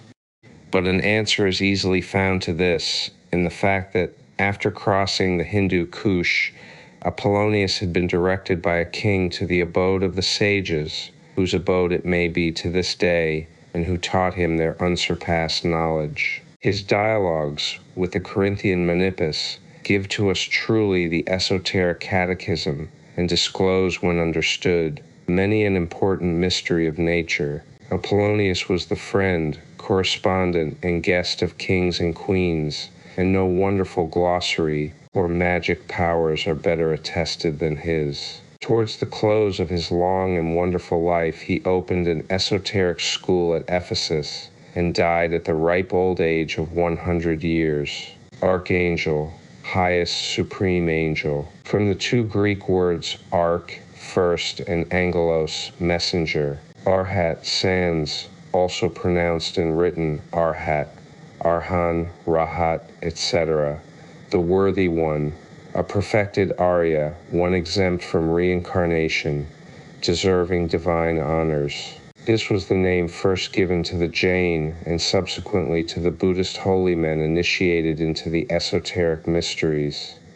The Arhat is one who has entered the last and highest path and is thus emancipated from rebirth. Arians, the followers of Arius, a presbyter of the church in Alexandria in the 4th century, one who holds that Christ is a created and human being, inferior to God the Father, though a grand and noble man, a true adept, versed in all the divine mysteries. Aristomulus, an Alexandrian writer and an obscure philosopher, a Jew who tried to prove that Aristotle explained the esoteric thoughts of Moses. Ancient Sanlit, the holy, those who had mastered the Arya Satyani and entered the Arya Marga path to Nirvana or Moksha, the great fourfold path. They were originally known as rishis, but now the name has become the epithet of a race, and our scholar, depriving the Hindu Brahmins of their birthright, have made ancient of all Europeans. Since in esotericism the 4 paths or stages can only be entered through great spiritual development and growth in holiness, they are called the Arya Marga. The degrees of arhatship, called respectively Srotapati, Sakradagamin, Anagamin, and Arhat, or the 4 classes of Aryas, correspond to the four paths and truths. Aspect. The form rupa under which any principle in septenary man or nature manifests is called an aspect of that principle in Theosophy. Glossary. Astral body, the ethereal counterpart or double of any physical body. Doppelganger. R1, mundane in its application to meteorology, seismology, husbandry. 2, state or civic, in regard to the future of nations, kings, and rulers. 3, horary, in reference to the solving of doubts arising in the mind upon any subject. 4, genethliacal, in connection with the future of individuals from birth unto death. The Egyptians and the Chaldees were among the most ancient votaries of astrology, though their modes of reading the stars and the modern methods differ considerably. The former claimed that Belus, the Bel or Elu of the Chaldees, a scion of the divine dynasty, or the dynasty of the king gods, had belonged to the land of Chemi and had left it to found a colony from Egypt on the banks of the Euphrates, where a temple ministered by priests in the service of the lords of the stars was built. As to the origin of the science, it is known on the one hand that Thebes claimed the honor of the invention of astrology, whereas on the other hand all are agreed that it was the Chaldees who taught that science to the other nations. Nov/Thebes antedated considerably not only Ur of the Chaldees but also Glossary, Nippur, where Bel was first worshipped, Sin, his son, the moon, being the presiding deity of Bri, the land of the nativity of Terra, Sabian an astrolator, and of Abram his son, the great astrologer of biblical tradition. All tends, therefore, to corroborate the Egyptian claim. If later on the name of astrologer fell into disrepute in home and elsewhere, it was owing to the frauds of those who wanted to make money of that which was part and parcel of the sacred science of the mysteries, and who, ignorant of the latter, evolved a system based entirely on mathematics, instead of transcendental metaphysics with the physical celestial bodies as its apadi or material basis. Yet, all persecutions notwithstanding, the number of adherents to astrology among the most intellectual and scientific minds was always very great. If Cardan and Kepler were among its ardent supporters, then later votaries have nothing to blush for, even in its now imperfect and distorted form. As said in Isis J.J. Inveiled, I. 259, astrology is to exact astronomy what psychology is to exact physiology. In astrology and psychology, one has to step beyond the visible world of matter and enter into the domain of transcendent spirit. Athenagoras, a Platonic philosopher of Athens who wrote an apology for the Christians in 177 AD, addressed to Marcus Aurelius, to prove that the accusations brought against them, viz. That they were incestuous and ate murdered children, were untrue. Atman, or Atma sans, the universal spirit, the divine monad, the seventh principle so-called in the exoteric septenary classification of man, the supreme soul, aura, grow, and lat, a subtle, invisible essence or fluid that emanates from human, animal, and other bodies. It is a psychic effluvium partaking of both the mind and the body, as there is both an electrovital and at the same time an electromental aura, called in Theosophy the akasic or magnetic aura. In RC Martyrology, a saint, Avatara sans divine incarnation, the descent of a god or glossary, some exalted being who has progressed beyond the necessity for rebirth into the body of a simple mortal. Krishna was an avatar of Vishnu. The Dalai Lama is regarded as an avatar of Avalokitesvara, and the Teshu Lama as one of Tsongkhapa or Amitabha. These are two kinds of avatars, one born from woman and the other parentless. Anupadaka, B. Benis, a term coined by theosophists to render more accurately the essential meaning of the untranslatable word sat. The latter word does not mean being, for the term being presupposes a sentient consciousness of existence. But as the term sat is applied solely to the absolute principle, that universal, unknown, and ever unknowable principle which philosophical pantheism postulates, calling it the basic root of cosmos and cosmos itself. It could not be translated by the simple term being. Sat, indeed, is not even as translated by some scholar, the incomprehensible entity. For it is no more an entity than a non-entity, but both. It is a said absolute beingness, not being, the one secondless, undivided and indivisible all, the root of nature, both visible and invisible, objective and subjective, comprehensible and never to be fully comprehended. Bhagavad Gita, Psalms, lit. The Lord's Song, a portion of the Mahabharata, the great epic poem of India. It contains a dialogue wherein Krishna, the charioteer, and Arjuna, his chela, have a discussion upon the highest spiritual philosophy. The work is preeminently occult or esoteric, black magic, sorcery, necromancy, or the raising of the dead and other selfish abuses of abnormal powers. This abuse may be unintended, glossary 321tional, still it has to remain black magic whenever anything is produced phenomenally simply for one's own gratification. Bohm Jacob, a mystic and great philosopher, one of the most prominent theosophists of the medieval ages. He was born about 1575 at Old Diddenberg, some 2 miles from Gorlitz, Silesia, and died in 1624, being nearly 50 years old. When a boy, he was a common shepherd, and, after learning to read and write in a village school, became an apprentice to a poor shoemaker at Gorlitz. He was a natural clairvoyant of the most wonderful power.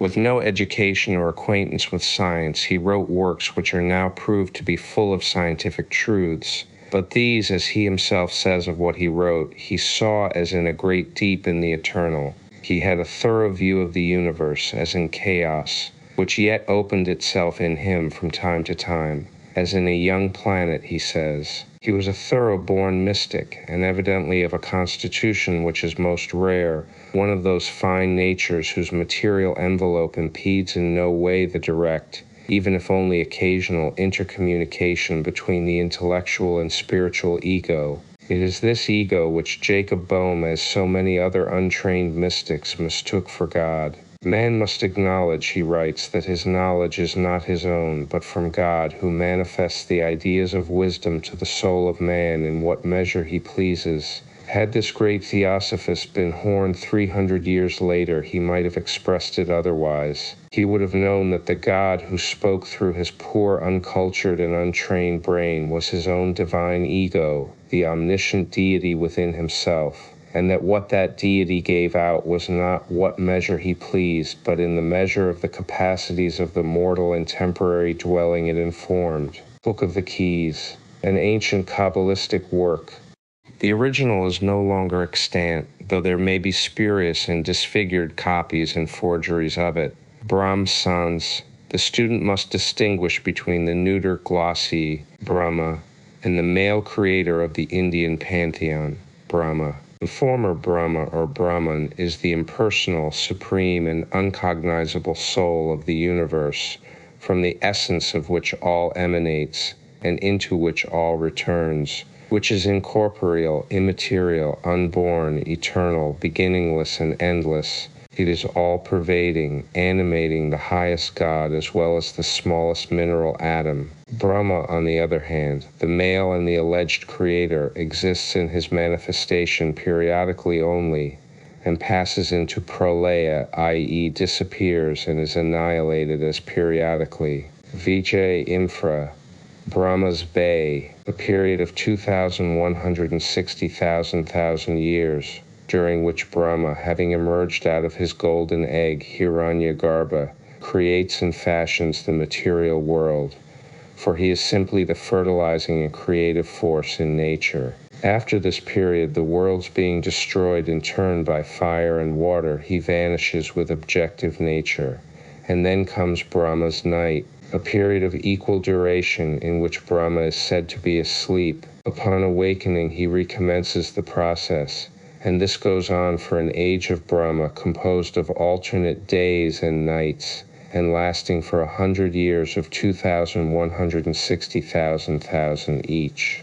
It requires 15 figures to express the duration of such an age, after the expiration of which the Mahapralaya or Great Dissolution sets in and lasts in its turn for the same space of 15 figures. Brahm Vidya, sans, the knowledge or esoteric science about the true nature of the two Brahmas. Buddha, sans, the enlightened, generally known as the title of Gautama Buddha, the Prince of Kapilavastu, the founder of modern Buddhism, the highest degree of knowledge and holiness. To become a Buddha, one has to break through the bondage of sense and personality, to acquire a complete perception of the real self, and learn not to separate it from all the other selves, to learn by experience the utter unreality of all phenomena, foremost of all the visible cosmos, to glossary, attain a complete detachment from all that is evanescent and finite, and to live while yet on earth only in the immortal and everlasting. Buddha, sans, universal soul or mind. Mahabhuti is a name of Mahat, QV, also the spiritual soul in man, the sixth principle exoterically,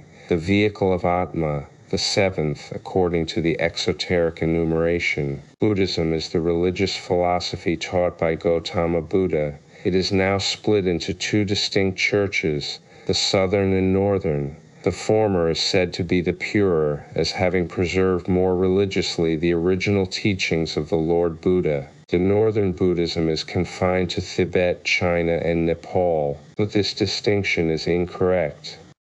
If the Southern Church is nearer, and has not in fact departed except perhaps in trifling dogmas, due to the many councils held after the death of the Master, from the public or exoteric teachings of Sakyamuni, the Northern Church is the outcome of Siddhartha Buddha's esoteric teachings, which he confined to his elect bhikshus and arhats. Buddhism, in fact, cannot be justly judged in our age either by one or the other of its exoteric popular forms. Real Buddhism can be appreciated only by blending the philosophy of the Southern Church and the metaphysics of the Northern schools. If one seems too iconoclastic and stern, and the other too metaphysical and transcendental, events being overcharged with the weeds of Indian exotericism, many of the gods of its pantheon having been transplanted under new names into Tibetan soil, it is due to the popular expression of Buddhism in both churches. Correspondentially, they stand in their relation to each other as Protestantism to Roman Catholicism. Both err by an excessive zeal and erroneous interpretations, though neither the Southern nor the Northern Buddhist clergy have ever departed from truth consciously. Still less have they acted under the dictates of Christocracy, ambition, or an eye to personal gain and power, as the later churches have. Glossary. Buddhi Taijasi, sans, a very mystic term capable of several interpretations. In occultism, however, and in relation to the human principles, exoterically, it is a term to express the state of our dual manas. When reunited during a man's life, it bathes in the radiance of Buddhi, the spiritual soul. For Taijasi means the radiant, and manas becoming radiant in consequence of its union with Buddhi and being, so to speak, merged into it, is identified with the latter. The Trinity has become one, and as the element of Buddhi is the highest, it becomes Buddhi Taijasi. In short, it is the human soul illuminated by the radiance of the divine soul, the human reason lit by the light of the spirit or being self-consciousness. See caste.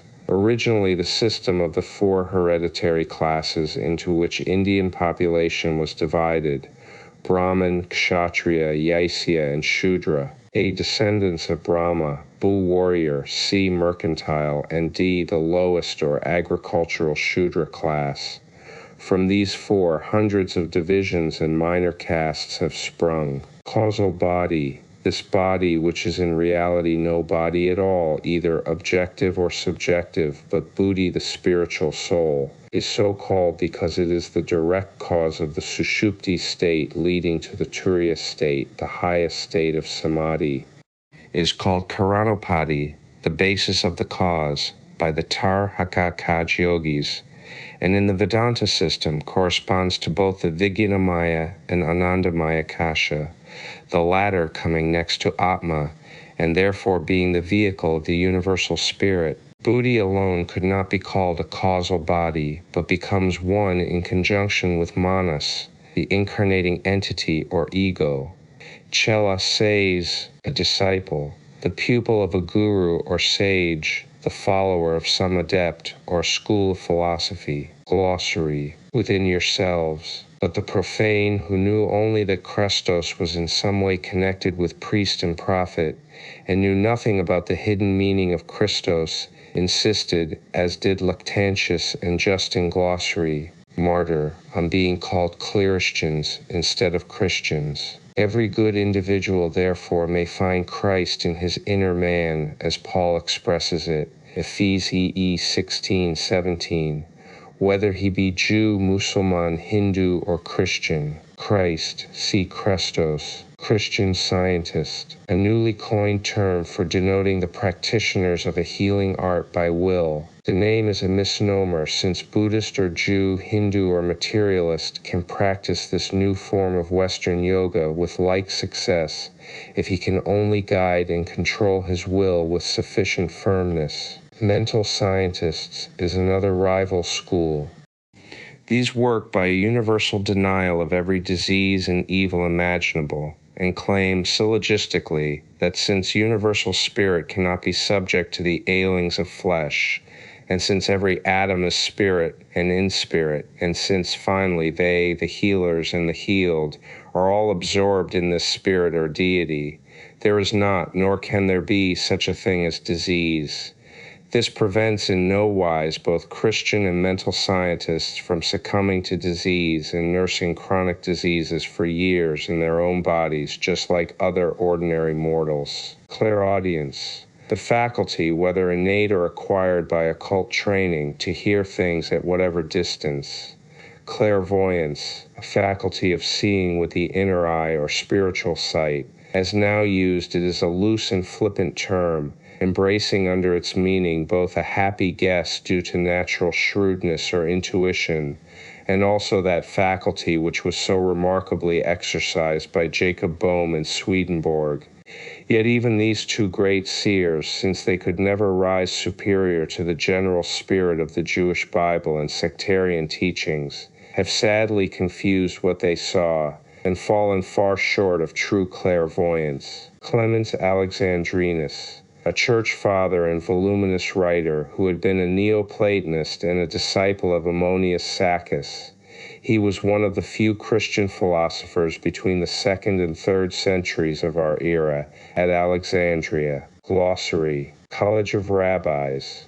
A college at Babylon, most famous during the early centuries of Christianity, but its glory was greatly darkened by the appearance in Alexandria of Hellenic teachers, such as Philo-Judaeus, Josephus, Aristobulus, and others.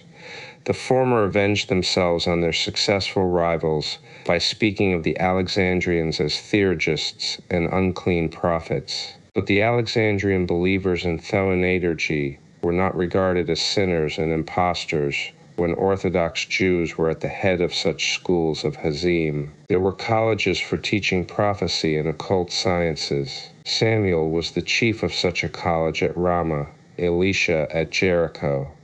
Hillel had a regular academy for prophets and seers, and it is Hillel, a pupil of the Babylonian college, who was the founder of the sect of the Pharisees and the great Orthodox rabbis. Deist, one who admits the possibility of the existence of a god or gods, but claims to know nothing of either and denies revelation. An agnostic of olden times. Diva, sans, a god, a resplendent deity, diva deus. From the root div, to shine, a diva is a celestial being, whether good, bad, or glossary, indifferent, which inhabits the 3 worlds, or the 3 planes above ends. There are 33 groups or millions of them.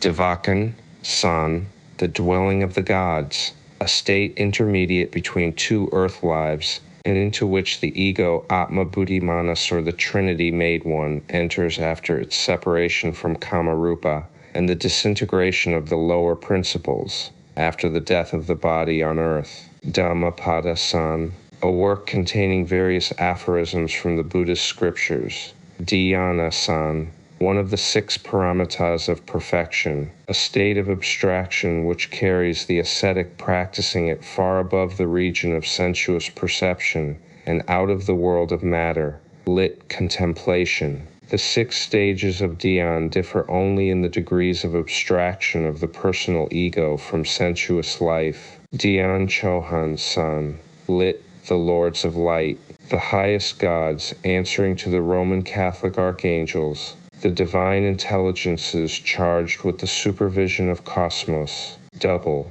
the same as the astral body or doppelganger. Ecstasis, gray, a psycho-spiritual state, a physical trance which induces clairvoyance, and a beatific state which brings on visions. Ego, lat, I, the consciousness in man of the I am I, or the feeling of I am-ship.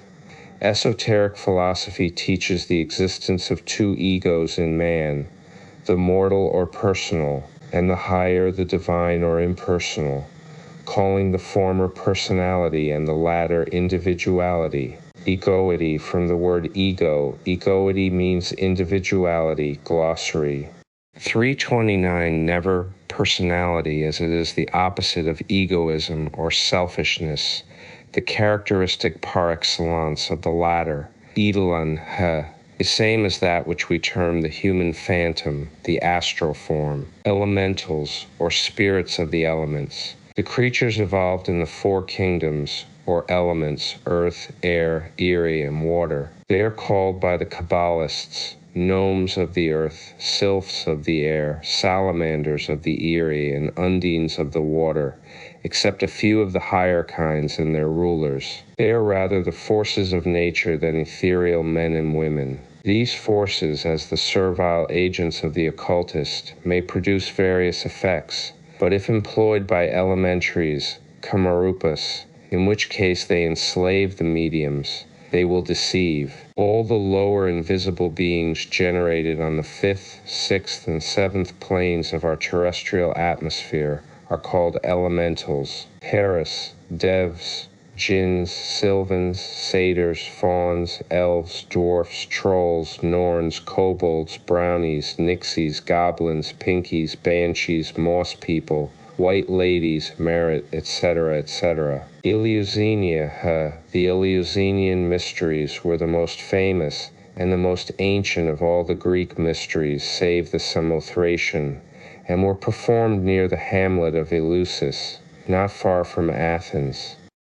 Epiphanius traces them to the days of Iacchos, 1800 BC. They were held in honor of Demeter, the great Ceres, and the Egyptian Isis, and the last act of the performance referred to a sacrificial victim of atonement and a resurrection when the initiate was admitted to the highest degree of apopt. The festival of the mysteries began in the month Fev Boedromion, September, the time of grape gathering, and lasted from the 15th to the 22nd, 7 days. The Hebrew Feast of Tabernacles, the Feast of Ingatherings, in the month of Ethanim, the 7th, also began on the 15th and ended on the 22nd of that month. The name of the month, Ethanim, is derived, according to some, from Adonim Adonia, Atenim Athanim, and was in honor glossary of Adonai or Adonis Tham, whose death was lamented by the Hebrews in the groves of Bethlehem. The sacrifice of 4 pounds were formed both in the Eleusinian and during the Feast of Tabernacles. Emanation, the doctrine ut, is in its metaphysical meaning opposed to evolution, yet one with it.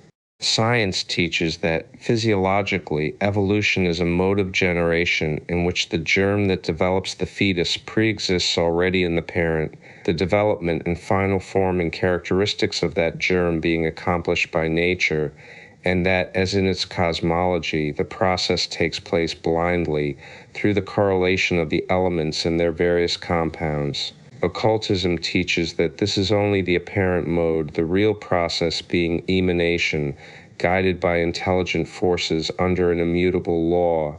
Therefore, while the occultists and theosophists believe thoroughly in the doctrine of evolution as given out by Kapila and Menu, they are emanationists rather than evolutionists. The doctrine of emanation was at one time universal. It was taught by the Alexandrian as well as by the Indian philosophers, by the Egyptian, the Chaldean, and Hellenic hierophants, and also by the Hebrews in their Iabala and even in Genesis.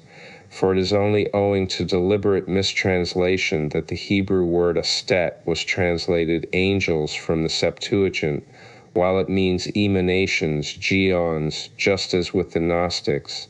Indeed, in Deuteronomy 30:2, the word asti, or ashti, is translated as fiery law, whilst the correct rendering of the passage should be, from his right went not a fiery laic, but a fire according to law, viz. That the fire of one flame is imparted to and caught up by another, like as in a trail of inflammable substance. This is precisely emanation, as shown in Isis Tejan Veiled. In evolution, as it is now beginning to be understood, there is supposed to be in all matter an impulse to take on a higher form, a supposition clearly expressed by Manu and other Hindu philosophers of the highest antiquity. The philosopher's tree illustrates it in the case of the zinc solution. The controversy between the followers of this school and the glossary. Emanationists may be briefly stated thus: the evolutionist stops all inquiry at the borders of the unknowable. The emanationist believes that nothing can be evolved, or, as the word means, unwombed or born, except it has first been involved, thus indicating that life is from a spiritual potency above the whole. Esoteric, hidden, secret, from the Greek esoterikos, inner, concealed. Esoteric Buddhism, secret wisdom or intelligence, from the Greek esoterikos, inner, and the Sanskrit bodhi, knowledge, in contradistinction to buddhi, the faculty of knowledge or intelligence, and Buddhism, the philosophy or law of Buddha, the enlightened. Also written Buddhism, from Buddha, intelligence, wisdom, the son of Soma. Exoteric, outward, public, the opposite of esoteric or hidden. Extracosmic, i.e. outside of cosmos or nature, a nonsensical word invented to assert the existence of a personal God independent of or outside nature per se. For as nature, or the universe, is infinite and limitless, there can be nothing outside it. The term is coined in opposition to the pantheistic idea that the whole cosmos is animated or informed with the spirit of deity, nature being but the garment, and matter the elusive shadows of the real unseen presence. Eurasians, an abbreviation of European Asians, the mixed-colored races, the children of the white fathers and the dark mothers of India, and vice versa. Glossy EYF, Furho, Gnostic, the highest and greatest creative power with the Nazarene Gnostics, Codex Nazareus. Fire philosophers, the name given to the Hermetists and alchemists of the Middle Ages, and also to the Rosicrucians. The Jadder, the successors of Theurgists, regarded fire as the symbol of deity. It was the source not only of material atoms, but the container of the spiritual and psychic forces energizing them. Broadly analyzed, fire is a triple principle, esoterically a septenary, as are all the rest of the elements. As man is composed of spirit, soul, and body, plus a fourfold aspect, so is fire. As in the works of Robert Flood de Fluctibus, one of the famous Rosicrucians, fire contains, firstly, a visible flame, body, secondly, an invisible astral fire, soul, and thirdly, spirit. The four aspects are A, heat, life, B, light, mind, C, electricity, chemic or molecular powers, and D, the synthetic essences beyond spirit, or the radical cause of its existence and manifestation. For the Hermetist or Rosicrucian, when a flame is extinct on the objective plane, it has only passed from the seen world into the unseen, from the knowable into the unknowable. G. Gautama sans in India. It is that of the prince of Kapilavastu, son of Sudhodana, the Sakya king of a small territory on the borders of Nepal, born in the 7th century BC, now called Glossary, the savior of the world. Gautama or Gautama was the sacerdotal name of the Sakya family. Born a simple mortal, he rose to Buddhaship through his own personal and unaided merit, a man verily greater than any god. Gibirol, Solomon ben Jehuda, called in literature a Weisbrunn, an Israelite by birth, a philosopher, poet, and Kabbalist, a voluminous writer and a mystic. He was born in the 11th century at Malaga 1021, educated at Saragossa, and died at Valencia in 1070, murdered by a Mohammedan. His fellow religionists called him Solomon, the Sephardi, or the Spaniard, and the Arabs, Abu Ayyub Suleiman ben Yahya ibn Gibirol, whilst the scholastics named him a Weisbrunn, see Myers Quabala. Ibn Gibirol was certainly one of the greatest philosophers and scholars of his age. He wrote much in Arabic, and most of his MSS have been preserved. His greatest work appears to be the Megbur Hayim, i.e. the Fountain of Life, one of the earliest exposures of the secrets of the speculative Kabbalah, as his biographer informs us. Gnosis, Gres, lit, knowledge, the technical term used by the schools of religious philosophy both before and during the first centuries of so-called Christianity to denote the object of their inquiry. This spiritual and sacred knowledge, the Gupta Vidya of the Hindus, could only be obtained by initiation into spiritual mysteries, of which the ceremonial mysteries were a type. Gnostics, Gres, the philosophers who formulated and taught the gnosis, or knowledge. They flourished in the first 3 centuries of the Christian era. The following were eminent: Valentinus, Basilides, Marcion, Simon Magus, etc. Golden Age. The ancients divided the life cycle into the golden, silver, bronze, and iron ages. The golden was an age of primeval purity, simplicity, and general happiness. Great Age. There were several great ages mentioned by the glossary. Ancients. In India, it embraced the whole Mahamanvantara, the age of Brahma, each day of which represents the life cycle of a chain, i.e. it embraces a period of 7 bounds, vidi esoteric Buddhism, by A.P. Sinnett. Thus, while a day and a night represent as Manvantara and Pralaya 8,640,000 years, an age lasts through a period of 311,040,000, after which the Pralaya or dissolution of the universe becomes universal. With the Egyptian and Greeks, the Great Age referred only to the tropical or sidereal year, the duration of which is 25,868 solar years. Of the complete age, that of the gods, they said nothing, as it was a matter to be discussed and divulged only at the mysteries and during the initiation ceremonies. The great age of the Chaldees was the same in figures as that of the Hindus. Guhya Vidya, sans, the secret knowledge of mystic mantras. Gupta Vidya, sans, the same as Guhya Vidya, esoteric or secret science, knowledge. Gyges. The ring of Gyges has become a familiar metaphor in European literature. Gyges was a Lydian who, after murdering the king Cangiles, married his widow. Plato tells us that Gyges, descending once into a chasm of the earth, discovered a brazen horse, within whose open side was the skeleton of a man of gigantic stature, who had a brazen ring on his finger. This ring, when placed on his own finger, made him invisible. Hades, Gri, or Ades, the invisible, the land of shadows, one of whose regions was Tartarus, a place of complete darkness, as was also the region of profound dreamless sleep in Amenti. Judging by the allegorical description of the punishments inflicted therein, The place was glossary, purely karmic. Neither Hades nor Amenti were the hell still preached some retrograde priests and clergymen, and whether represented by the Blysian fields or by Tartarus, they could only be reached by crossing the river to the other shore. As well expressed in the Egyptian belief, the story of Charon, the ferryman of the Styx, is to be found not only in Homer but in the poetry of many lands. The diver must cross before gaining the Isles of the Blessed. The ritual of Egypt described to Charon in his boat long ages before Homer.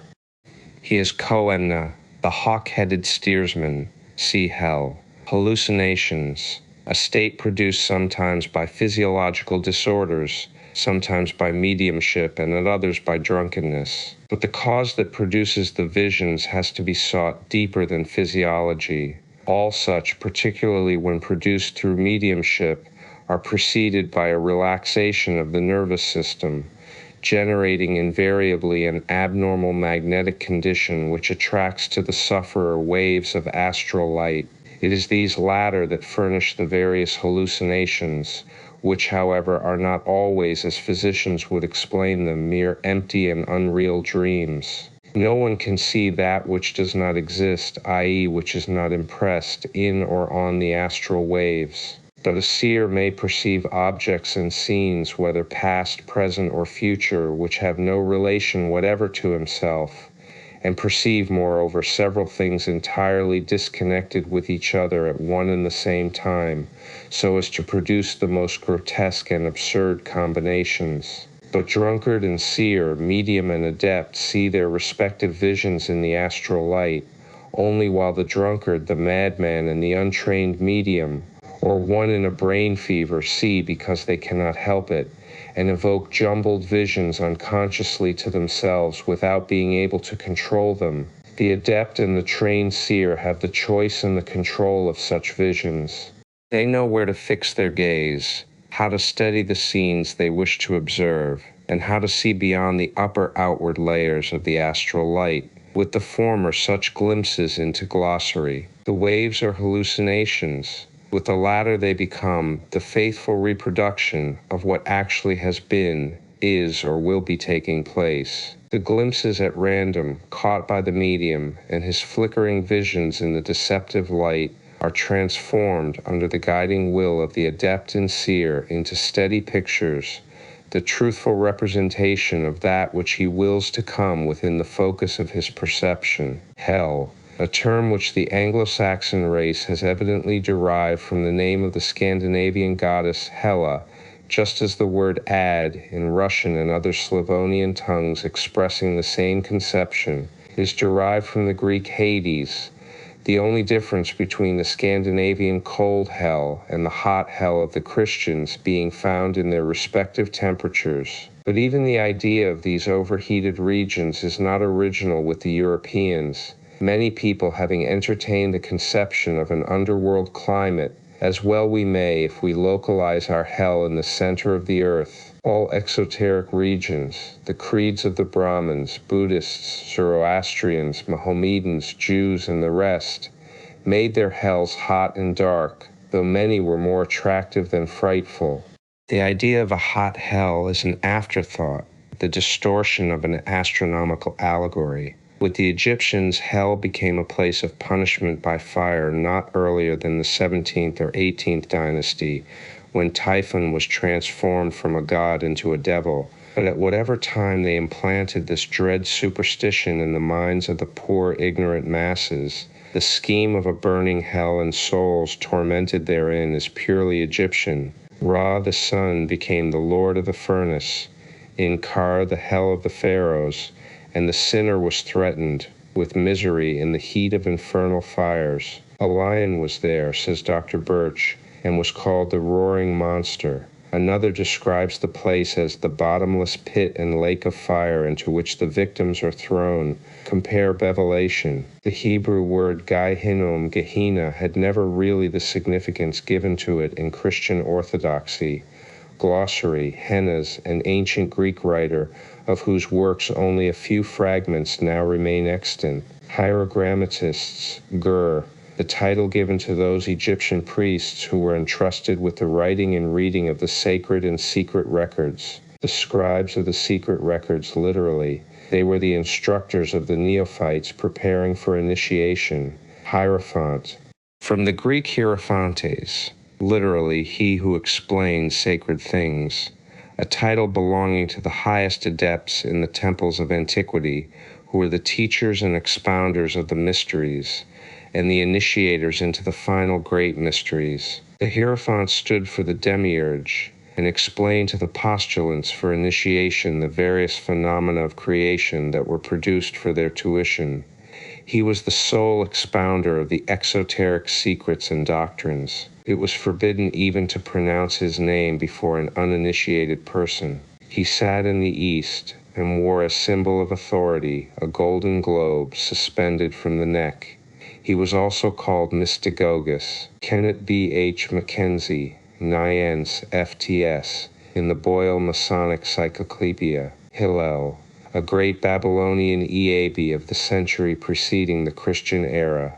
He was the founder of the sect of the Pharisees, a learned and a saintly man. Hinayana Sensei, the smaller vehicle, a scripture and a school of the Buddhists, contrasted with the Malayana, the greater vehicle. Both schools are mystical, see Mahayana.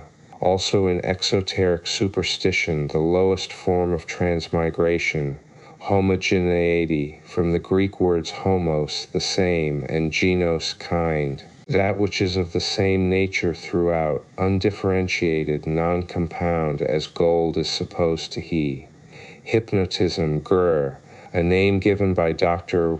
Braid to the process by which one man of strong willpower plunges another of weaker mind into a kind of trance. Once in such a state, the latter will do anything suggested. Glossary. To trim by the hypnotizer. Unless produced for beneficial purposes, the occultists would call it black magic or sorcery. It is the most dangerous of practices, morally and physically, as it interferes with the nerve fluids. Iamblichus, a great theosophist and an initiate of the 3rd century. He wrote a great deal about the various kinds of demons who appear through evocation, but spoke severely against such phenomena. His austerities, purity of life, and earnestness were great.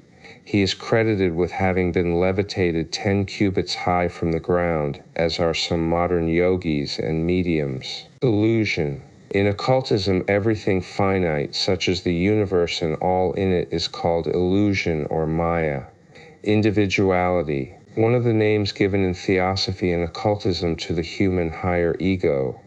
We make a distinction between the immortal and divine and the mortal human ego which perishes. The latter, or personality, personal ego, survives the dead body but for a time in Kamaloka. The individuality prevails forever. Initiate, from the Latin initiatus, the designation of anyone who was received into and had revealed to him the mysteries and secrets of either Masonry or occultism. In times of antiquity, they were those who had been initiated into the arcane knowledge taught by the hierophants of the mysteries, and in our modern days, those who have been initiated by the adepts of mystic lore into the mysterious knowledge, which, notwithstanding the lapse of ages, has yet a few real votaries on earth. Iswara Sans, the Lord or the personal God, divine spirit in man, literally sovereign, independent existence, a title given to glossary. S3 Siva and other gods in India. Siva is also called Iswara Deva or Sovereign Deva. Kabar Zivo, Gnostic term. The Lord of the eons in the Nazarene system. He is the procreator, emanator of the 7 holy lives, the 7 primal Dion Chohans or archangels, each representing one of the cardinal virtues, and is himself called the 3rd life, 3rd logos. In the Codex, he is addressed as the helm and vine of the food of life. Thus he is identical with Christ, Christos, who says, I am the true vine and my Father is the husbandman, John chapter 1. It is well known that Christ is regarded in the Roman Catholic Church as the chief of the eons, as also is Michael, who is as God. Such also was the belief of the Gnostics. J. Javadan Kirad, Pers, a work on moral precepts. Jana Sans or Jana, knowledge, occult wisdom. Josephus Flavius, a historian of the 1st century, a Hellenized Jew who lived in Alexandria and died at Rome. He was credited by Eusebius with having written the 16 famous lines relating to Christ, which were most probably interpolated by Eusebius himself, the greatest forger among the Church Fathers. This passage, in which Josephus, who was an ardent Jew and died in Judaism, is nevertheless made to acknowledge the messiahship and divine origin of Jesus, is now declared spurious both by most of the Christian bishops, Lardner among others, and even by Paley, see his Evidence of Christianity. It was for centuries one of the weightiest proofs of the real existence of Jesus, the Christ. Glossy ay, K. Kabbalah, Hebi, or Kabbalah. The bidden wisdom of the Hebrew rabbis of the Middle Ages derived from the older secret doctrines concerning divine things and cosmogony, which were combined into a theology after the time of the captivity of the Jews in Babylon. All the works that fall under the esoteric category are termed Kabbalisti, Kamaloka, Sans, the seventh material plane, to us subjective and invisible, where the disembodied personalities, the astral forms called Kamabupa, remain until they fade out from it by the complete exhaustion of the effects of the mental impulses that created these eidolons of the lower animal passions and desires. It is the Hades of the ancient Greeks, and the Amenti of the Egyptians, the land of silent shadows, Kamarupa Sans. Metaphysically and in our esoteric philosophy, it is the subjective form created through the mental and physical desires and thoughts in connection with things of matter by all sentient beings, a form which survives the death of its body. After that death, 3 of the 7 principles, or let us say planes of the senses and consciousness on which the human instincts and ideation act in turn, viz. The body, its astral prototype and physical vitality being of no further use, remain on earth. The 3 higher principles, grouped into one, merge into a state of devashan QV, in which state the higher ego will remain until the hour for a new reincarnation arrives, and the eidolon of the ex-personality is left alone in its new abode. Here the pale copy of the man that was vegetates for a period of time, the duration of which is variable according to the element of materiality which is left in it, and which is determined by the past life of the defunct, bereft as it is of its glossary. Higher mind, spirit, and physical senses, if left alone to its own senseless devices, it will gradually fade out and disintegrate.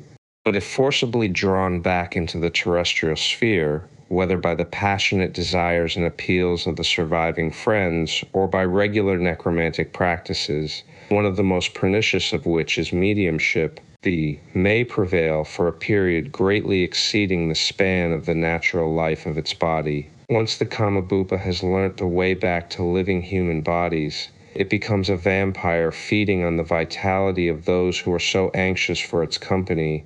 In India, these eidolons are called Jpisashas and are much dreaded. Kapilavastu Sans, the birthplace of the Lord Buddha, called the Yellow Dwelling, the capital of the monarch who was the father of Gautama Buddha. Kardec, Alan, the adopted name of the founder of the French Spiritists, whose real name was Bivaille. It was he who gathered and published the trance utterances of certain mediums and afterwards made a philosophy of them between the years 1855 and 1870. Karma Sans, physically action, metaphysically the law of retribution, the law of cause and effect or ethical causation. It is nemesis only in the sense of bad karma. It is the 11th nidana in the concatenation of causes and effects in Orthodox Buddhism, yet it is the power that controls all things, the resultant of moral action, the metaphysical samskara, or the moral effect of an act committed for the attainment of something which gratifies a personal desire. There is the karma of merit and the karma of demerit. Karma neither punishes nor rewards. It is simply the one universal law which guides unerringly, and so to say blindly, all other laws productive of certain effects along the grooves of their respective causations. When Buddhism teaches that karma is that moral kernel of any being which alone survives death and continues in transmigration or reincarnation, it simply means that there remains naught after each personality but the causes juiced by it, causes which are undying, i.e., which cannot be eliminated from the universe until replaced by their legitimate effects and, so to speak, wiped out by them. And such causes, unless compensated during the life of the person who produced them with adequate effects, will follow the reincarnated ego and reach it in its subsequent incarnations until a full harmony between effects and causes is fully reestablished. No personality, a mere bundle of material atoms and instinctual and mental characteristics, can of course continue as such in the world of pure spirit. Only that which is immortal in its very nature and divine in its essence, namely the ego, can exist forever. And as it is that ego which chooses the personality it will inform after each dvahan, and which receives through these personalities the effects of the karmic causes produced, it is therefore the ego, that self which is the moral kernel referred to, and embodied karma itself, that which alone survives death. Kether, Hebe, the crown, the highest of the 10 Sephiroth, the first of the supernal triad. It corresponds to the macroprosopis, vast countenance, or Arak Anpin, which differentiates into Chokma and Bina. Krishna Sans, the most celebrated avatar of Vishnu, the fourth savior of the Hindus and the most popular god. He is the 8th avatar, the son of Devaki, and the nephew of Kansa, the Indian Herod, who, while seeking for him among the shepherds and cowards who concealed him, slew thousands of their newly born babes. The story of Krishna's conception, birth, and childhood are the exact prototype of the New Testament story. The missionaries, of course, try to show that the Hindus stole the story of the Nativity from the early Christians who came to India. Kshtrugna, or Kshtrugneswara Sans, embodied spirit in occultism, the conscious ego in its highest manifestations, the reincarnating principle, or the Lord in us. Glossary, Kumara Sans, a virgin boy or young celibate. The first Kumars re the 7 sons of Brahma, born out of the limbs of the god in the so-called 9th creation. It is stated that the name was given to them owing to their formal refusal to procreate their species, and thus they remained yogis, according to the legend. Labro, Saint Abomin's saint solemnly beatified a few years ago. His great holiness consisted in sitting at one of the gates of born night and day for 40 years, and remaining unwashed through the whole of that time, the result of which was that he was eaten by vermin to his bones. Lao Tzu Xin, a great sage, saint, and philosopher who preceded Confucius. Law of retribution, Figdo Karma. Linga Sliarira Sans, astral body, EI, the aerial symbol of the body. This term designates the doppelganger, or the astral body of man or animal.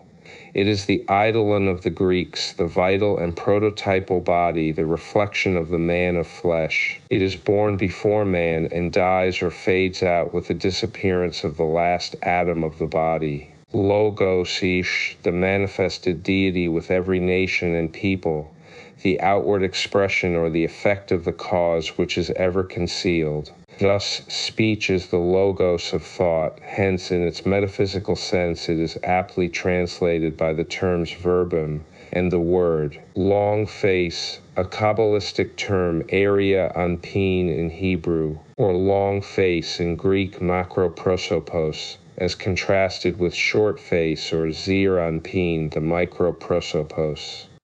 One relates to deity, the other to man. the little image of the great form. Glossary. M. Macrocosm. Gray, the great universe, or cosmos, literally. Magic, the great science. According to Deveria, another scholar, magic was considered as a sacred science, inseparable from religion, by the oldest and most civilized and learned nations. The Egyptians, for instance, were a most sincerely religious nation, as were and are still the Hindus. Magic consists of and is acquired by the worship of the gods, says Plato. Could, then, a nation which, owing to the irrefragable evidence of inscriptions and papyri, is proved to have firmly believed in magic for thousands of years, have been deceived for so long a time? And is it likely that generations upon generations of a learned and pious hierarchy, many among whom led lives of self-martyrdom, holiness, and asceticism, would have gone on deceiving themselves and the people, or even only the latter, for the pleasure of perpetuating belief in miracles? Fanatics, we are told, will do anything to enforce belief in their god or idols. To this we reply, glossary. In such cases, Brahmins and Egyptian Bechekadamens, or hierophants, would not have popularized the belief in the power of man by magic practices, to command the services of the gods, which gods are in truth but the occult powers or potencies of nature, personified by the learned priests themselves, who reverenced only in them the attributes of the one unknown and nameless principle. As Proclus the Platonist ably puts it, ancient priests, when they considered that there is a certain alliance and sympathy in natural things to each other, and of things manifest to occult powers, and discovered that all things subsist in all, fabricated a sacred science from this mutual sympathy and similarity, and applied for occult purposes both celestial and terrene natures, by means of which through a certain similitude they deduced divine natures into this inferior abode. Magic is the science of communicating with and directing supernal, supramundane potencies,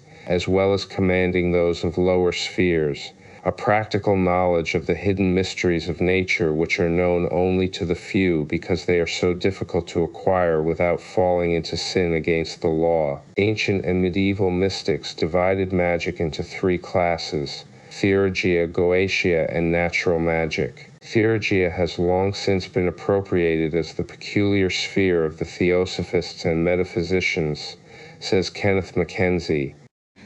Goetia is black magic, and natural palms, natural or white magic, has risen with healing in its wings to the proud position of an exact and progressive study. The remarks added by our late learned brother are remarkable. The realistic desires of modern times have contributed to bring magic into disrepute and ridicule. Faith in one's own self is an essential element in magic, and existed long before other ideas which presume its pre-existence. It is said that it takes a wise man to make a fool, and a man's idea must be exalted almost to madness, i.e., his brain's susceptibilities must be increased far beyond the low, miserable status of modern civilization, before he can become a true magician, for a pursuit of this science implies a certain amount of isolation, and in 343 glossary, abnegation of self. A very great isolation, certainly, the achievement of which constitutes a wonderful phenomenon,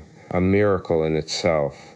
Withal, magic is not something supernatural. As explained by Iamblichus, they, through the sacerdotal theurgy, announce that they are able to ascend to more elevated and universal essences, and to those that are established above fate, viz. To God and the demiurgos, neither employing matter, nor assuming any other things besides except the observation of a sensible time. Already some are beginning to recognize the existence of subtle powers and influences in nature in which they have hitherto known naught. But, as Dr.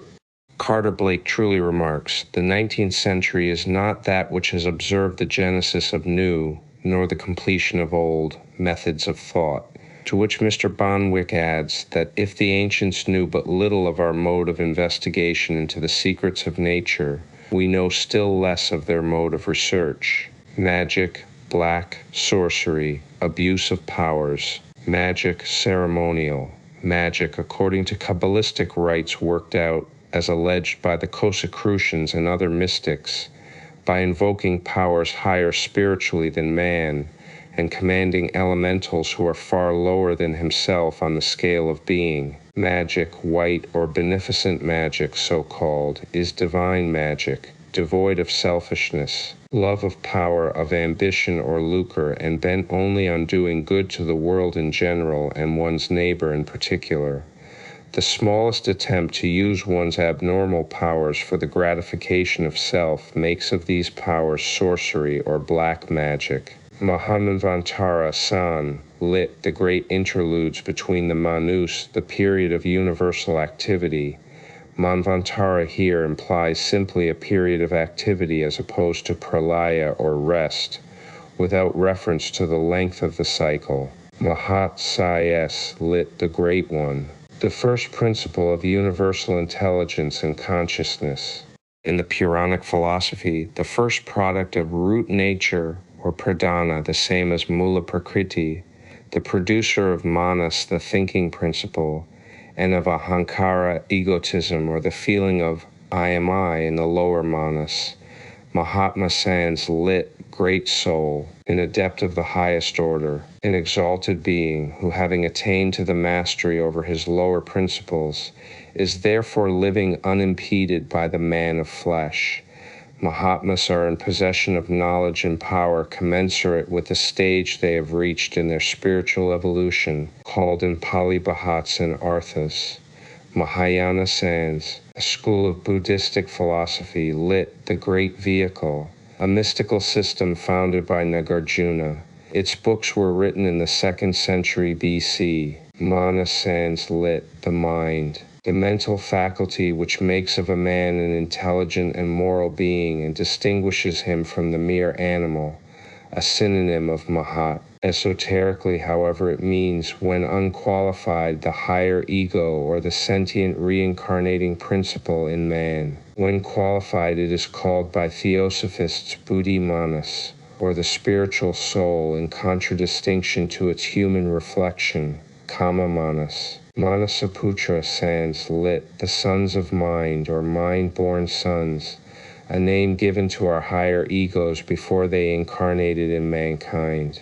In the exoteric, though allegorical and symbolical Puranas, the sacred and ancient writings of Hindus, it is the title given to the mind-born sons of Brahma, the Kumara. Manasutratma, Sans, 2 words meaning mind, Manas, and thread soul, Sutratma. It is, as said, the synonym of our ego, or that which reincarnates. It is a technical term of Vedantic philosophy. Manas Taijasi Sans, lit. The Radiant Manas, a state of the higher ego which only high metaphysicians are able to realize and comprehend, the same as Buddhi Taijasi, which see, mantras, sans. Verses from the Vedic works used as incan glossary, citations, and charms. By mantras are meant all those portions of the Vedas which are distinct from the Brahmanas, or their interpretation. Manu Sans, the great Indian legislator. The name comes from the Sanskrit root man, to think, M-A-N, really standing only for Swayambhuva, the first of the Mans, who started from Swayambhu, the self-existent, who is hence the Logos and the progenitor of mankind. Man is the first legislator, almost a divine being. Manvantara Sans, a period of manifestation as opposed to pralaya, dissolution or rest.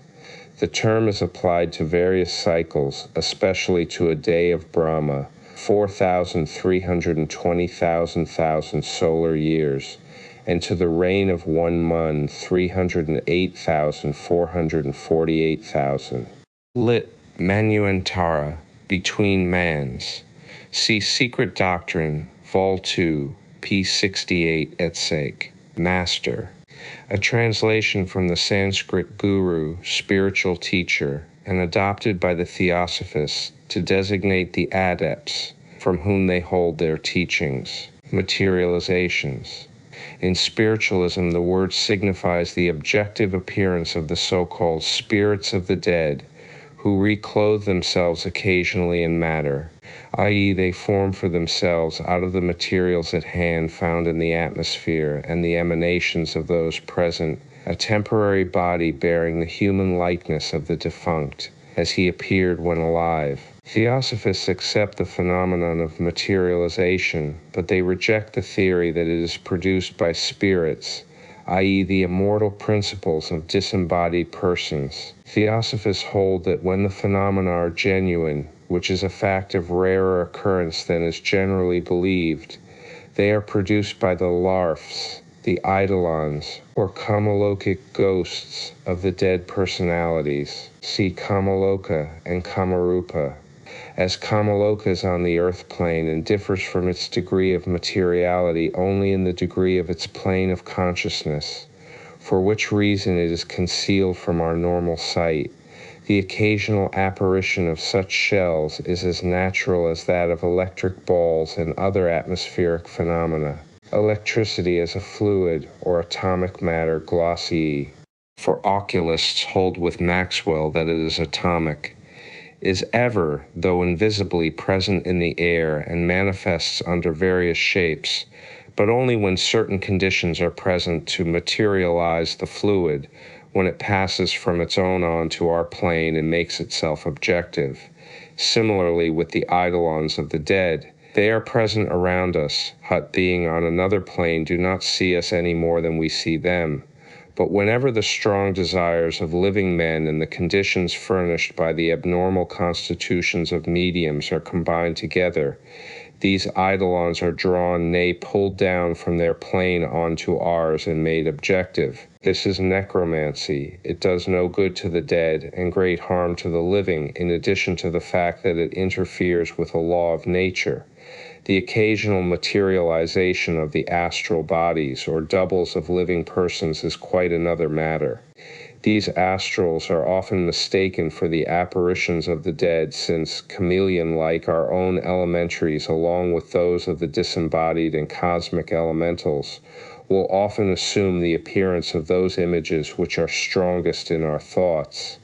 In short, at the so-called materialization seances, it is those present and the medium who create the peculiar apparition.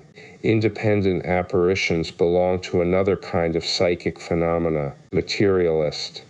Not necessarily only one who believes in neither God nor soul, nor the survival of the latter, but also any person who materializes the purely spiritual, such as believe in an anthropomorphic deity, in a soul capable of burning in hellfire, and a hell and paradise as localities instead of states of consciousness. American substantialists, a Christian sect, are materialists, as also the so-called spiritualists. Maya sans illusion, the cosmic power which renders phenomenal existence and the perceptions thereof possible. In Hindu philosophy, that alone which is changeless and eternal is called reality.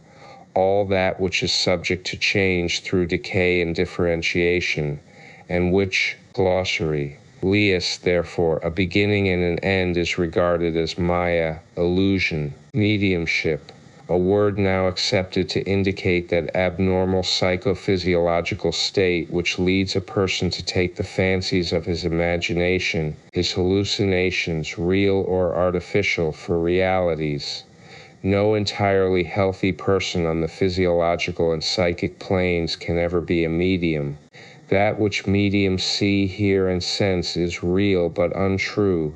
It is either gathered from the astral plane, so deceptive in its vibrations and suggestions, or from pure hallucinations which have no actual existence but for him who perceives them. Mediumship is a kind of vulgarized mediatorship in which one afflicted with this faculty is supposed to become an agent of communication between a living man and a departed spirit. There exist regular methods of training for the development of this undesirable acquirement. Merkava, or Merkaba Heb, a chariot. The Kabbalists say that the Supreme, after he had established the 10 Sephiroth, which in their totality are Adam Kadmon, the archetypal man, used them as a chariot or throne of glory in which to descend upon the souls of men. Mesmerism. The term comes from Mesmer, who rediscovered this magnetic force and its practical application toward the year 1775 at Vienna. It is a vital current that one person may transfer to another, and through which he induces an abnormal state of the nervous system that permits him to have a direct influence upon the mind and will of the subject or mesmerized person. Metaphysics. From the Greek meta, beyond, and physica, the things of the external material world. It is to forget the spirit and hold to the dead letter, to translate it beyond nature or supernatural, as it is rather beyond the natural, visible, or concrete. Metaphysics in ontology and philosophy is the term to designate that science which treats of the real and permanent being as contrasted with the unreal, illusionary, or phenomenal being. Glossary. Microcosm. Lie, little. Universe, meaning man, made in the image of his creator, the macrocosm, or great universe, and containing all that the latter contains. These terms are used in occultism and theosophy. Mishnah, Hebrew, lit, a repetition from the word shand, to repeat something said orally.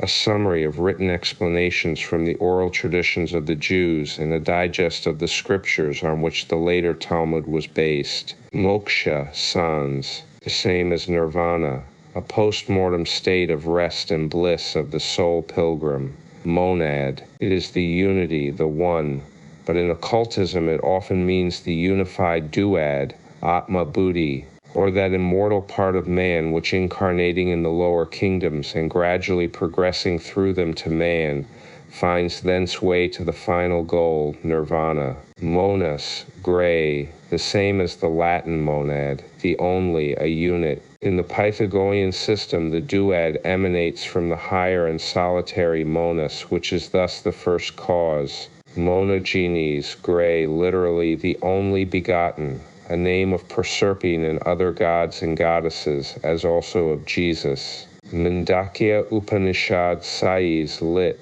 the Mundaka esoteric doctrine. A work of high antiquity, it has been translated by Basha Bam Mohun Boy. Mysteries, sacred.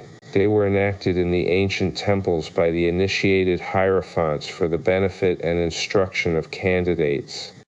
The most solemn and occult were certainly those which were performed in Egypt by the band of secret keepers, as Mr. Bonwick calls the Hierophants. Maurice describes their nature very graphically in a few lines. Speaking of the mysteries performed in Phils, the Nile island, he says, "It was in these gloomy caverns that the grand mystic arcana of the goddess Isis were unfolded to the adoring aspirant, while the solemn hymn of initiation resounded through the long extant glossary of these stony recesses." The word mystery is derived from the Greek mud, to close the month, and every symbol connected with them had a hidden meaning. As Plato and many of the other sages of antiquity affirm, these mysteries were highly religious, moral, and beneficent as a school of ethics. The Grecian mysteries, those of Ceres and Bacchus, were only imitations of the Egyptian, and the author of Egyptian Belief in Modern Thought informs us that our own word Kleipel or Capella is said to be the Kaf El or College of El, the solar divinity. The well-known Kabiri are associated with the mysteries. In short, the mysteries were in every country a series of dramatic performances in which the mysteries of cosmogony and nature in general were personified by the priests and neophytes who enacted the parts of various gods and goddesses, repeating supposed scenes, allegories from their respective lives. These were explained in their hidden meaning to the candidates for initiation and incorporated into philosophical doctrines. Mystery language. The sacerdotal secret jargon used by the initiated priests and employed only when discussing sacred things. Every nation had its own mystery tongue, unknown to all save those admitted to the mysteries. Mystic, from the Greek word mystikos. In antiquity, one belonging to those admitted to the ancient mysteries. In our own times, one who practices mysticism holds mystic, transcendental views, etc. Mysticism. Any doctrine involved in mystery and metaphysics, and dealing more with the ideal worlds than with our matter-of-fact actual universe. Glossary and Nazarene Codex. The scriptures of the Nazarenes and of the Nabotheans also, according to sundry church fathers, Jerome and Epiphanius especially, they were heretical teachings, but are in fact one of the numerous Gnostic readings of cosmogony and theogony, which produced a distinct sect. Necromancy, the raising of the images of the dead, considered in antiquity and by modern occultists as a practice of black magic. Iamblichus, Porphyry, and other theurgists deprecated the practice no less than Moses, who condemned the witches of his day to death, the said witches being often only mediums, e.g. the case of the Witch of Endor and Samuel. Neoplatonists, a school of philosophy which arose between the 2nd and 3rd century of our era and was founded by Ammonius Saccas of Alexandria, the same as the Philithians and the Analogetists.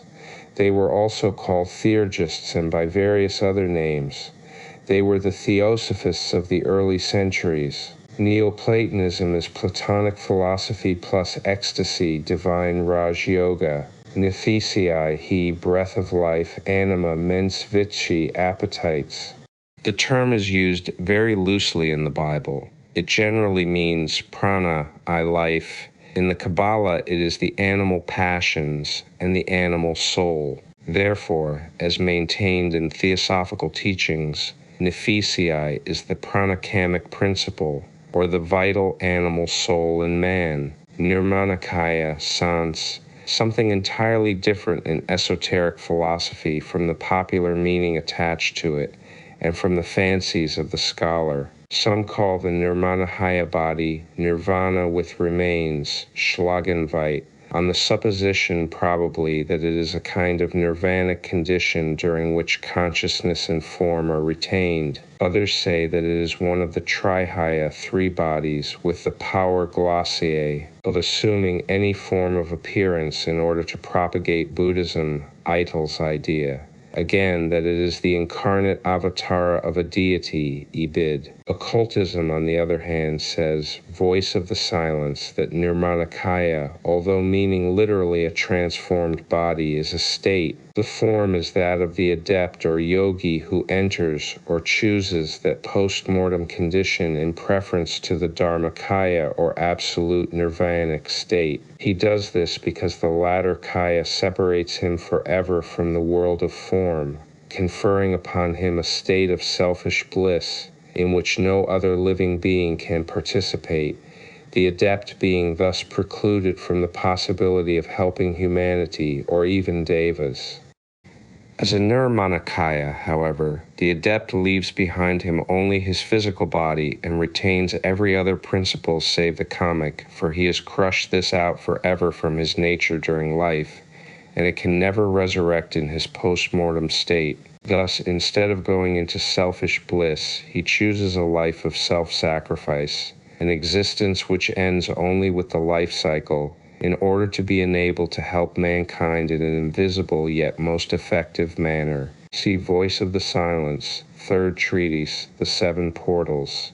Thus a Nirmanakaya is not, as popularly believed, the body in which a Buddha or a Bodhisattva appears on earth, but verily one who, whether a Chatuktu or a Kubilhan, an adept or a yogi during life, has since become a member of that invisible host which ever protects and watches over humanity within karmic limits.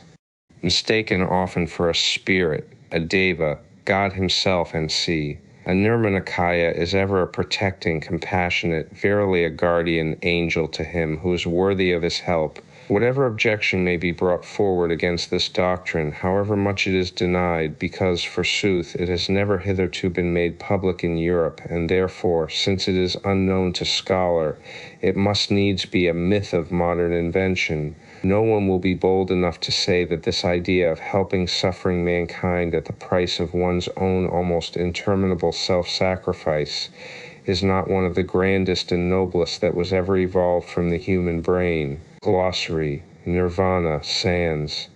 According to the scholar, the entire blowing out, like the flame of a candle, the utter extinction of existence. But in the exoteric explanations, it is the state of absolute existence and absolute consciousness into which the ego of a man who had reached the highest degree of perfection and holiness during life goes after the body dies, and occasionally, as is the case of Gautama Buddha and others during life, nirvani, sans, one who has attained nirvana, an emancipated soul. That nirvana means something quite different from the puerile assertions of every scholar who has visited India, China, or Japan is well aware. It is escape from misery, but only from that of matter, freedom from klesha or kama, and the complete extinction of animal desires.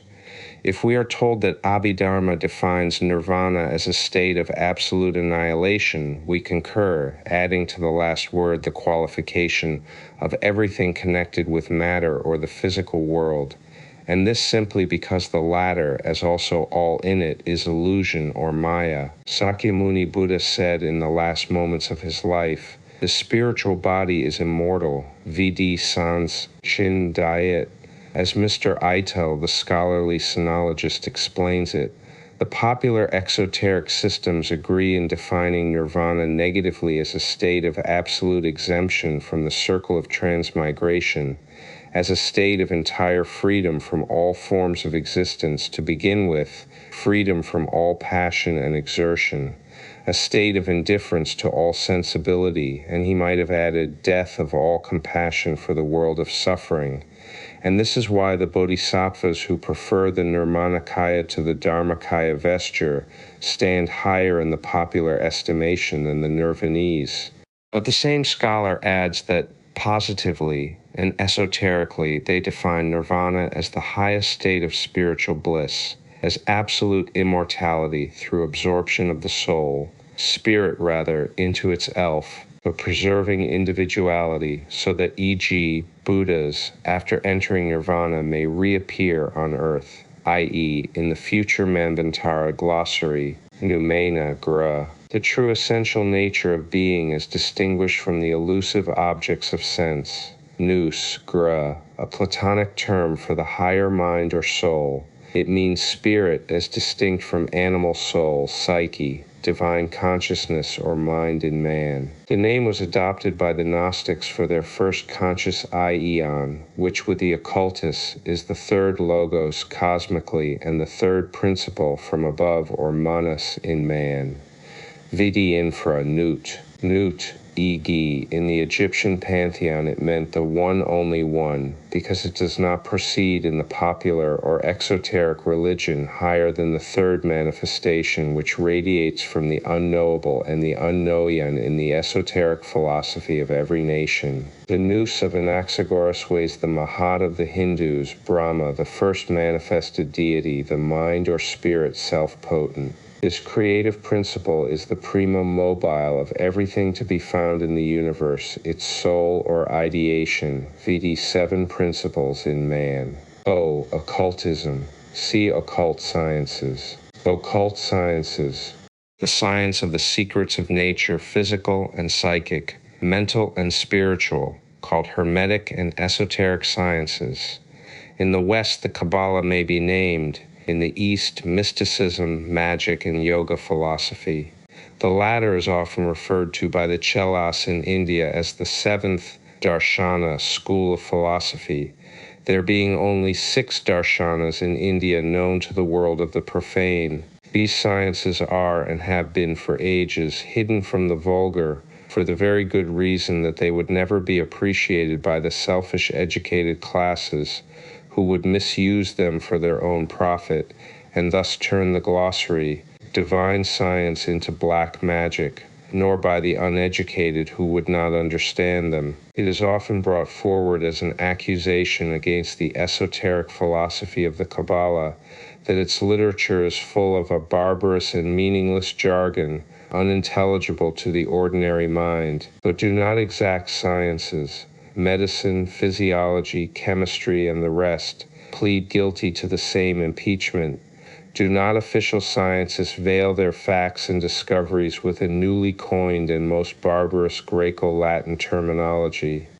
As justly remarked by our late brother Kenneth Mackenzie, to juggle thus with words when the facts are so simple is the art of the scientists of the present time, in striking contrast to those of the 17th century who called spades and not agricultural implements. Moreover, whilst their facts would be as simple and as comprehensible if rendered in ordinary language, the facts of occult science are of so abstruse a nature that in most cases no words exist in European languages to express them. Finally, our jargon is a double necessity, A, for describing clearly these facts to one who is versed in the occult terminology, and B, for concealing them from the profane occultist. One who practices occultism, an adept in the secret sciences, but very often applied to a mere student, occult world. The name of the first book which treated of Theosophy, its history, and certain of its tenets, written by A.P. Sinnett, then editor of the leading Indian paper, The Pioneer of Allahabad, India, Olympiodorus, the last Neoplatonist of fame and celebrity in the school of Alexandria. He lived in the 6th century under the Emperor Justinian. There were several writers and philosophers of this name in pre-Christian as in post-Christian periods. One of these was the teacher of Proclus, another a historian in the 8th century, and so on, or a Jew. A Christian churchman, born at the end of the 2nd century, probably in Africa, of whom little if anything is known, A.A. Glossary, since his biographical fragments have passed to posterity on the authority of Eusebius, the most unmitigated falsifier that has ever existed in any age. The latter is credited with having collected upwards of 100 letters of Origen, or Origenes Adamentius, which are now said to have been lost. To Theosophists, the most interesting of all the works of Origen is his doctrine of the pre-existence of souls.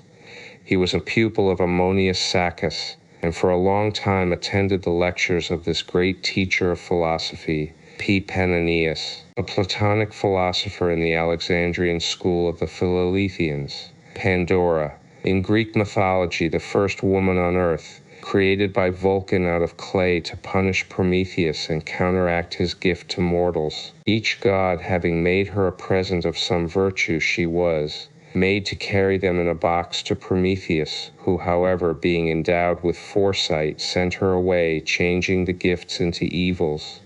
Thus, when his brother Epimetheus saw and married her, when he opened the box, all the evils now afflicting humanity issued from it, and have remained since then in the world. Pantheist, one who identifies God with nature and vice versa.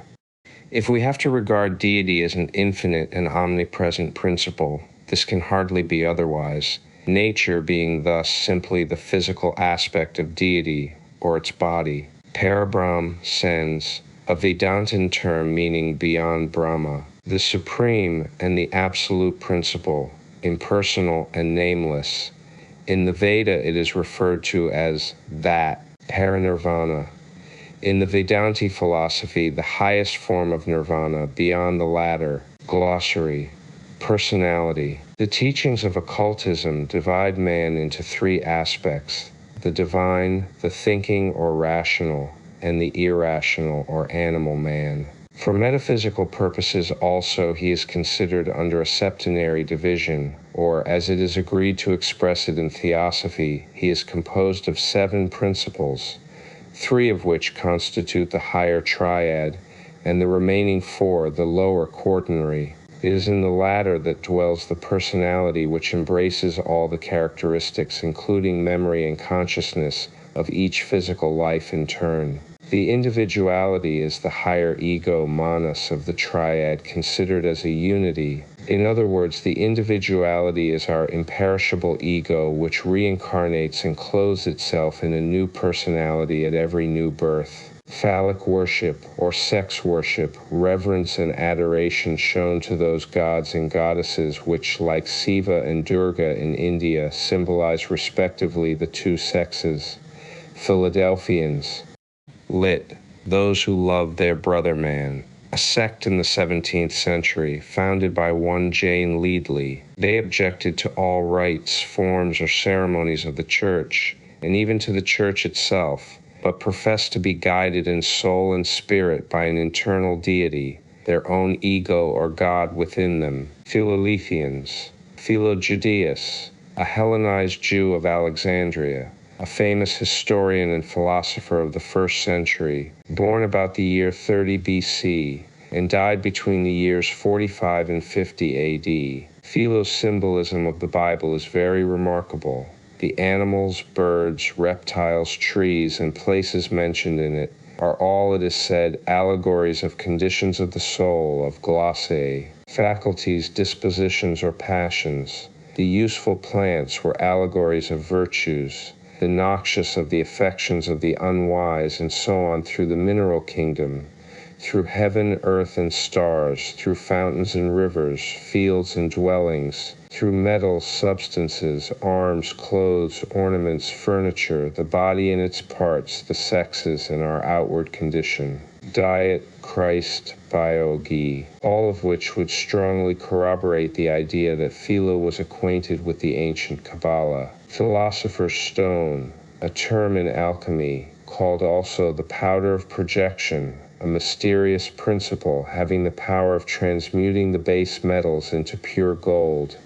In Theosophy, it symbolizes the transmutation of the lower animal nature of man into the highest divine. Phren, a Pythagorean term denoting what we call the kama manas, still overshadowed by buddhi manas. Plane, from the Latin planus, level, flat, an extension of space, whether in the physical or metaphysical sense. In occultism, the range or extent of some state of consciousness, or the state of matter corresponding to the perceptive powers of a particular set of senses, or the action of a particular force. Planetary spirits, rulers and governors of the planets. Planetary gods. Plastic, used in occultism in reference to the nature and essence of the astral body, or the protean soul. Vidi, plastic soul in the Theosophical Glossary. Pleroma, fullness, a Gnostic term used also by St. Paul.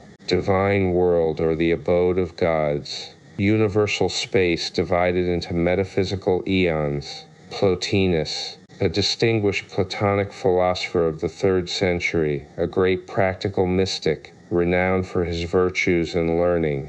He taught a doctrine identical with that of the Vedantins, namely that the spirit soul emanating from the one deific principle was after its pilgrimage on earth reunited to it. Vidi, Theosophical Glossary. Glossary, Porphyry, Porphyrius. His real name was Malik, which led to his being regarded as a Jew. He came from Tyre, and having first studied under Longinus, the eminent philosopher-critic, became the disciple of Plotinus at Iomi. He was a Neoplatonist and a distinguished writer, especially famous for his controversy with Iamblichus regarding the evils attending the practice of theurgy, but was, however, finally converted to the views of his opponent. A natural-born mystic, he followed, like his master Plotinus, the pure Indian Bhaj Yoga system, which by training leads to the union of the soul with the oversoul of the universe, and of the human with its divine soul, Buddhi Manas. He complains, however, that in spite of all his efforts, he reached the highest state of ecstasy only once, and that when he was 68 years of age, while his teacher Plotinus had experienced the supreme bliss 6 times during his life. Fatiye Porphyry in the Theos, gloss pot Amun, a Coptic term meaning one consecrated to the god Amun, the wisdom god, the name of an Egyptian priest and occultist under the Ptolemies. Prajna or Prajna, sans, a term used to designate the 4 universal mind, a synonym of Maliyat. Pralaya, sans. Dissolution, the opposite of Manvantara, one being the period of rest and the other a full activity, death, and life of a planet or of the whole universe. Prana, sans. Life principle, the breath of life, nefesh. Protean soul, a name for Mayavi Rupa or thought body, the higher astral form which assumes all forms and every form at the will of an adept's thought. Physicism, the word is used now to denote every kind of mental phenomena, e.g. mediumship, as well as the higher form of sensitiveness, a newly coined word. Puranas, sans, lit the ancient, referring to Hindu writings or scriptures, of which there is a considerable number. Glossary, Pythagoras, the most famous mystic philosopher, born at Samos about 586 BC, who taught the heliocentric system and reincarnation, the highest mathematics and the highest metaphysics, and who had a school famous throughout the world. See for fuller particulars, Theos, gloss. Carnarchery, the four lower principles in man, those which constitute his personality, Tamshad, lot, body, astral double, prama or life, organs of desire and lower manas or brain mind, as distinguished from the higher ternary or triad, composed of the higher spiritual soul, mind and Atman, higher self, our recollection, remembrance, reminiscence. Occultists make a difference between these three functions. As, however, a glossary cannot contain the full explanation of every term and all its metaphysical and subtle differences, we can only state here that these terms vary in their applications, according to whether they relate to the past or the present birth, and whether one or the other of these phases of memory emanates from the spiritual or the material brain, or, again, from the individuality or the personality. Reincarnation or rebirth, the once universal doctrine which taught that the ego is born on this earth an innumerable number of times. Nowadays it is denied by Christians who seem to misunderstand the teachings of their own gospels. Nevertheless, the putting on of flesh periodically and throughout long cycles by the higher human glossary, soul, buddhi, manas, or ego is taught in the Bible as it is in all other ancient scriptures, and resurrection means only the rebirth of the ego in another form. V.G. Theos, gloss. Rochlin, John, a great German philosopher and philologist, Kabbalist and scholar. He was born at Pforzheim in Germany in 1455, and early in youth was a diplomat. At one period of his life he held the high office of judge of the tribunal at Tübingen, where he remained for 11 years. He was also the preceptor of Melanchthon, and was greatly persecuted by the clergy for his glorification of the Hebrew Kabbalah, though at the same time called the father of the formation. He died in 1522 in great poverty, the common fate of all who in those days went against the dead letter of the Church. Sacred science. The epithet given to the occult sciences in general, and by the Rosicrucians to the Kabbalah, and especially to the Hermetic philosophy, Samadhi, the name in India for spiritual ecstasy. It is a state of complete trance induced by means of mystic concentration. Samkara, one of the 5 Buddhist S.J. khandhas or attributes, tendencies of mind. Sama Sambuddha, the sudden remembrance of all one's past incarnations, a phenomenon of memory obtained through yoga, a Buddhist mystic term. Samothrace, an island in the Grecian archipelago, famous in days of old for the mysteries celebrated in its temples. These mysteries were worlds Ren no Wend, Samyuttaka Nikaya, one of the Buddhist sutras, glossary, Sona, one of the 5 skandhas or attributes, meaning abstract ideas. Seance, a term now used to denote a sitting with a medium for sundry phenomena, used chiefly among the spiritualists. Self. There are 2 selves in men, the higher and the lower, the impersonal and the personal self. One is divine, the other semi-animal. A great distinction should be made between the two. Sephiroth, a Hebrew Kabbalistic word for the 10 divine emanations from Ein Sof, the impersonal, universal principle or deity. Skandhas, the attributes of every personality which after death form the basis, so to say, for a new karmic reincarnation.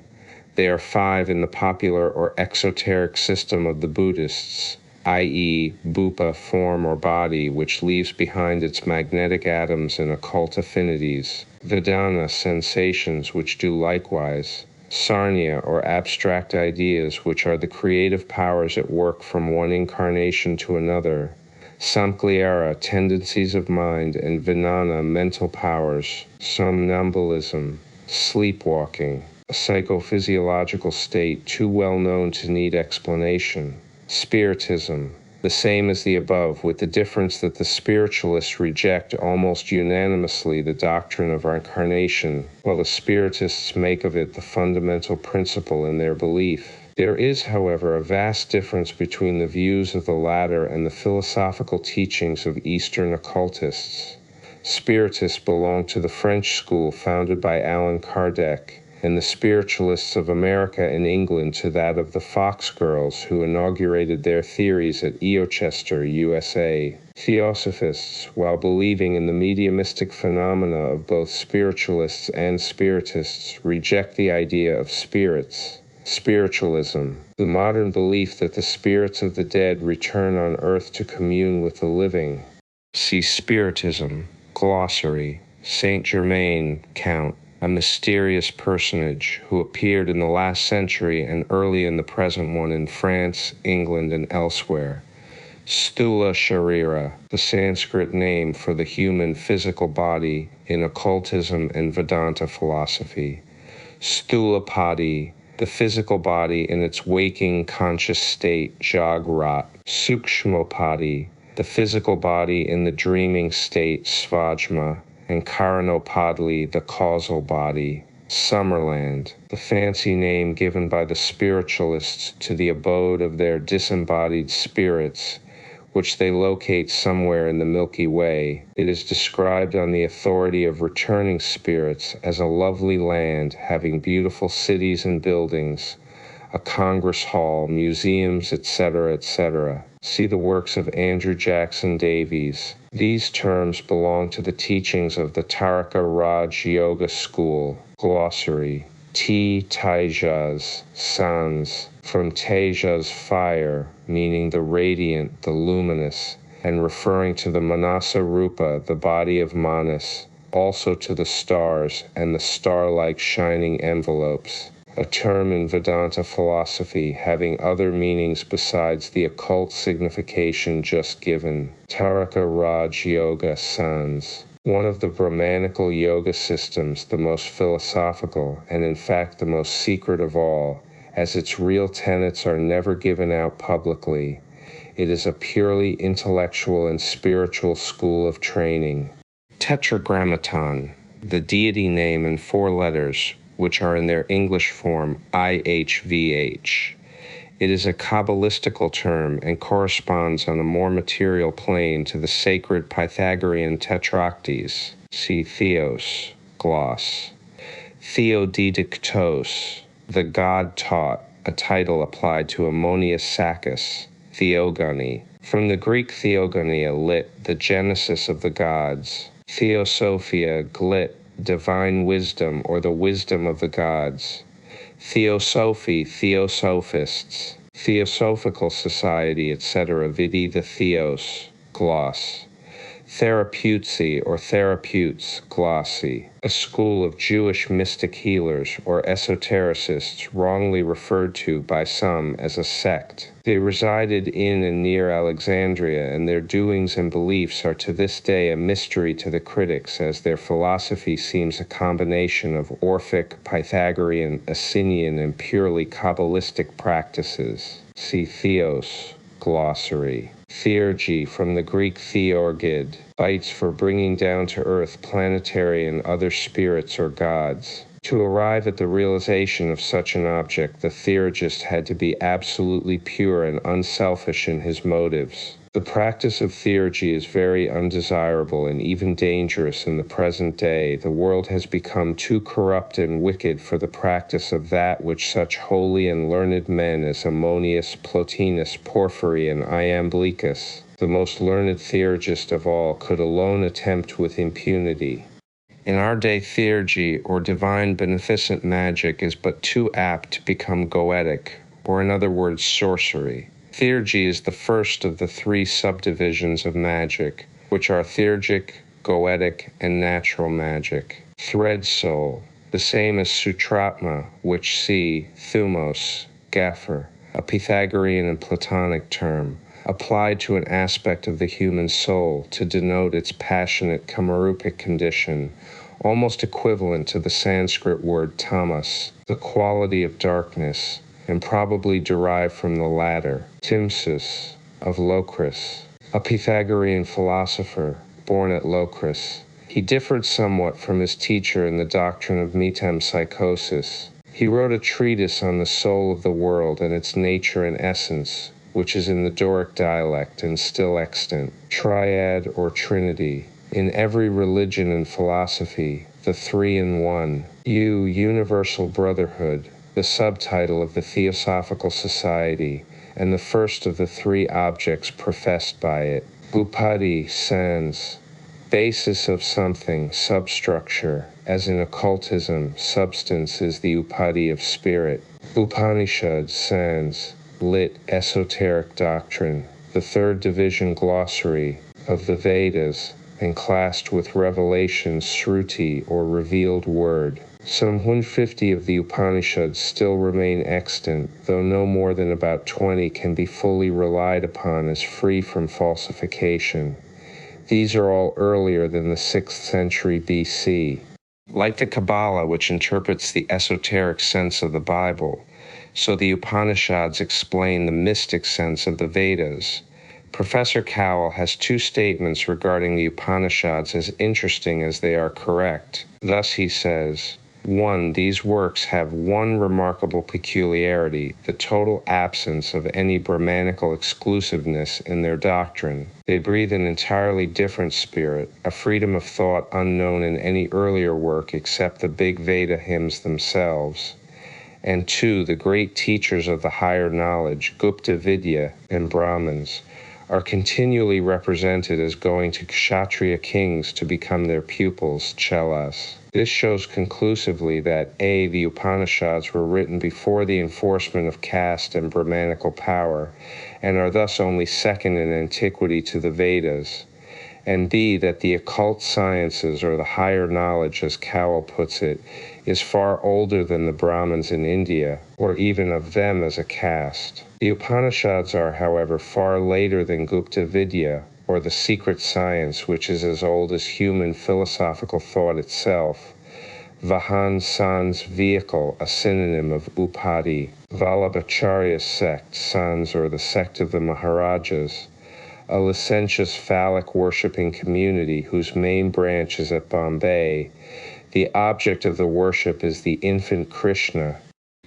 The Anglo-Indian government was compelled several times to interfere in order to put a stop to its rites and vile practices, and its governing Maharaja, a glossary, 360 kind of high priest, was more than once imprisoned, and very justly so. It is one of the blackest spots of India. Vedanta sans, meaning literally the end of all knowledge. Among the 6 darsanas, or the schools of philosophy, it is also called Uttaraminsa, or the later Mimamsa. There are those who, unable to understand its esotericism, consider it atheistical, but this is not so, as Sankaracharya, the great apostle of this school and its popularizer, was one of the greatest mystics and adepts of India. Vidya sans, knowledge, or rather wisdom knowledge. Vinana sans, one of 5 skandhas, meaning literally mental powers, see skandhas. Vayu, wisdom religion, the same as Theosophy, the name given to the secret doctrine which underlies every exoteric scripture and religion. Y, yoga sans, a school of philosophy founded by Patanjali, but which existed as a distinct teaching and system of life long before that sage.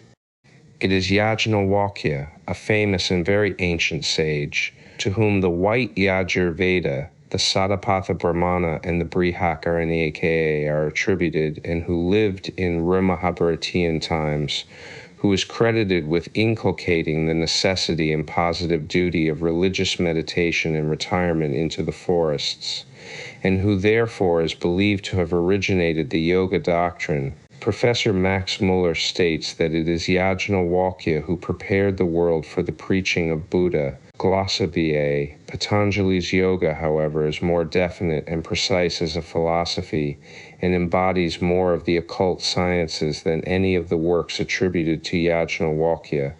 Yogi or yogin sans, a devotee, one who practices the yoga system. There are various grades and kind of yogis, and the term has now become in India a generic name to designate every kind of ascetic. Yuga sans, an age of the world of which there are four which follow each other in a series, namely Krita or Satya Yuga, the Golden Age, Treta Yuga, Dwapara Yuga, and finally Kali Yuga, the Black Age, in which we now are. B. Secret Doctrine for a full description. Z. Zenobia, the Queen of Palmyra, defeated by the Emperor Aurelianus. She had for her instructor Longinus, the famous critic and logician in the 3rd century AD. See Longinus. Zivo Kabar or Yukabar, the name of one of the creative deities in the Nazarene Codex.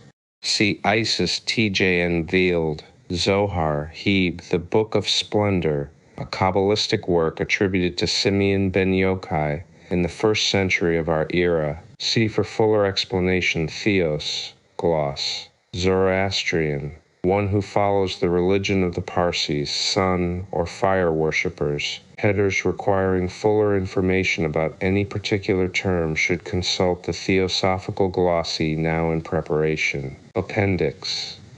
Theosophical Society, information for inquirers. Theosophical Society was formed at New York, November 17, 1875. Its founders believed that the best interests of religion and science would be promoted by the revival of Sanskrit, Pali, Zend, and other ancient literature, in which the sages and initiates had preserved for the use of mankind truths of the highest value respecting man and nature, a society of an absolutely unsectarian character whose work should be amicably prosecuted by the learned of all races, in a spirit of unselfish devotion to the research of truth, and with the purpose of disseminating it impartially, seemed likely to do much to check materialism and strengthen the waning religious spirit. The simplest expression of the objects of the society is the following. First, to form the nucleus of a universal brotherhood of humanity without distinction of race, creed, sex, caste, or color. Second, to promote the study of ancient and other Eastern literatures, religions, and sciences. Third, a third object, pursued by a portion only of the members of the society, is to investigate unexplained laws of nature and the psychical powers of man. No person's religious opinions are asked upon as joining, nor is interference with them permitted, but everyone is required, before admission, to promise to show towards his fellow members the same tolerance in this respect as he claims for himself. The headquarters, offices, and managing staff are at Adyar, a suburb of Madras, where the society has a property of 27 acres and extensive buildings, including one for the Eastern Library, and a spacious hall wherein the General Council meets annually in convention on the 27th of December. The society is not yet endowed, but there is a nucleus of a fund, the income from the investment of which will go towards defraying the current expenses.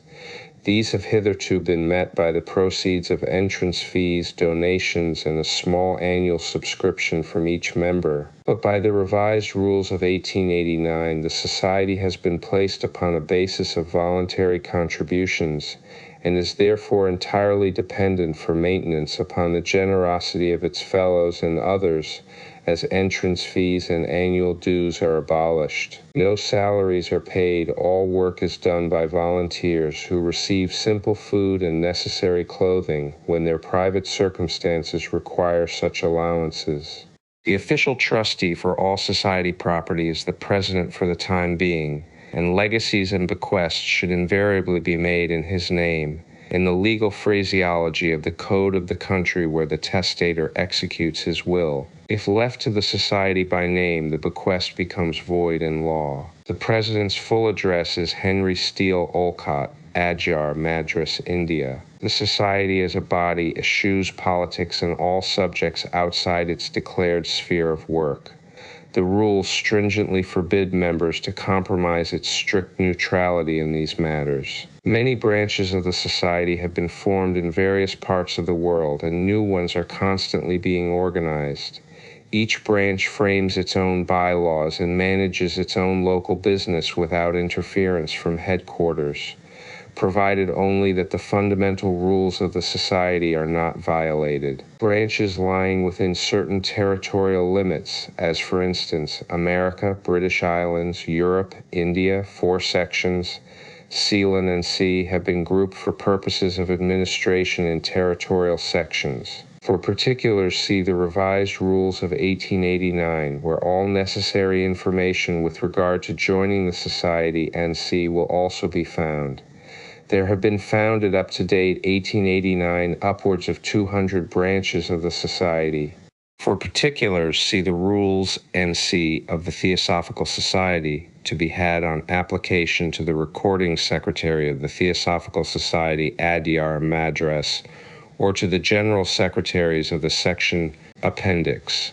The legal stata of the Theosophical Society, the following official report, on which was granted a decree of incorporation to the St. Louis Theosophical Society, is an important document, as putting on record the view to Hain of the Theosophical Society, after a careful examination of witnesses on oath by an American court of law. First, the petitioner is not a religious body. I report this negative finding for the reason that the word theosophical contained in petitioner's name conveys a possible religious implications. The statutory phrase, society formed for religious purposes, applies, I suppose, only to an organization formed in part for worship, worship being an individual act involving adoration and perhaps emotional power, both being of necessity individual acts, or else to an organization formed for a propagation of a religious faith. Merely to teach a religion as one may teach algebra is not, I think, a religious work, as the word religious is used in the statute and the Constitution.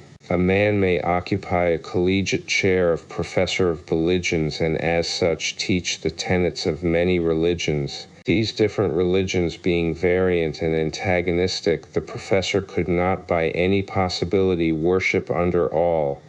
Nay, he might even be irreligious. Hence, merely teaching religions is not a religious work in the statutory sense. It will be noted that in Art 2 of this society's constitution, the word religion is used in the plural. To teach religions is educational, not religious. To promote the study of religions is in part to promote the study of the history of man. I had the subordinate finding that the society has no religious creed and practices no worship. Second, the petitioner proposes to promote the study of literature and sciences. These objects are expressly within the terms of the statute. Third, cognate with the last object is that of investigating unexplained laws of nature and psychical powers latent in man. These 2 phrases, taken in their apparent meaning, are unobjectionable, but there is reason to believe that they form a meaning other than the apparent one. The court will take notice of the commonly accepted meaning of the word theosophy. Though I am ignorant of theosophy, I think it is supposed to include, among other things, manifestations and phenomena, physical and psychical, that are violative of the laws now known by physicists and metaphysicians, and perhaps not explained or claimed to be explained or understood even by theosophists themselves. In this group may be included spiritualism, mesmerism, clairvoyance, mind healing, mind reading, and the like. I took testimony on this question and found that while a belief in any one of these sorts of manifestations and phenomena is not required, While each member of the society is at liberty to hold his own opinion, yet such questions form topics of inquiry and discussion, and the members as a mass are probably believers individually in phenomena that are abnormal and in powers that appendix are superhuman as far as science now knows. It is undoubtedly the right of any citizen to hold whatever opinions he pleases on these subjects, and to endeavor at his pleasure to investigate the unexplained and to display the latent. But the question here is, shall the court grant a franchise in aid of such endeavor? Voodooism is a word applied to the practices of guileful men among the ignorant and superstitious, who inflict impostures upon guileless men among the ignorant and superstitious. No court would grant a franchise in furtherance of such practices. The court then will stop to inquire into the practices and perhaps the reputableness of the enterprise which seeks judicial aid. I am not meaning to make a comparison between voodooism and this group of phenomena which for convenience, though I know not whether accurately, I will call occultism. I only take voodooism as a strong case to show the court ought to inquire. If we now inquire into occultism, we shall find that it has been occasionally used, as is reported, for the purposes of imposture. But this goes for nothing against its essential character. Always and everywhere bad men will make a bad use of anything for selfish ends. The object of this society, whether attainable or not, is undeniably laudable, assuming that there are physical and psychical phenomena unexplained, and that Theosophy seeks to explain them. Assuming that there are human powers yet latent, it seeks to discover them. It may be that absurdities and impostures are in fact incident to the nascent stage of its development. As to an understanding like that of occultism, which asserts powers commonly thought superhuman and phenomena commonly thought supernatural, it seemed to me that the court, though not assuming to determine judicially the question of their verity, would, before granting to occultism a franchise, inquire whether at least it had gained the position of being reputable, or whether its adherents were merely men of narrow intelligence, mean intellect, and omnivorous credulity. I accordingly took testimony on that point, and find that a number of gentlemen in different countries of Europe, and also in this country eminent in science, are believers in occultism. Sir Edward Bulwer-Lytton, a writer of large and varied learning and of solid intellect, is asserted to have been an occultist, an assertion countenanced by at least 2 of his books. The late President Wayland of Brown University, writing of abnormal mental operations as shown in clairvoyance, says, "The subject seems to me well worthy of the most searching and candid examination. It is by no means deserving of ridicule, but demands the attention of the most philosophical inquiry. Sir William Hamilton, probably the most acute and undeniably the most learned of English metaphysicians that ever lived, said at least 30 years ago, however astonishing, it is now proved beyond all rational doubt that in certain abnormal states of the nervous organism, perceptions are possible through other than the ordinary channels of the senses. By such testimony, Theosophy is at least placed on the footing of respectability. Whether by further labor it can make partial truths complete truths, whether it can eliminate extravagances and purge itself of impurities, if there are any, are probably questions upon which the court will not feel called upon to pass. I perceive no other feature of the petitioner's constitution that is obnoxious to legal objection, and accordingly I have the honor to report that I show no cause why the prayer of the petitioner should not be granted. August W. Alexander, Amicus Curiae, DB Advertisements, now ready. Published in England only by the Theosophical Publishing Society, 7 Duke Street, Adelphi, W.C., and in America by William Q. Judge, editor of The Path, P. Duro, Box 2659, New York City. The Secret Doctrine by H.P. Blavatsky, author of Isis Unveiled, Volume Y, contains a general outline of the esoteric doctrine in its relation to the formation of the solar system, preceded by a statement of the fundamental philosophic conceptions which underlie the entire system.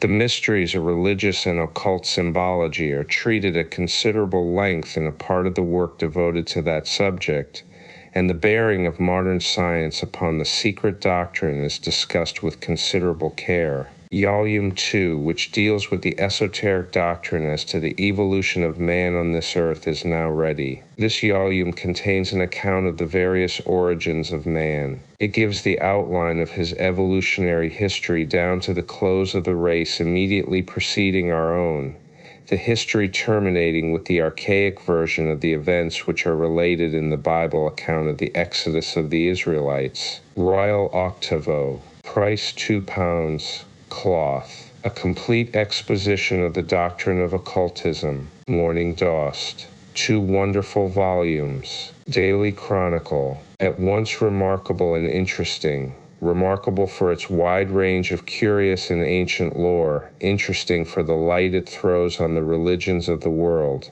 Deserves to be read, it deserves to be thought over. Fall Mall Gazette. Displays monumental learning and brilliant literary workmanship. Los Angeles Tribune. A very exhaustive and conclusive work upon the subjects of which it treats. Memphis Daily Appeal. Theosophical Publishing Society 7, Duke Street, Adelphi, W.C. Advertisemi NTS. Schrifters Al Theosophical Moptithly, edited by H.P. Blavatsky and Annie Besant, devoted to theosophical topics, treating them with special reference to the intellectual aptitudes of the West and to the varied problems, social, scientific, and literary, continually arising in the vivid activity of Western civilization, has a large number of readable contributions. Literary world, full of capital writing, the mysteries of life and thought are treated of in a very interesting manner. Western Morning News, essentially a product of the present age. Manchester Examiner, a most luxuriously printed magazine in which the marvelous and the metaphysical are combined. Manchester Guardian, powerfully written. Perthshire Advertiser. Theosophical Publishing Society 7, Duke Street, Adelphi, W.C. Advert T1 Simi NTS. The Theosophist ubi popular sciatic fo A0 A3, conducted by Keltu Esocot, a monthly magazine of Eastern philosophy, art, literature, and occultism. It is naive in its 10th volume. It contains each month at least 64 pages of reading matter. It is now offered as a vehicle for the dissemination of facts and opinions connected with the Asiatic religions, philosophies, and sciences, and numbers among its contributors learned Brahmin Pandits, Muslims, Sufis, and Buddhist native scholars, as well as those Evlio are pursuing special studies both practically and theoretically in occultism. There is a tone of elegance and scholarship about the whole of this periodical which almost leads European readers to envy it, a high-class literary organ. We marvel at the beauty and accuracy with which this magazine is edited. Public opinion. The Theosophist should find many readers. Indian Spectator, Bombay, much to interest. Times of India, most interesting for lovers of the mystical lore, Bombay Gazette. The Theosophist is the organ of the Theosophical Society and is published in India at Adyar Madras. Subscription price 20s per annum, single numbers 2s each. Theosophical Publishing Society 7, Duke Skeet, Adelphi, WCAD Verte Semi-NT. The Path, Gifo Metfer Foja Grelgierli of Guntum Tefki.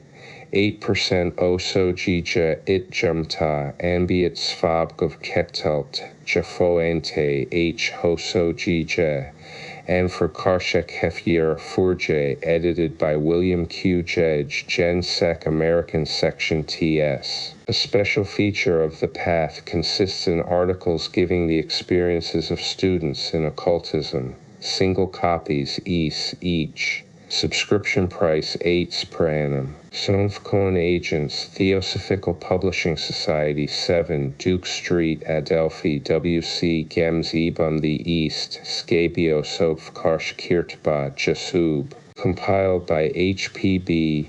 beautifully embellished with sketches and symbols of the Orient. Price 3s, 6D, post-free. Theosophical Publishing Society, 7, Duke Street, Adelphi, WC, AD, Vertii, Seaman TS. Theosophical Siftings, annual subscription 5S. A remarkably well-written series of pamphlets, deeply interesting to all thinkers without distinction of creed. Those interested will find much to learn from these publications respecting the deep truths of science, philosophy, and religion. Third year, 2-point, practical suggestions for daily life, etc. 3D, 3, summary of Bertram Keatley's lectures in America. 3D, 6. Theosophy AMD Modern World Problems, the RACE 1 Crook 1s, 3D. Subscribers to the siftings have the use of the TPS library, paying 2 pence per week per hell. A new theosophical book for the young, The Wonder Light and Other Tales, by Emerson J. Campbell Verplanck, containing the following series of 7 stories Eocaldine. How the Christ Child Was Born, Fohat's Playground, Carlo's Game, The Wonder Light, Bubbles of the Breath, What the Fountain Said, Rahula's Inheritance. This neat and interesting little book is the first to supply a want and to give the young mind primary instruction in theosophical teachings. Cloth. Price 3s, post-free, 7, Duke Street, Adelphi, WC, AD Vate Tisments. The Principles of Quae Mentiex, The Art of Divining by Punctuation, according to Cornelius Agrippa and others. An entirely new work by Franz Hartmann, MD, PRJC 3s, SD. With 70 pages of diagrams. All thinkers and workers should possess this most interesting work. The methods and rules for the practice of the science are set forth in 3-volume fully and clearly. Literary World, a practical manual, giving plain directions for the exercise of the art. Scott's Observer. 3 7s, A Story of Ancient Initiations, by Theplans. Price 5 Shoshua, The Life of the Prophet of Nazareth, by Franz Hartmann, MD. Price 7 6D. Exhibits marked ability and erudition. Liverpool Post. The Mystery of the Ages, contained in the Secret Doctrine of All Religions, by Marie Countess of Caithness. Price 360. Theosophical Publishing Society, 7, Duke Street, Adelphi, WCAD Vertai Seam NTS.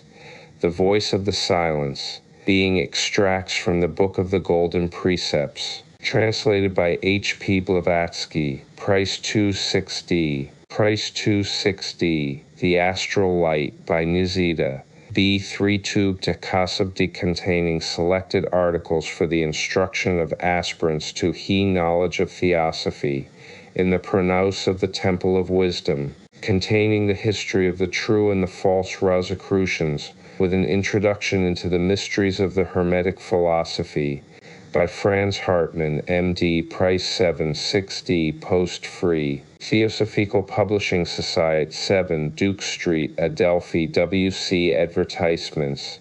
Nearly Ready, Nature's Finer Forces. The Science of Breath and the Philosophy of the Tattvas, translated from the Sanskrit, with 15 introductory and explanatory essays on nature's finer forces, by Rama Prasad, M.A. Price 3s, 6D. Echoes from the Orient, a broad outline of theosophical doctrines, being a series of 21 articles reprinted from Kate Fields, Washington, by William Q. Judge. Cloth, Price 3s, post-free. Transactions of the Blavatsky Lodge, London, of Tub Theosophical Society. Elucidation of the Secret Doctrine, Part 1. This includes some very important instruction on dreams. Prices 6D, post-free, new edition with portrait of the author. This is not the Secret Doctrine. Isis Unveiled. Utizir Irai Lobi EPKSFM 10s of Indentinage Tort and Stinty, by H.P. Blavatsky, corresponding secretary of the Theosophical Society. 2 Yoles, Royal 8 Yo, about 1,500 pages, cloth, 4th edition. Theosophical Publishing Society, 7, Duke Street, Adelphi, W.C. Patanjali's Raj Yoga Philosophy, B.N. American Britain of TBT Valuable Work. All brackets and obscurities of the Indian edition are absent. Some explanatory notes are added. It has an appendix containing the text of the aphorisms as they appeared in the Bombay edition of 1885. All students should have it. Price 5s, postage free. TZPS leaflets for distribution. Theosophy as a Guide in Life is, per 100, why one should join the Theosophical Society is, Sacred Mysteries among the Maya and Kikis. 11,500 years ago, their relation to the sacred mysteries of Egypt, Greece, Chaldea, and India. Freemasonry in times anterior to the Temple of Solomon, illustrated by A. Laflongian, Price Net IBs. Numbers their occult power and mystic virtue, being a resume of the views of the Kabbalists, Pythagoreans, Chaldean MG, medieval magicians, and adepts of NOA by W. W. Wynne Westcott. Fra Rosa Crucis, FTS, Price Force Theosophical Publishing Society 7, Duke Street, Adelphi, WCAD Virtus and Me NTS. New books and publications to be procured from the Debo Sapio Lublesbing Society 7, Duke Street, Adelphi, WC, The Secret Symbols of the Rosicrucians, by Franz Hartmann, M.D. 25, An Adventure Among the Rosicrucians, by Franz Hartmann, M.D. 5 Dreams and Dream Stories, by the late Dr. Anna Kingsford. 6 Compendium of the Raja Yoga Philosophy. 3 The Blossom and the Fruit, by Mabel Collins. 2 Magical Writings of Thomas Vaughan, Eugenius Philalethes. 10 Jacob Boehme, His Life and Teachings, or Studies in Theosophy. 7 Ancient Faiths and Modern, by T. Inman, M.D. 10 TAG Theosophical Publishing Society 7, Duke Stike Adelphi W.C. Advertisements. New books and publications continued, Clothed with the Sun, by A.B. Kingsford, M.D. 7-6 Animal Magnetism, by Drs. Binaya Ferre, 5 No Curious Myths of the Middle Ages, by Baring Gould, 6 Nori Influence of the Stars, by Rosa Bahan, 5 Mo Pearls of Truth, by the Countess Wachtmeister, 03 Why One Became a Theosophist, by Annie Besant, 04 and many others. Theosophical Publishing Society, 7 Duke Street, Adelphi, WGAD Vertisements. Books for Students of Theosophy. SD Echoes Piom the Orient, by W.Q. Judge 30, The Propose of Theosophy, by Mrs. Sinnett 36, The 1D Light and O.D. Tales for Children, by J.C. Verlectuis on Theosophy, E. Elegant and Occult Science, by Cole H.S. Olcott 76 Magic, White and Black, by Franz Hartmann, M.D. 76 A Guide to Theosophy, 5-6 Why I Became a Theosophist, by Annie Besant 04 Wilka S.B. A.E. Lettys on Theosophy, 06 The Bhagavad Gita, 4-6 Patanjal's Yoga Philosophy, 50 E. Encarnation, by E.D. Walker 316 Sections of the Blavatsky Lodge, Part 1-6 Lectues on the Bhagavad Gita, by T. Suba Ao 30 The Sankhya Kaika 4-6 Compendium of EAJ Yoga 3-6 The Elixiope Lip 10 Buddhist Catechism, by Cole H.S. Olcott 10 Theosophical Publishing Society 7 Duke Street, Adelphi, WCAD Vertisements. Can It Be Love, by W.M.C. Eldon Siebgent, Price 260 Hypnotism, Its History and Present Development, by Frederick Bjornstrom, M.D., Head Physician of the Stockholm Hospital, Professor of Psychiatry, late Royal Seistish Medical Counselor. Authorized translation from the second Swedish edition by Baron Nils Passy, M.G., Director of the Boston School of Gymnastics. Cloth price 4s, the Vedantasara, or Essence of the Vedanta Philosophy, of Paramhansa Sadananda Jogendra, translated with copious notes and annotations by Dr. Nandalal Toll, LMS. Price 7s, 6D net, the Panchadasi, a handbook of Hindu pantheism, translated with copious notes and annotations by Dr. Nandalal Toll, LMS. Price 15s net. Metaphysics of the Upanishads, Vichar Sagar, translated with copious notes by Lala Sriram, Cloth, large demi 8vo, 1885, portrait 25s net, the Shiva Sanhita, the esoteric philosophy of the Tantras, translated by S.C. Basu, price 7s, 6D net, the I3 Sati, or the sacred writings of the ancient Persian prophets, together with the commentary of the 5th Sasan, price 3s, 6D net, Theosophical Publishing Society, 7, Duke Street, Adelphi, WOAD Vale T Semi-NTs, The Yoga Philosophy of Patanjali, with Bhoja Raja's commentary, with their translations in English by Dr. Ballantine and Gwyn Shastri Deva, an introduction by Cole Olcott, and an appendix, price 5 net. The Sankhya Harika by Iswara Krishna, translated by Henry Thomas Colebrook.